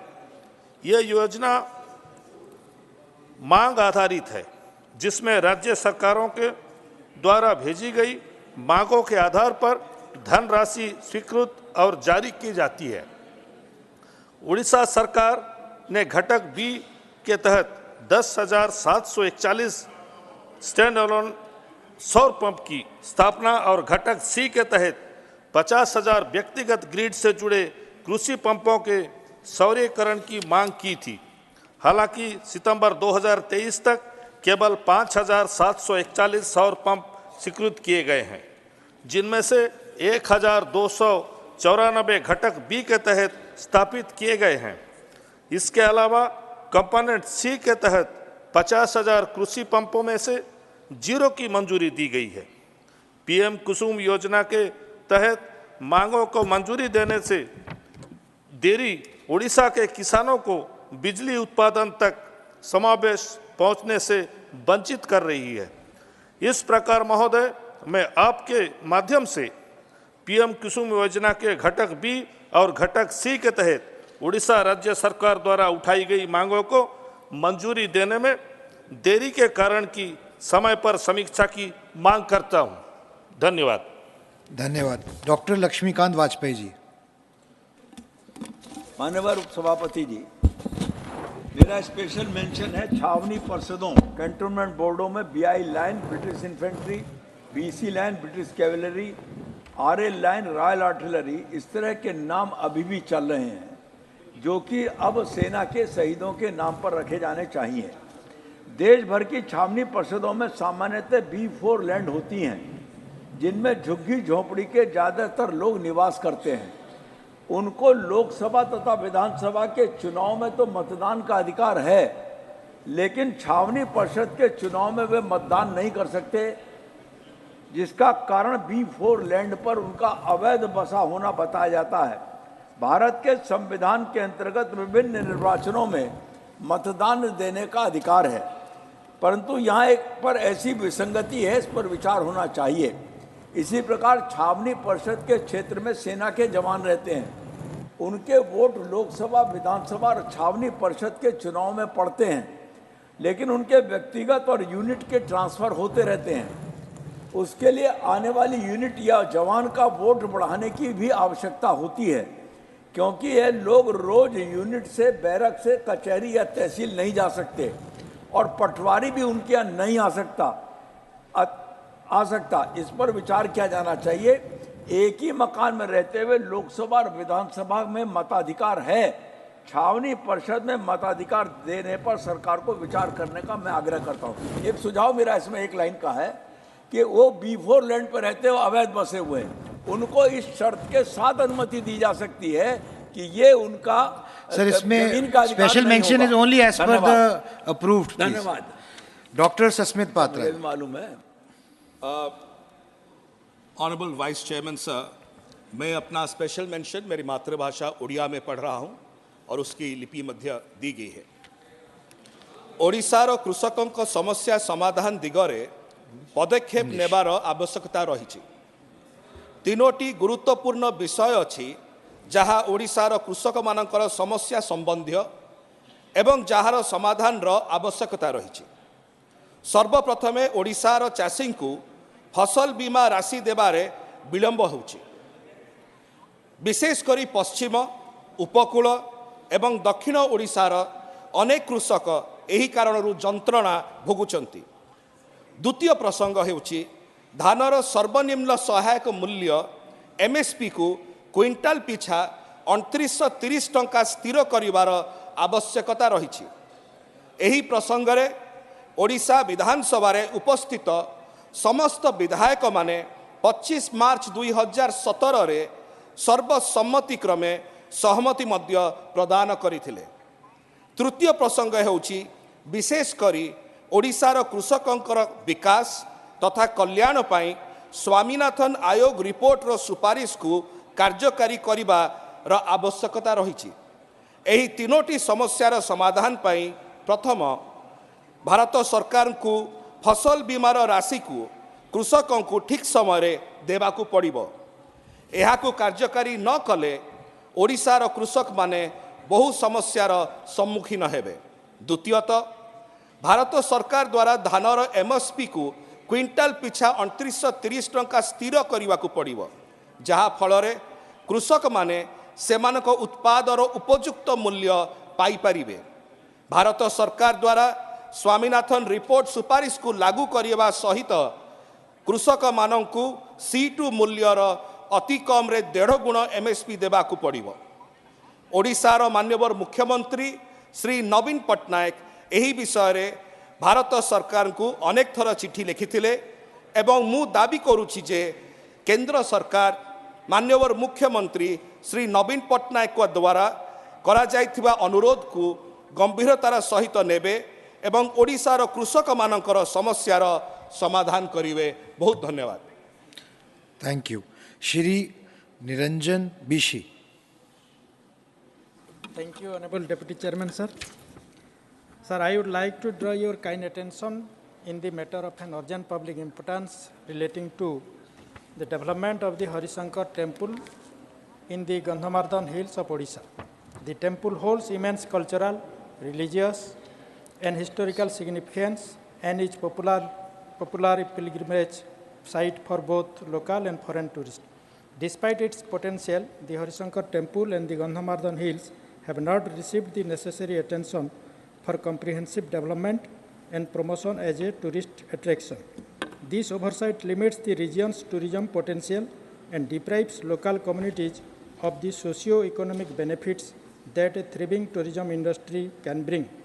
I therefore request that Ministry of Culture and Ministry of Tourism that the Harishankar temple and its surrounding area be declared an India International Tourist Center. Moreover, sufficient funds and resources must be allocated for infrastructure development, improving railway connectivity, accessibility, and overall facilities in and around the temple and hills. Conservation and preservation measures are also needed to protect the natural and cultural heritage of the area.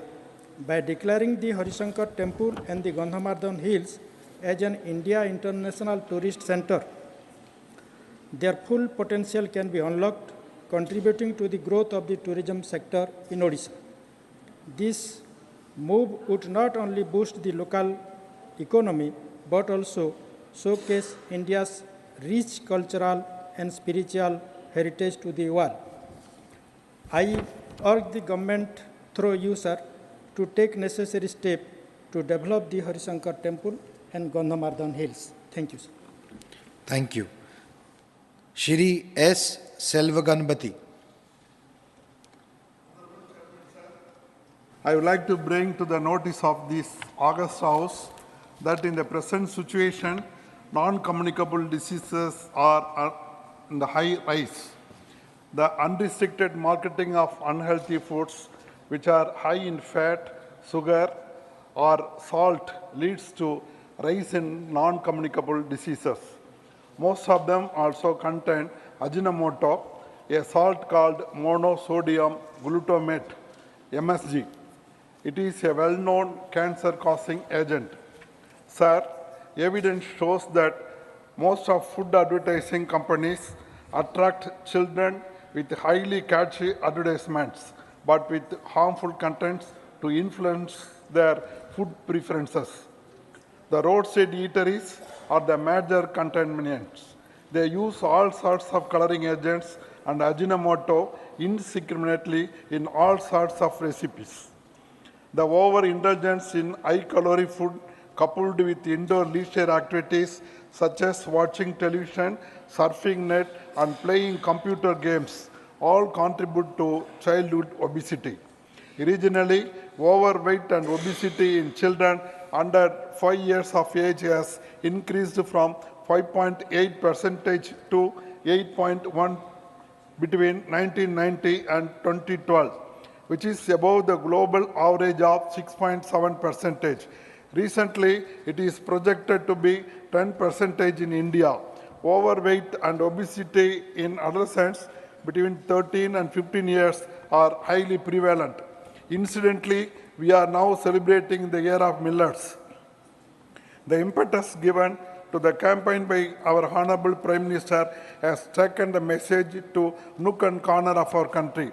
I request through you, sir, that the government should consider this matter as a very serious one and initiate immediate action to curb the unopposed marketing of unhealthy foods in the country. Thank you. Thank you. Dr. Amar Patnaik. Thank you, Chairman, sir.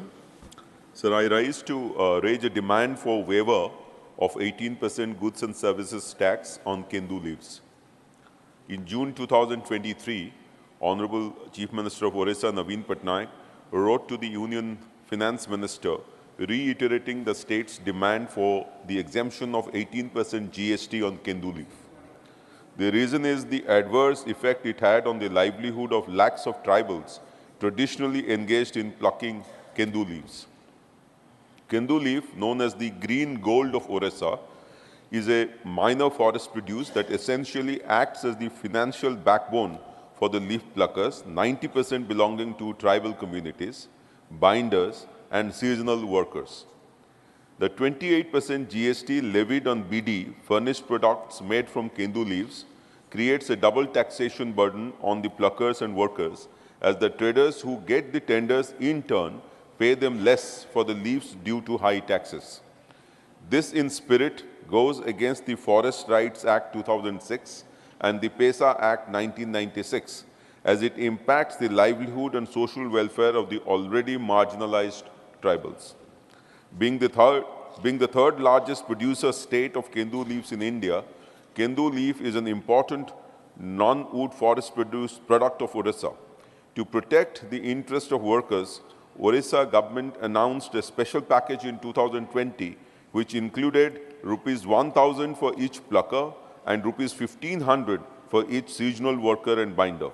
They were also covered under the Biju Swasthya Kalyan Yojana health scheme. Odisha has also become the first state to provide bonuses to Kendu leaf pluckers. Given its importance for Odisha and its people, sir, through you, I urge the government to withdraw the GST on the collection of the Kendu leaves. Thank you, sir. Thank you. Shri R. Girirajan. Thank you, sir. I would like to bring the notice of this August House. It is unfortunate that toll charges at toll gates are being hiked on a regular basis. It affects badly the transportation of raw materials across the country and the state and will lead to escalation in prices, essential commodities, particularly food items, in addition to the price set up by the oil companies for petrol and diesel. The union government collects rupees 5 and 2 per litre sale of petrol and diesel as infrastructure development fee in 21-22 alone. 3,849,000 MT of petrol, 7,66,59,000 MT of diesel have been sold all over the country and rupees 2,70,000 crore was collected infrastructure development fund. Even after collecting 20 lakh crores of road infrastructure development in past 10 years, high toll charges is unjustifiable. The law says that only 40% of the fee should be collected after the deadline for road construction, but full toll charges are being collected at many toll gates which are more than 10 years old. The toll hike for commercial vehicles like bus, lorry, goods vehicle, call taxi, tourist vehicles, etc. is borne by the people only. The steep increase of toll collected will automatically increase the retail price and ultimately passed on the public. This is the root cause for the escalation of prices beyond the reach of common people. Therefore, I urge the government to withdraw the increased toll charges at all toll gates and to close all toll gates which are collecting toll for more than 10 years in Tamil Nadu. Thank you, sir. Valid. Thank you. Shri Naresh Bansal.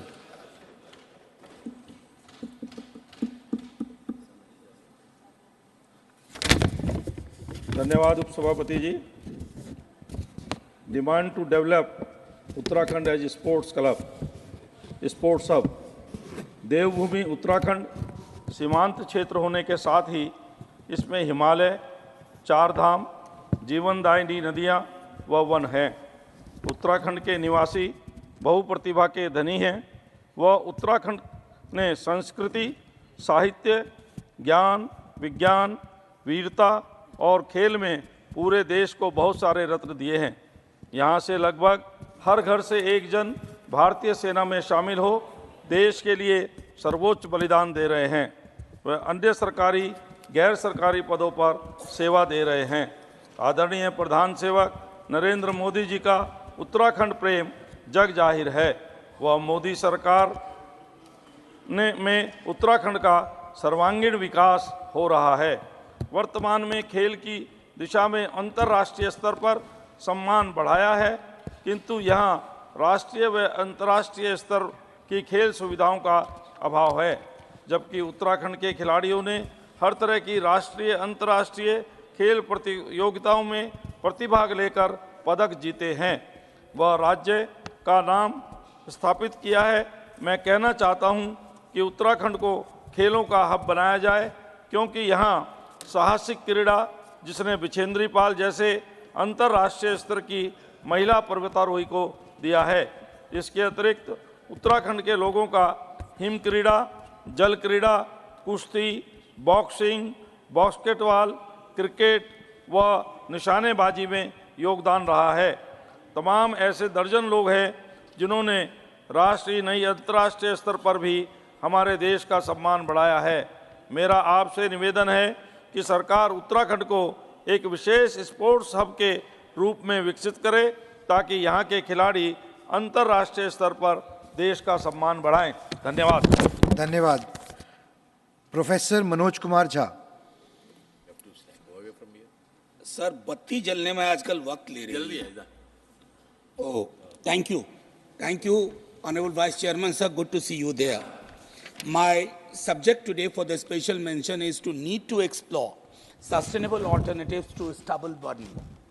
It is the same story every winter, sir.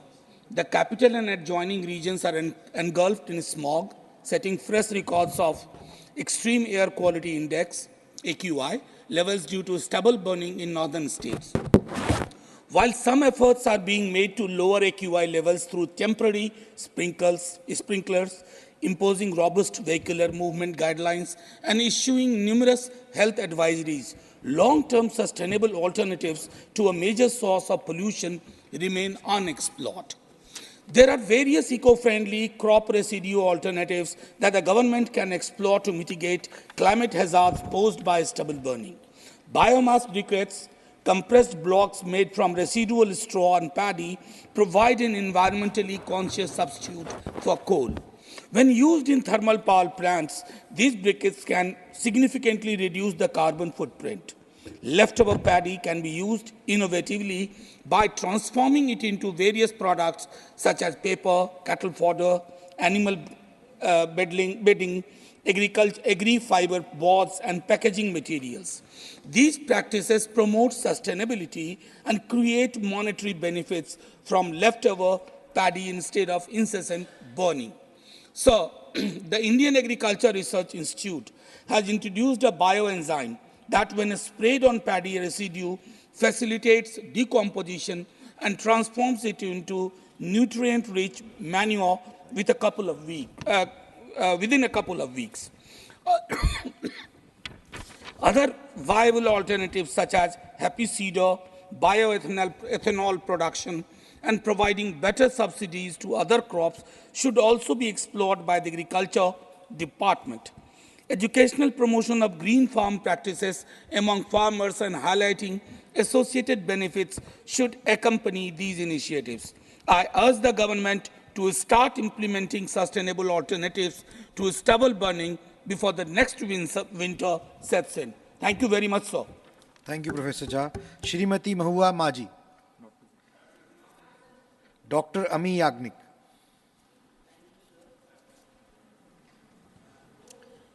So my special mention is regarding demand for bringing innovative policies in plastic waste management. Plastic overconsumption and mismanagement of plastic waste is a growing menace, causing landfills to overflow, choking rivers and threatening marine ecosystems. This has a negative impact on our environment and valuable resources are harmed. Efforts to manage plastic waste have been implemented at the national, state and local levels, including ban on single-use plastic items. The Government of India notified the Plastic Waste Management Rules 2016, the Plastic Waste Management Amendment Rules 2018, the Plastic Waste Management Amendment Rules 2021, and the guidelines on extended producer responsibility for plastic packaging through the Plastic Waste Management Amendment Rules 2022. Plastic waste management remains a significant challenge due to lack of infrastructure, low waste collection rates, inadequate funding, and lack of recognition to the informal recycling sector. Plastic waste generated is currently utilized for road construction, waste to energy plants, waste to oil plants, and in cement plants for co-processing. However, local waste management infrastructure has not kept pace, resulting in large quantities of mismanaged waste. In this context, I urge through you the government to bring policies whereby innovative economic instruments such as incentive mechanisms are created and investments are identified across major economic sectors that would reduce plastic waste. The government should come out with solutions whereby producers and importers of plastic goods take the responsibility for the disposal of plastic waste. A major push would be market-based tools such as tax exemptions, subsidies, or grants and loans that can be applied to support businesses to incentivize the prevention, minimization, and recycling of plastic waste. Thank you, Dr. Yagnik. Shri M. Shanmugam.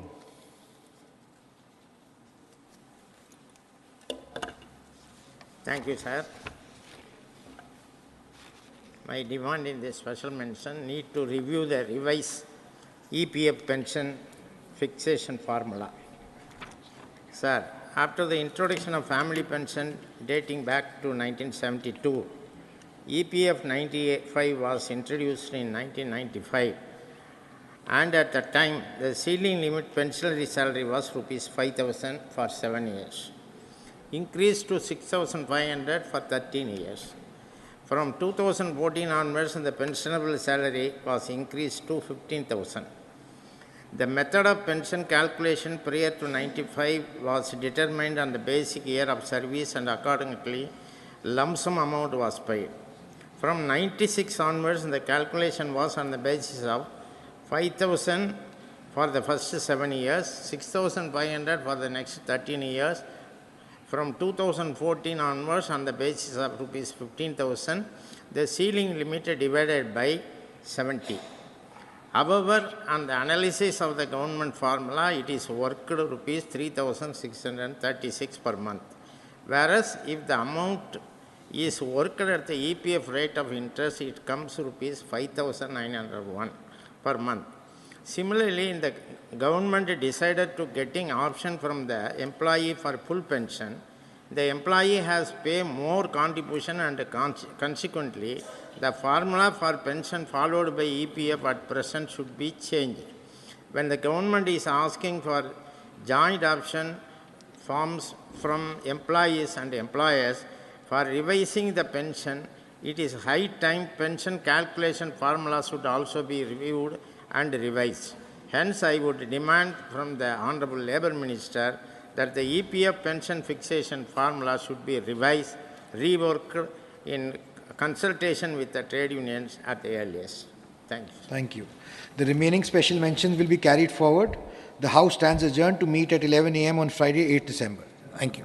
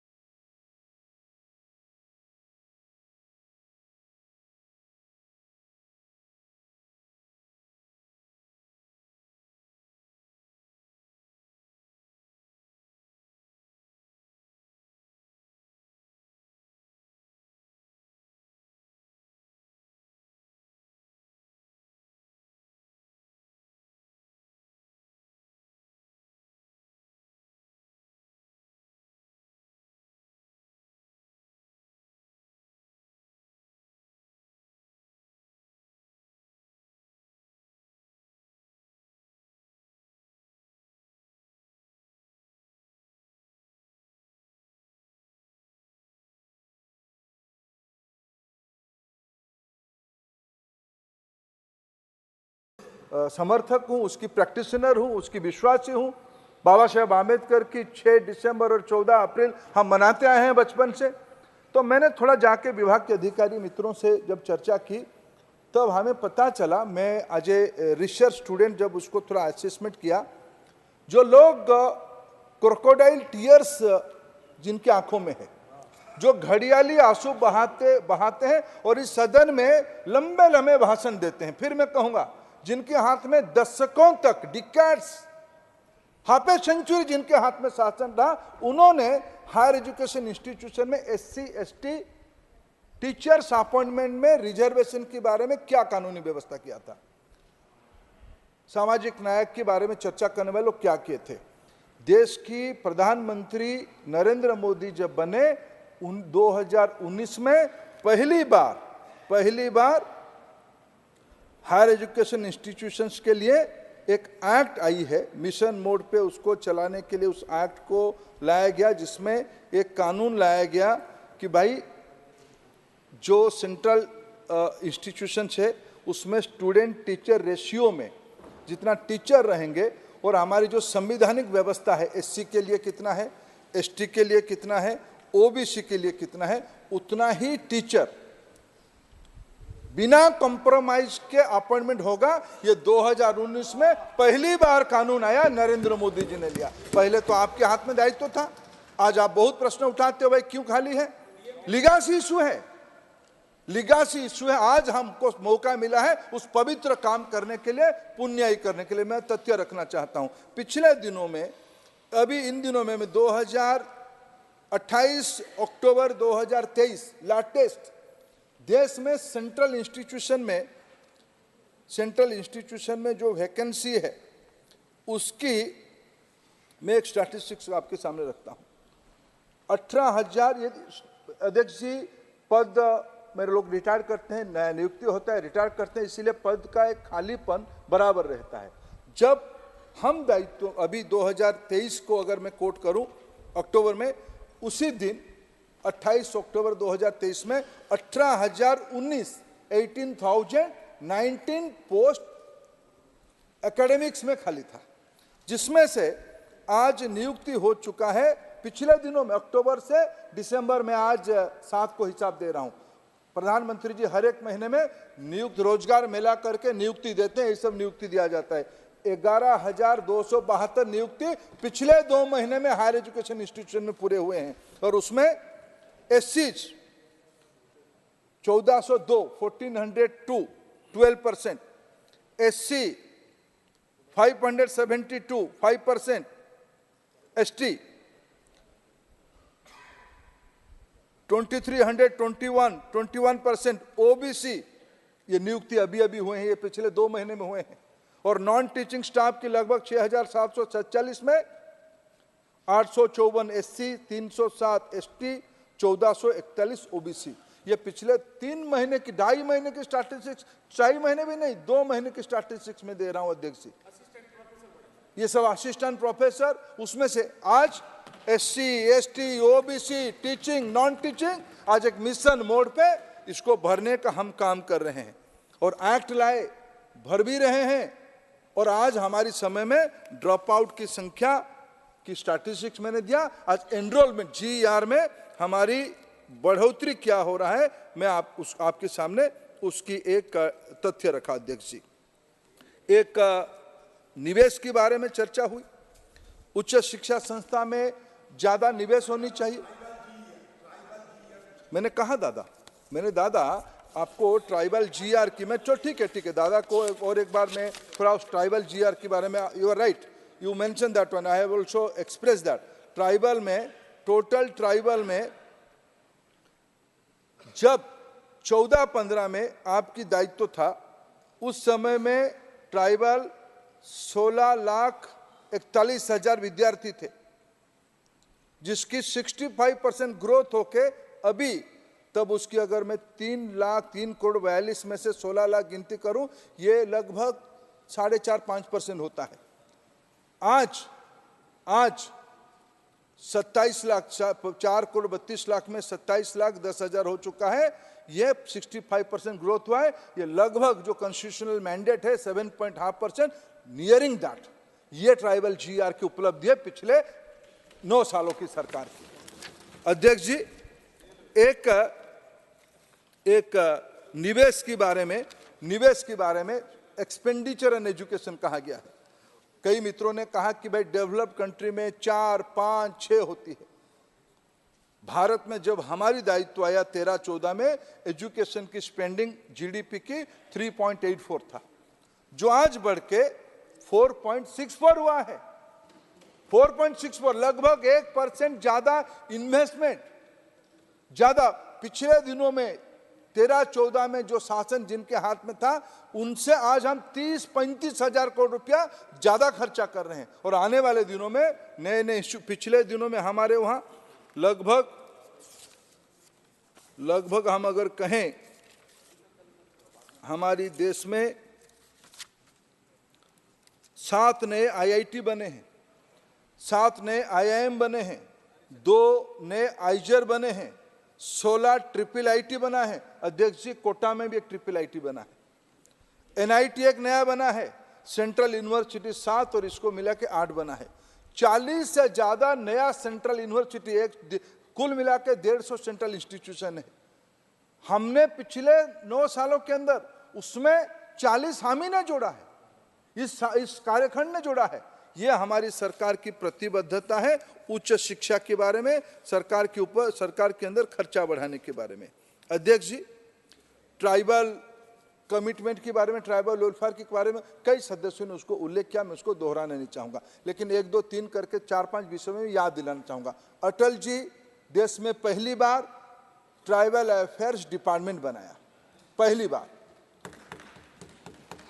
प्रधानमंत्री जी ने, निशिकांत जी उल्लेख कर रहे थे, जनजाति गौरव दिवस भगवान बिरसा मुंडा जी की जयंती के दिन पहली बार बनाए। पहले भी बिरसा मुंडा थे, लड़ाई किए थे, बाकी लोगों को याद करने की आवश्यकता थी, नहीं क्या हमको सौभाग्य मिला, हमने उसको सम्मान किया। आप कुछ भी कहो, मैं इन दिनों में मेरे को सौभाग्य मिला, मैं उड़ीसा से आता हूं अध्यक्ष जी, फिर भी मैं कभी आदरणीय राष्ट्रपति जी के साथ उनके गांव में कभी नहीं, तो वो मेरे गांव में आते थे तो मैं साथ में रहता था।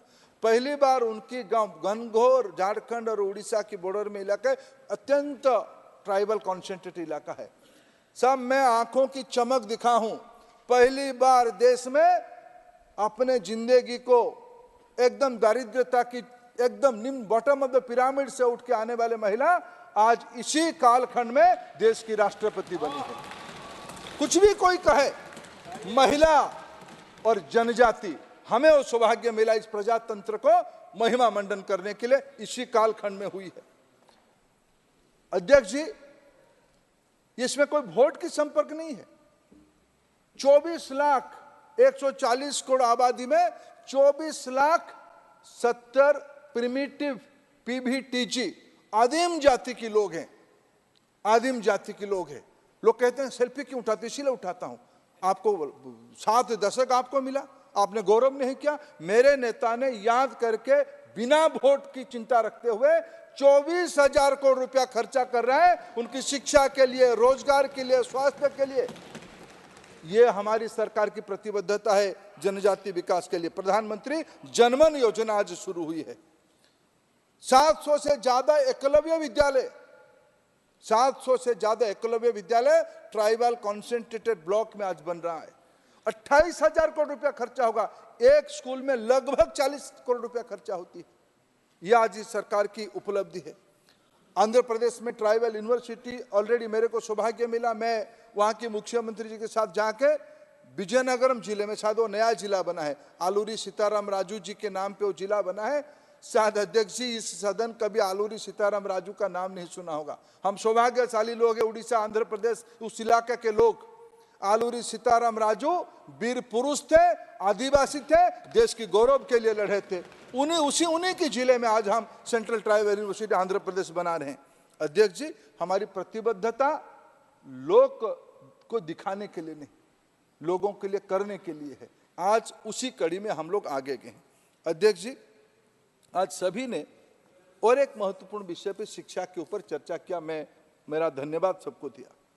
2020 में जो मैकले पद्धति से हमको विरासत में हमको मिला था एक व्यवस्था, जिसको हमारे मनीषियों ने, स्वामी विवेकानंद जी से लेके हमारे, जिनके बारे में आज हमने चर्चा किया, मैं आभारी हूँ। सौगतदा आपका, आपने हमारी राज्य की महापुरुष का नाम आपने लिया, विधुभूषण दास जी का, मैं आभारी हूँ। एक उड़िया के नाते मैं कृतज्ञ हूँ, आपने कम से कम याद किया। उन जैसे शिक्षा विदों के कारण जो देश में एक वैकल्पिक शिक्षा बननी चाहिए, भारतीयता के आधार पे, भारतीय ज्ञान परंपरा के आधार पे शिक्षा बननी चाहिए। आज प्रधानमंत्री नरेंद्र मोदी जी के नेतृत्व में 2020 की नई शिक्षा नीति, उसके एक दार्शनिक तत्व करके हमारे सामने है। It's a philosophical document for 21st century to create global citizens, जिसमें अमृत काल में आने वाले 25 साल में देश की विद्यार्थी, देश की नौजवानों की रचना कैसे होगी, उनकी मनस्थिति कैसे होगी। विकसित भारत बनानी है तो शिक्षा ही कुंजी है, शिक्षा ही टर्न अराउंड करेगा। क्या क्या शिक्षा होनी चाहिए, आज सभी लोग उसी में सहमति दिखा रहे हैं। आत्मनिर्भर भारत बनानी है। 2-3 फीचर अगर मैं आज की राष्ट्रीय शिक्षा नीति का कहूंगा, कई लोगों ने आदिवासी भाषा के बारे में कहा। भारत की पहला राष्ट्रीय नेतृत्व होगा प्रधानमंत्री नरेंद्र मोदी जी, जिन्होंने कहा भारत की सभी स्थानीय भाषा, सभी मातृभाषा राष्ट्रीय भाषा है। वो अलचिकी हो, मुंडारी हो, उड़िया हो, बंगाली हो, तमिल हो, तेलुगु हो, मराठी हो, मलयाली हो, पंजाबी हो, ओहमिया हो, सभी भाषा राष्ट्रीय भाषा है। लोगों ने भाषा को, समाज को बांटने में लगे थे। प्रधानमंत्री नरेंद्र मोदी जी भाषा को जोड़ने की काम किया। मैं अभी गया था मेरे मित्र सप्तगिरी जी की जिले में, कोरापुट में, वहाँ ट्राइबल यूनिवर्सिटी, हमारा ट्राइबल यूनिवर्सिटी वहाँ क्या काम करता है। वहाँ अध्यक्ष जी 2 भाषा लोकल लैंग्वेज में कहा जाता है, ट्राइबल लोग कहते हैं। एक कोई भाषा कहते हैं, एक देशीय भाषा कहते हैं। सप्तगिरी थोड़ा तो मेरा प्रशंसा कर देते कि हमने 2 प्राइमर निकाला है करके। आप तो पढ़े लिखे हो भाई, आपको तो मालूम था। हम जाके आप ही के जिला देखे 1 अप्रैल को गए थे, उत्कल दिवस के दिन गए थे। जाके वहाँ जो स्थानीय भाषा में अध्यक्ष जी जो बच्चे जो घर से सुन के आते हैं, उसी भाषा को उड़िया भाषा के साथ लिंक करने के लिए शिक्षक और विद्यार्थियों के लिए हम लोगों ने प्राइमर बनाई है। आज भारत सरकार प्रतिबद्ध है भारत की सभी स्थानीय भाषाओं को अपने पढ़ाने का। टेक्नोलॉजी में संभव है, राष्ट्रीय शिक्षा नीति ने कहा है संभवतः 8वीं तक भारतीय भाषा में पढ़ाया जाएगा। सीबीएसई ने सर्कुलर निकाला है, भारत की सभी शेड्यूल लैंग्वेज, भारत सरकार ने, भारत की संविधान व्यवस्था ने 22 शेड्यूल लैंग्वेज किया है। सारे शेड्यूल लैंग्वेज में धीरे धीरे सीबीएसई अपना पाठ्य पुस्तक, टीचिंग लर्निंग मटेरियल बना देगा। यह राष्ट्रीय शिक्षा नीति की अंश है। आज भारत सरकार काशी तमिल संगमम आयोजित कर रहा है, दूसरी बार कर रहा है। काशी और तमिल संस्कृति दोनों की जो अभिन्न संपर्क है, उसको आज, उस भाषा को आज पुनर्जीवित करने का कोशिश किया जा रहा है। आज की शिक्षा नीति में सिर्फ जॉब सीकर नहीं, जॉब क्रिएटर बनाना, एक फंडामेंटल अप्रोच बदली है अध्यक्ष जी। हमें स्किल्ड मैन पावर बनानी है। ड्रोन आ गया है, ब्लॉकचेन आ गया है, बायोटेक्नोलॉजी के नए नए आयाम आ गया है। पुराने फिजिक्स, केमिस्ट्री, बायोलॉजी, जूलॉजी में सब एकांगी रूप में पढ़ाया जाता था। इसको इकट्ठा पढ़ाने पड़ेगा, मल्टी डिसिप्लिनरी करना पड़ेगा। ये सारा व्यवस्था आज की राष्ट्रीय शिक्षा नीति में हम लोग आज एनविजन कर रहे हैं। एंटरप्रेन्योरशिप आज हमारी प्रायोरिटी की विषय है। कई मित्रों ने रैंकिंग के बारे में कहा। भारत की इंस्टीट्यूशन इतने दिनों में, हमारे महाराष्ट्र की आदरणीय सदस्य औरंगाबाद के, उन्होंने रैंकिंग के बारे में कहा। आपकी चिंता वाजिब है, लेकिन ये रैंकिंग रातों रात नहीं हो जाएगा। आज अभी क्यूएस रैंकिंग आई है, जिसमें पहली बार भारत की इंस्टीट्यूशन तेजी से ऊपर की ओर जा रहे हैं। हमारे Indian institute of science Bengaluru की रिसर्च साइटेशन में दुनिया के 5 इंस्टीट्यूशन में एक बन चुका है। यह आज भारत की वैज्ञानिक शक्ति का उपलब्धि है। अध्यक्ष जी, हम भी अपना, कितने दिन तक हम बाहर वालों के सर्टिफिकेट से चलेंगे, इसलिए आज हम NIRF करके निजस्व रैंकिंग व्यवस्था हमने आज भारत में शुरू किया है 2014 के उपरांत। नैक धीरे धीरे हम कंपलसरी करने जा रहे हैं सभी इंस्टीट्यूशन को, सभी को एक्रीडेटेड करना पड़ेगा। कई सदस्यों ने चिंता प्रकट किया कि भाई कमर्शियलाइजेशन नहीं होनी चाहिए। ये बात सही है। विद्यार्थियों को पता होनी चाहिए कि भाई उस नैक एक्रीडेशन में मैं जिस इंस्टीट्यूशन में फॉर्म भी भर रहा हूं उसकी स्तर कहां है, वो आज हम करने वाले हैं। उसकी तेजी से नया आयाम जोड़ा जा रहा है। नेशनल बोर्ड ऑफ एक्रीडेशन की दायरा बढ़ाया, NBA की दायरा बढ़ाया जाता है। ये आज हमारी प्रैक्टिस बन चुकी है। कई सदस्यों ने चिंता प्रकट किया कि भाई बाहर चले जाएंगे, बाहर की यूनिवर्सिटी आएगा तो फी बढ़ जाएगा। आपको सुन के गौरव होगा अध्यक्ष जी, मैं आपके माध्यम से इस पवित्र सदन को बताना चाहूँगा, आज मेरे प्रधानमंत्री जी को विश्व के नेतृत्व फोन करते हैं, हमें IIT दो। अभी भारत की 2 IIT, prestigious IIT Delhi, Abu Dhabi में अपना कैंपस खोलने का चुक्ति हो गई है। थोड़े दिनों में वहां पढ़ाई भी शुरू हो जाएगी। कुछ दिनों हमारी IIT चेन्नई, दादा उनके खर्चे में, हमने एक पैसा नहीं खर्चा कर रहे हैं, अबू धाबी सरकार पूरा पैसा खर्चा कर रही है। अफ्रीका महादेशों को ध्यान में रखते हुए तंजानिया की जांजिबार में IIT मद्रास अपना कैंपस खोल चुका है।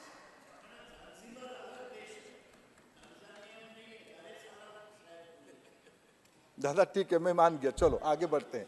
दादा आगे बढ़ गया, मैं इसको क्यों आपसे उलझूं, क्यों तर्क क्यों करूं आपसे? आप नहीं, चलो इसको अध्यक्ष को करेक्ट करने दीजिए। दादा कुछ विषयों को विद्वता आप खुद जाके आए हैं, क्यों मैं क्यों उलझूं? अध्यक्ष जी मैं आपसे क्यों, दादा मेरे बड़े हैं, मान भी चुका हूं, उलझू क्यों उनसे झगड़ा करूं? वो सुधीर अधीरता की काम वो करते रहेगा उनके साथ।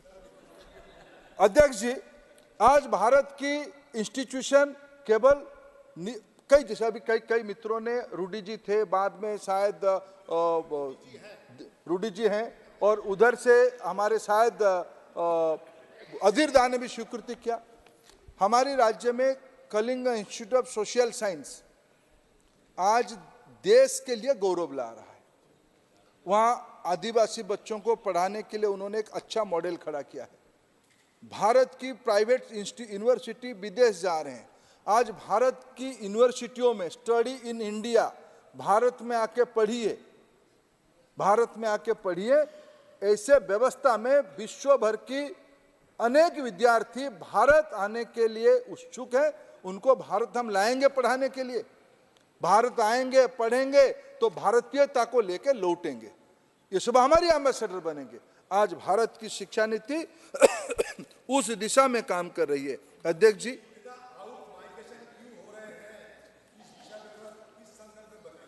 इसीलिए हमने, देखिए दादा बैठिए, दादा देखिए दुनिया बदल चुकी है, दुनिया, दादा बैठिए, दादा बैठिए ना, बैठिए। देखिए अभी अध्यक्ष जी जब आईआईटी खुलने के प्लान हुआ अबू धाबी में, अबू धाबी की मंत्री कुछ बच्चों को लेके आए आईआईटी दिल्ली, इस बार बूट कैंप लगाने के लिए, समर कैंप लगाने के लिए आए। मैं भी गया था उनको मिलने के लिए, स्वागत करने के लिए। वो मंत्री अपने छोटे बच्चों को, यानी 11वीं 12वीं बच्चों को क्या समझा रही है? Do you know what is this institution? This is IIT. If you want to global CEO, if you want to Sundar Pichai, then you have to study here. देखिए दादा दुनिया बदल चुकी है। हम अपने जो लोग बाहर काम कर रहे हैं वो देश की ही कर रहे हैं। आज अजय बांगा अगर वर्ल्ड बैंक में अध्यक्ष करके काम करो, कहते हैं, अभी G20 में प्रधानमंत्री जी ने बुलाए तो आए थे, वो कहते हैं मैं बाहर नहीं पढ़ा हूं, मैं देसी हूं, मेड इन इंडिया हूं। मैं बाहर जाके विश्व बैंक के अध्यक्ष बन चुके हैं। अरे भारत के मूल की व्यक्ति, भारतीय मूल की व्यक्ति आज यूके की प्रधानमंत्री बन चुके हैं। ये जमाना दादा गया, थोड़ा आप आगे बढ़े।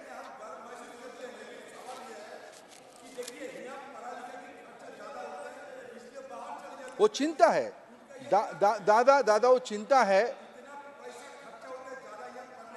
इसीलिए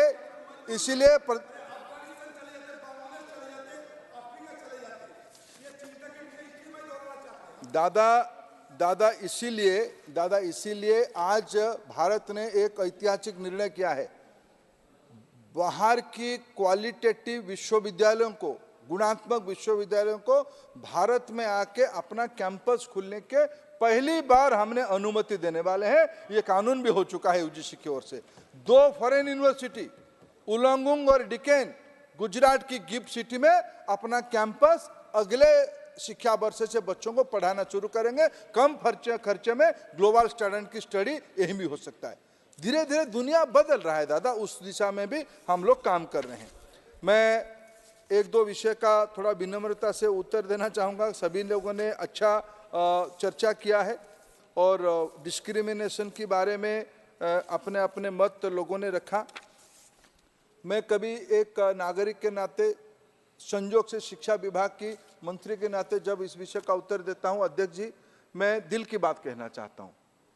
मैं भी भर जाता हूं, मेरे पास उसकी कोई उत्तर नहीं होता है। कभी एक सभ्य समाज में हमारी आईआईटी, आईआईएम या कोई भी यूनिवर्सिटी में पढ़ा हुआ लड़का आज की समाज में अगर किसी कारण से अपना अमूल्य जीवन उसको हराना पड़ता है, सर उससे दुखदायक घटना किसी के लिए नहीं हो सकता, सभ्य समाज के लिए कुछ नहीं हो सकता। मैं उसके लिए जिम्मेदार हूं। दुनिया कोई हमको उंगली दिखाए तो मैं उसके लिए जिम्मेदार हूं। आज नागरिक, आज शिक्षा मंत्री, मैं पहले भी कहा हूं, आज इस पवित्र गृह में उसको कहता हूं, ये समाज की दायित्व है। हम सभी को उस विषय को जूझना पड़ेगा। मैं उसकी गहराई से नहीं जाना चाहूँगा।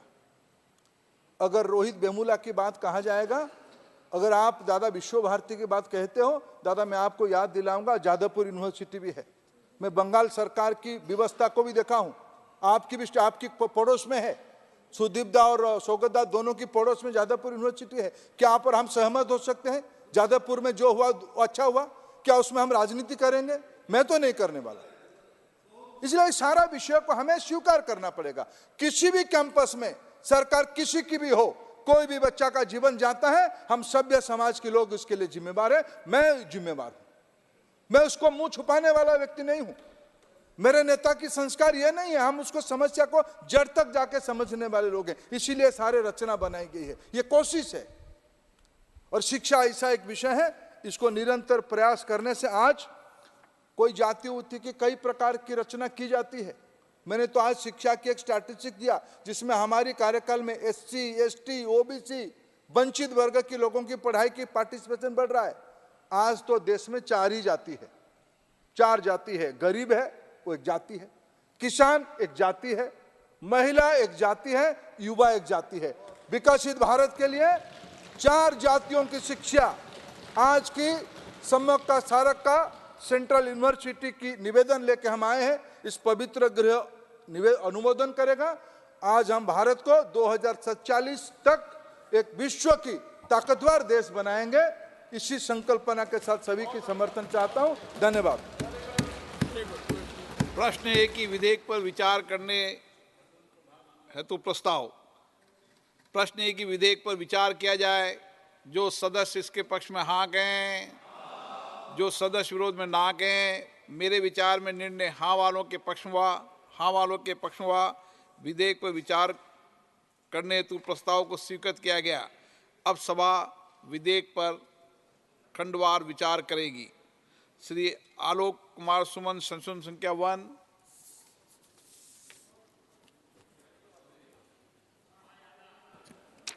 Sir, I am moving the amendment. Amendment number 1, sir, in page 1, line 8, the word body corporate should be substituted by the words run by the central government. प्रश्न ये है कि श्री आलोक कुमार सुमन द्वारा प्रस्तुत संशोधन संख्या 1 को स्वीकृत किया जाए। जो सदस्य इसके पक्ष में हाँ कहें, जो सदस्य विरोध में ना कहें। मेरे विचार में निर्णय ना वालों के पक्ष में, ना वालों के पक्ष में संशोधन अस्वीकृत हुआ। श्री सोगत राय जी, संशोधन संख्या 2। नोट में श्री आलोक कुमार सुमन, संशोधन संख्या 3 से 5। Sir, amendment number 3 in page 1, line 11, after the words avenues of, please insert and scholarship. And प्रश्न ये है कि आलोक कुमार सुमन द्वारा प्रस्तुत संशोधन संख्या 2 से 5 को स्वीकृत किया जाए। 3 से 5। जो सदस्य इसके पक्ष में हाँ कहें, जो सदस्य विरोध में ना कहें। मेरे विचार में निर्णय ना वालों के पक्ष में, ना वालों के पक्ष में संशोधन अस्वीकृत हुआ। श्रीमती सुमन लता अमरीश, संशोधन संख्या 6। नहीं है। श्री M.K. राघवन, संशोधन संख्या 7। नहीं है। श्री अब्दुल खलीक, संशोधन संख्या 8। श्री अधीर रंजन चौधरी जी, संशोधन संख्या 13। सर, मुर्शिदाबाद जिला में अलीगढ़ मुस्लिम यूनिवर्सिटी को पैसा दिया करो, मर रहे हैं और कुछ नहीं। अलीगढ़ मुस्लिम यूनिवर्सिटी कैंपस बने हैं मुर्शिदाबाद जिला में, उसको पैसा दिया करो और कुछ नहीं चाहते। नो मूविंग, मूव कर रहे हैं, नहीं कर रहे हैं सर। नहीं, ठीक है सर, यही हम मांग कर रहे हैं सर।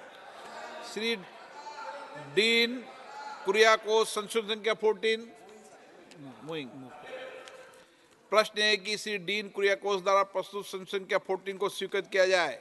जो सदस्य इसके पक्ष में हाँ कहें, जो सदस्य विरोध में ना कहें। मेरे विचार में निर्णय ना वालों के पक्ष में, ना वालों के पक्ष में संशोधन अस्वीकृत हुआ।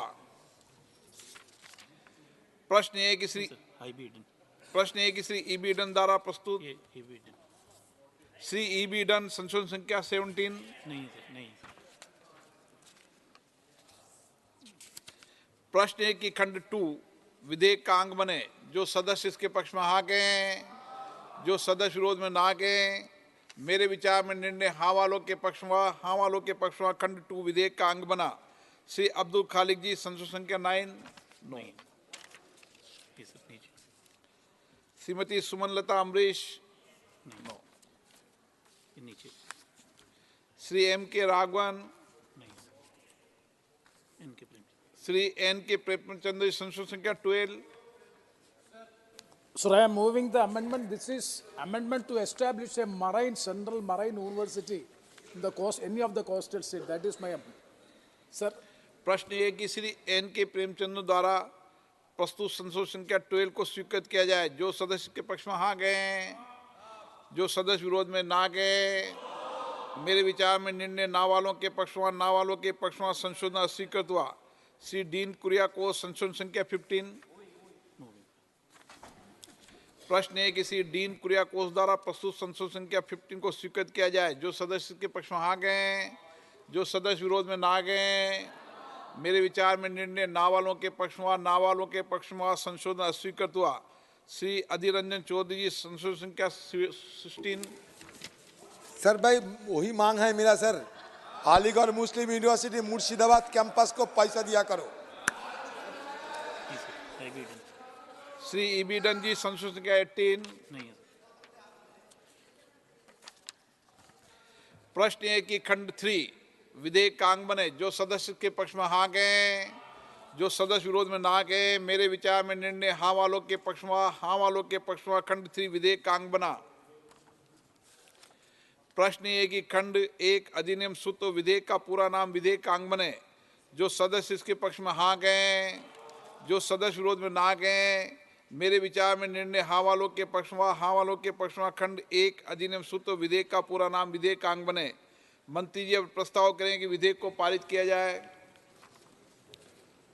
अध्यक्ष महोदय, आपकी अनुमति से मैं केंद्रीय विश्वविद्यालय अधिनियम 2009 में संशोधन करने के लिए विधेयक को पारित किए जाने की अनुरोध करता हूं।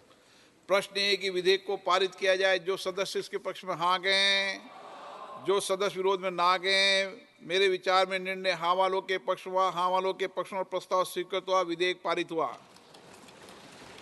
सभा की कार्रवाई शुक्रवार दिनांक 8 दिसंबर 2023 को प्राप्त 11 बजे तक के लिए स्थगित की जाती है।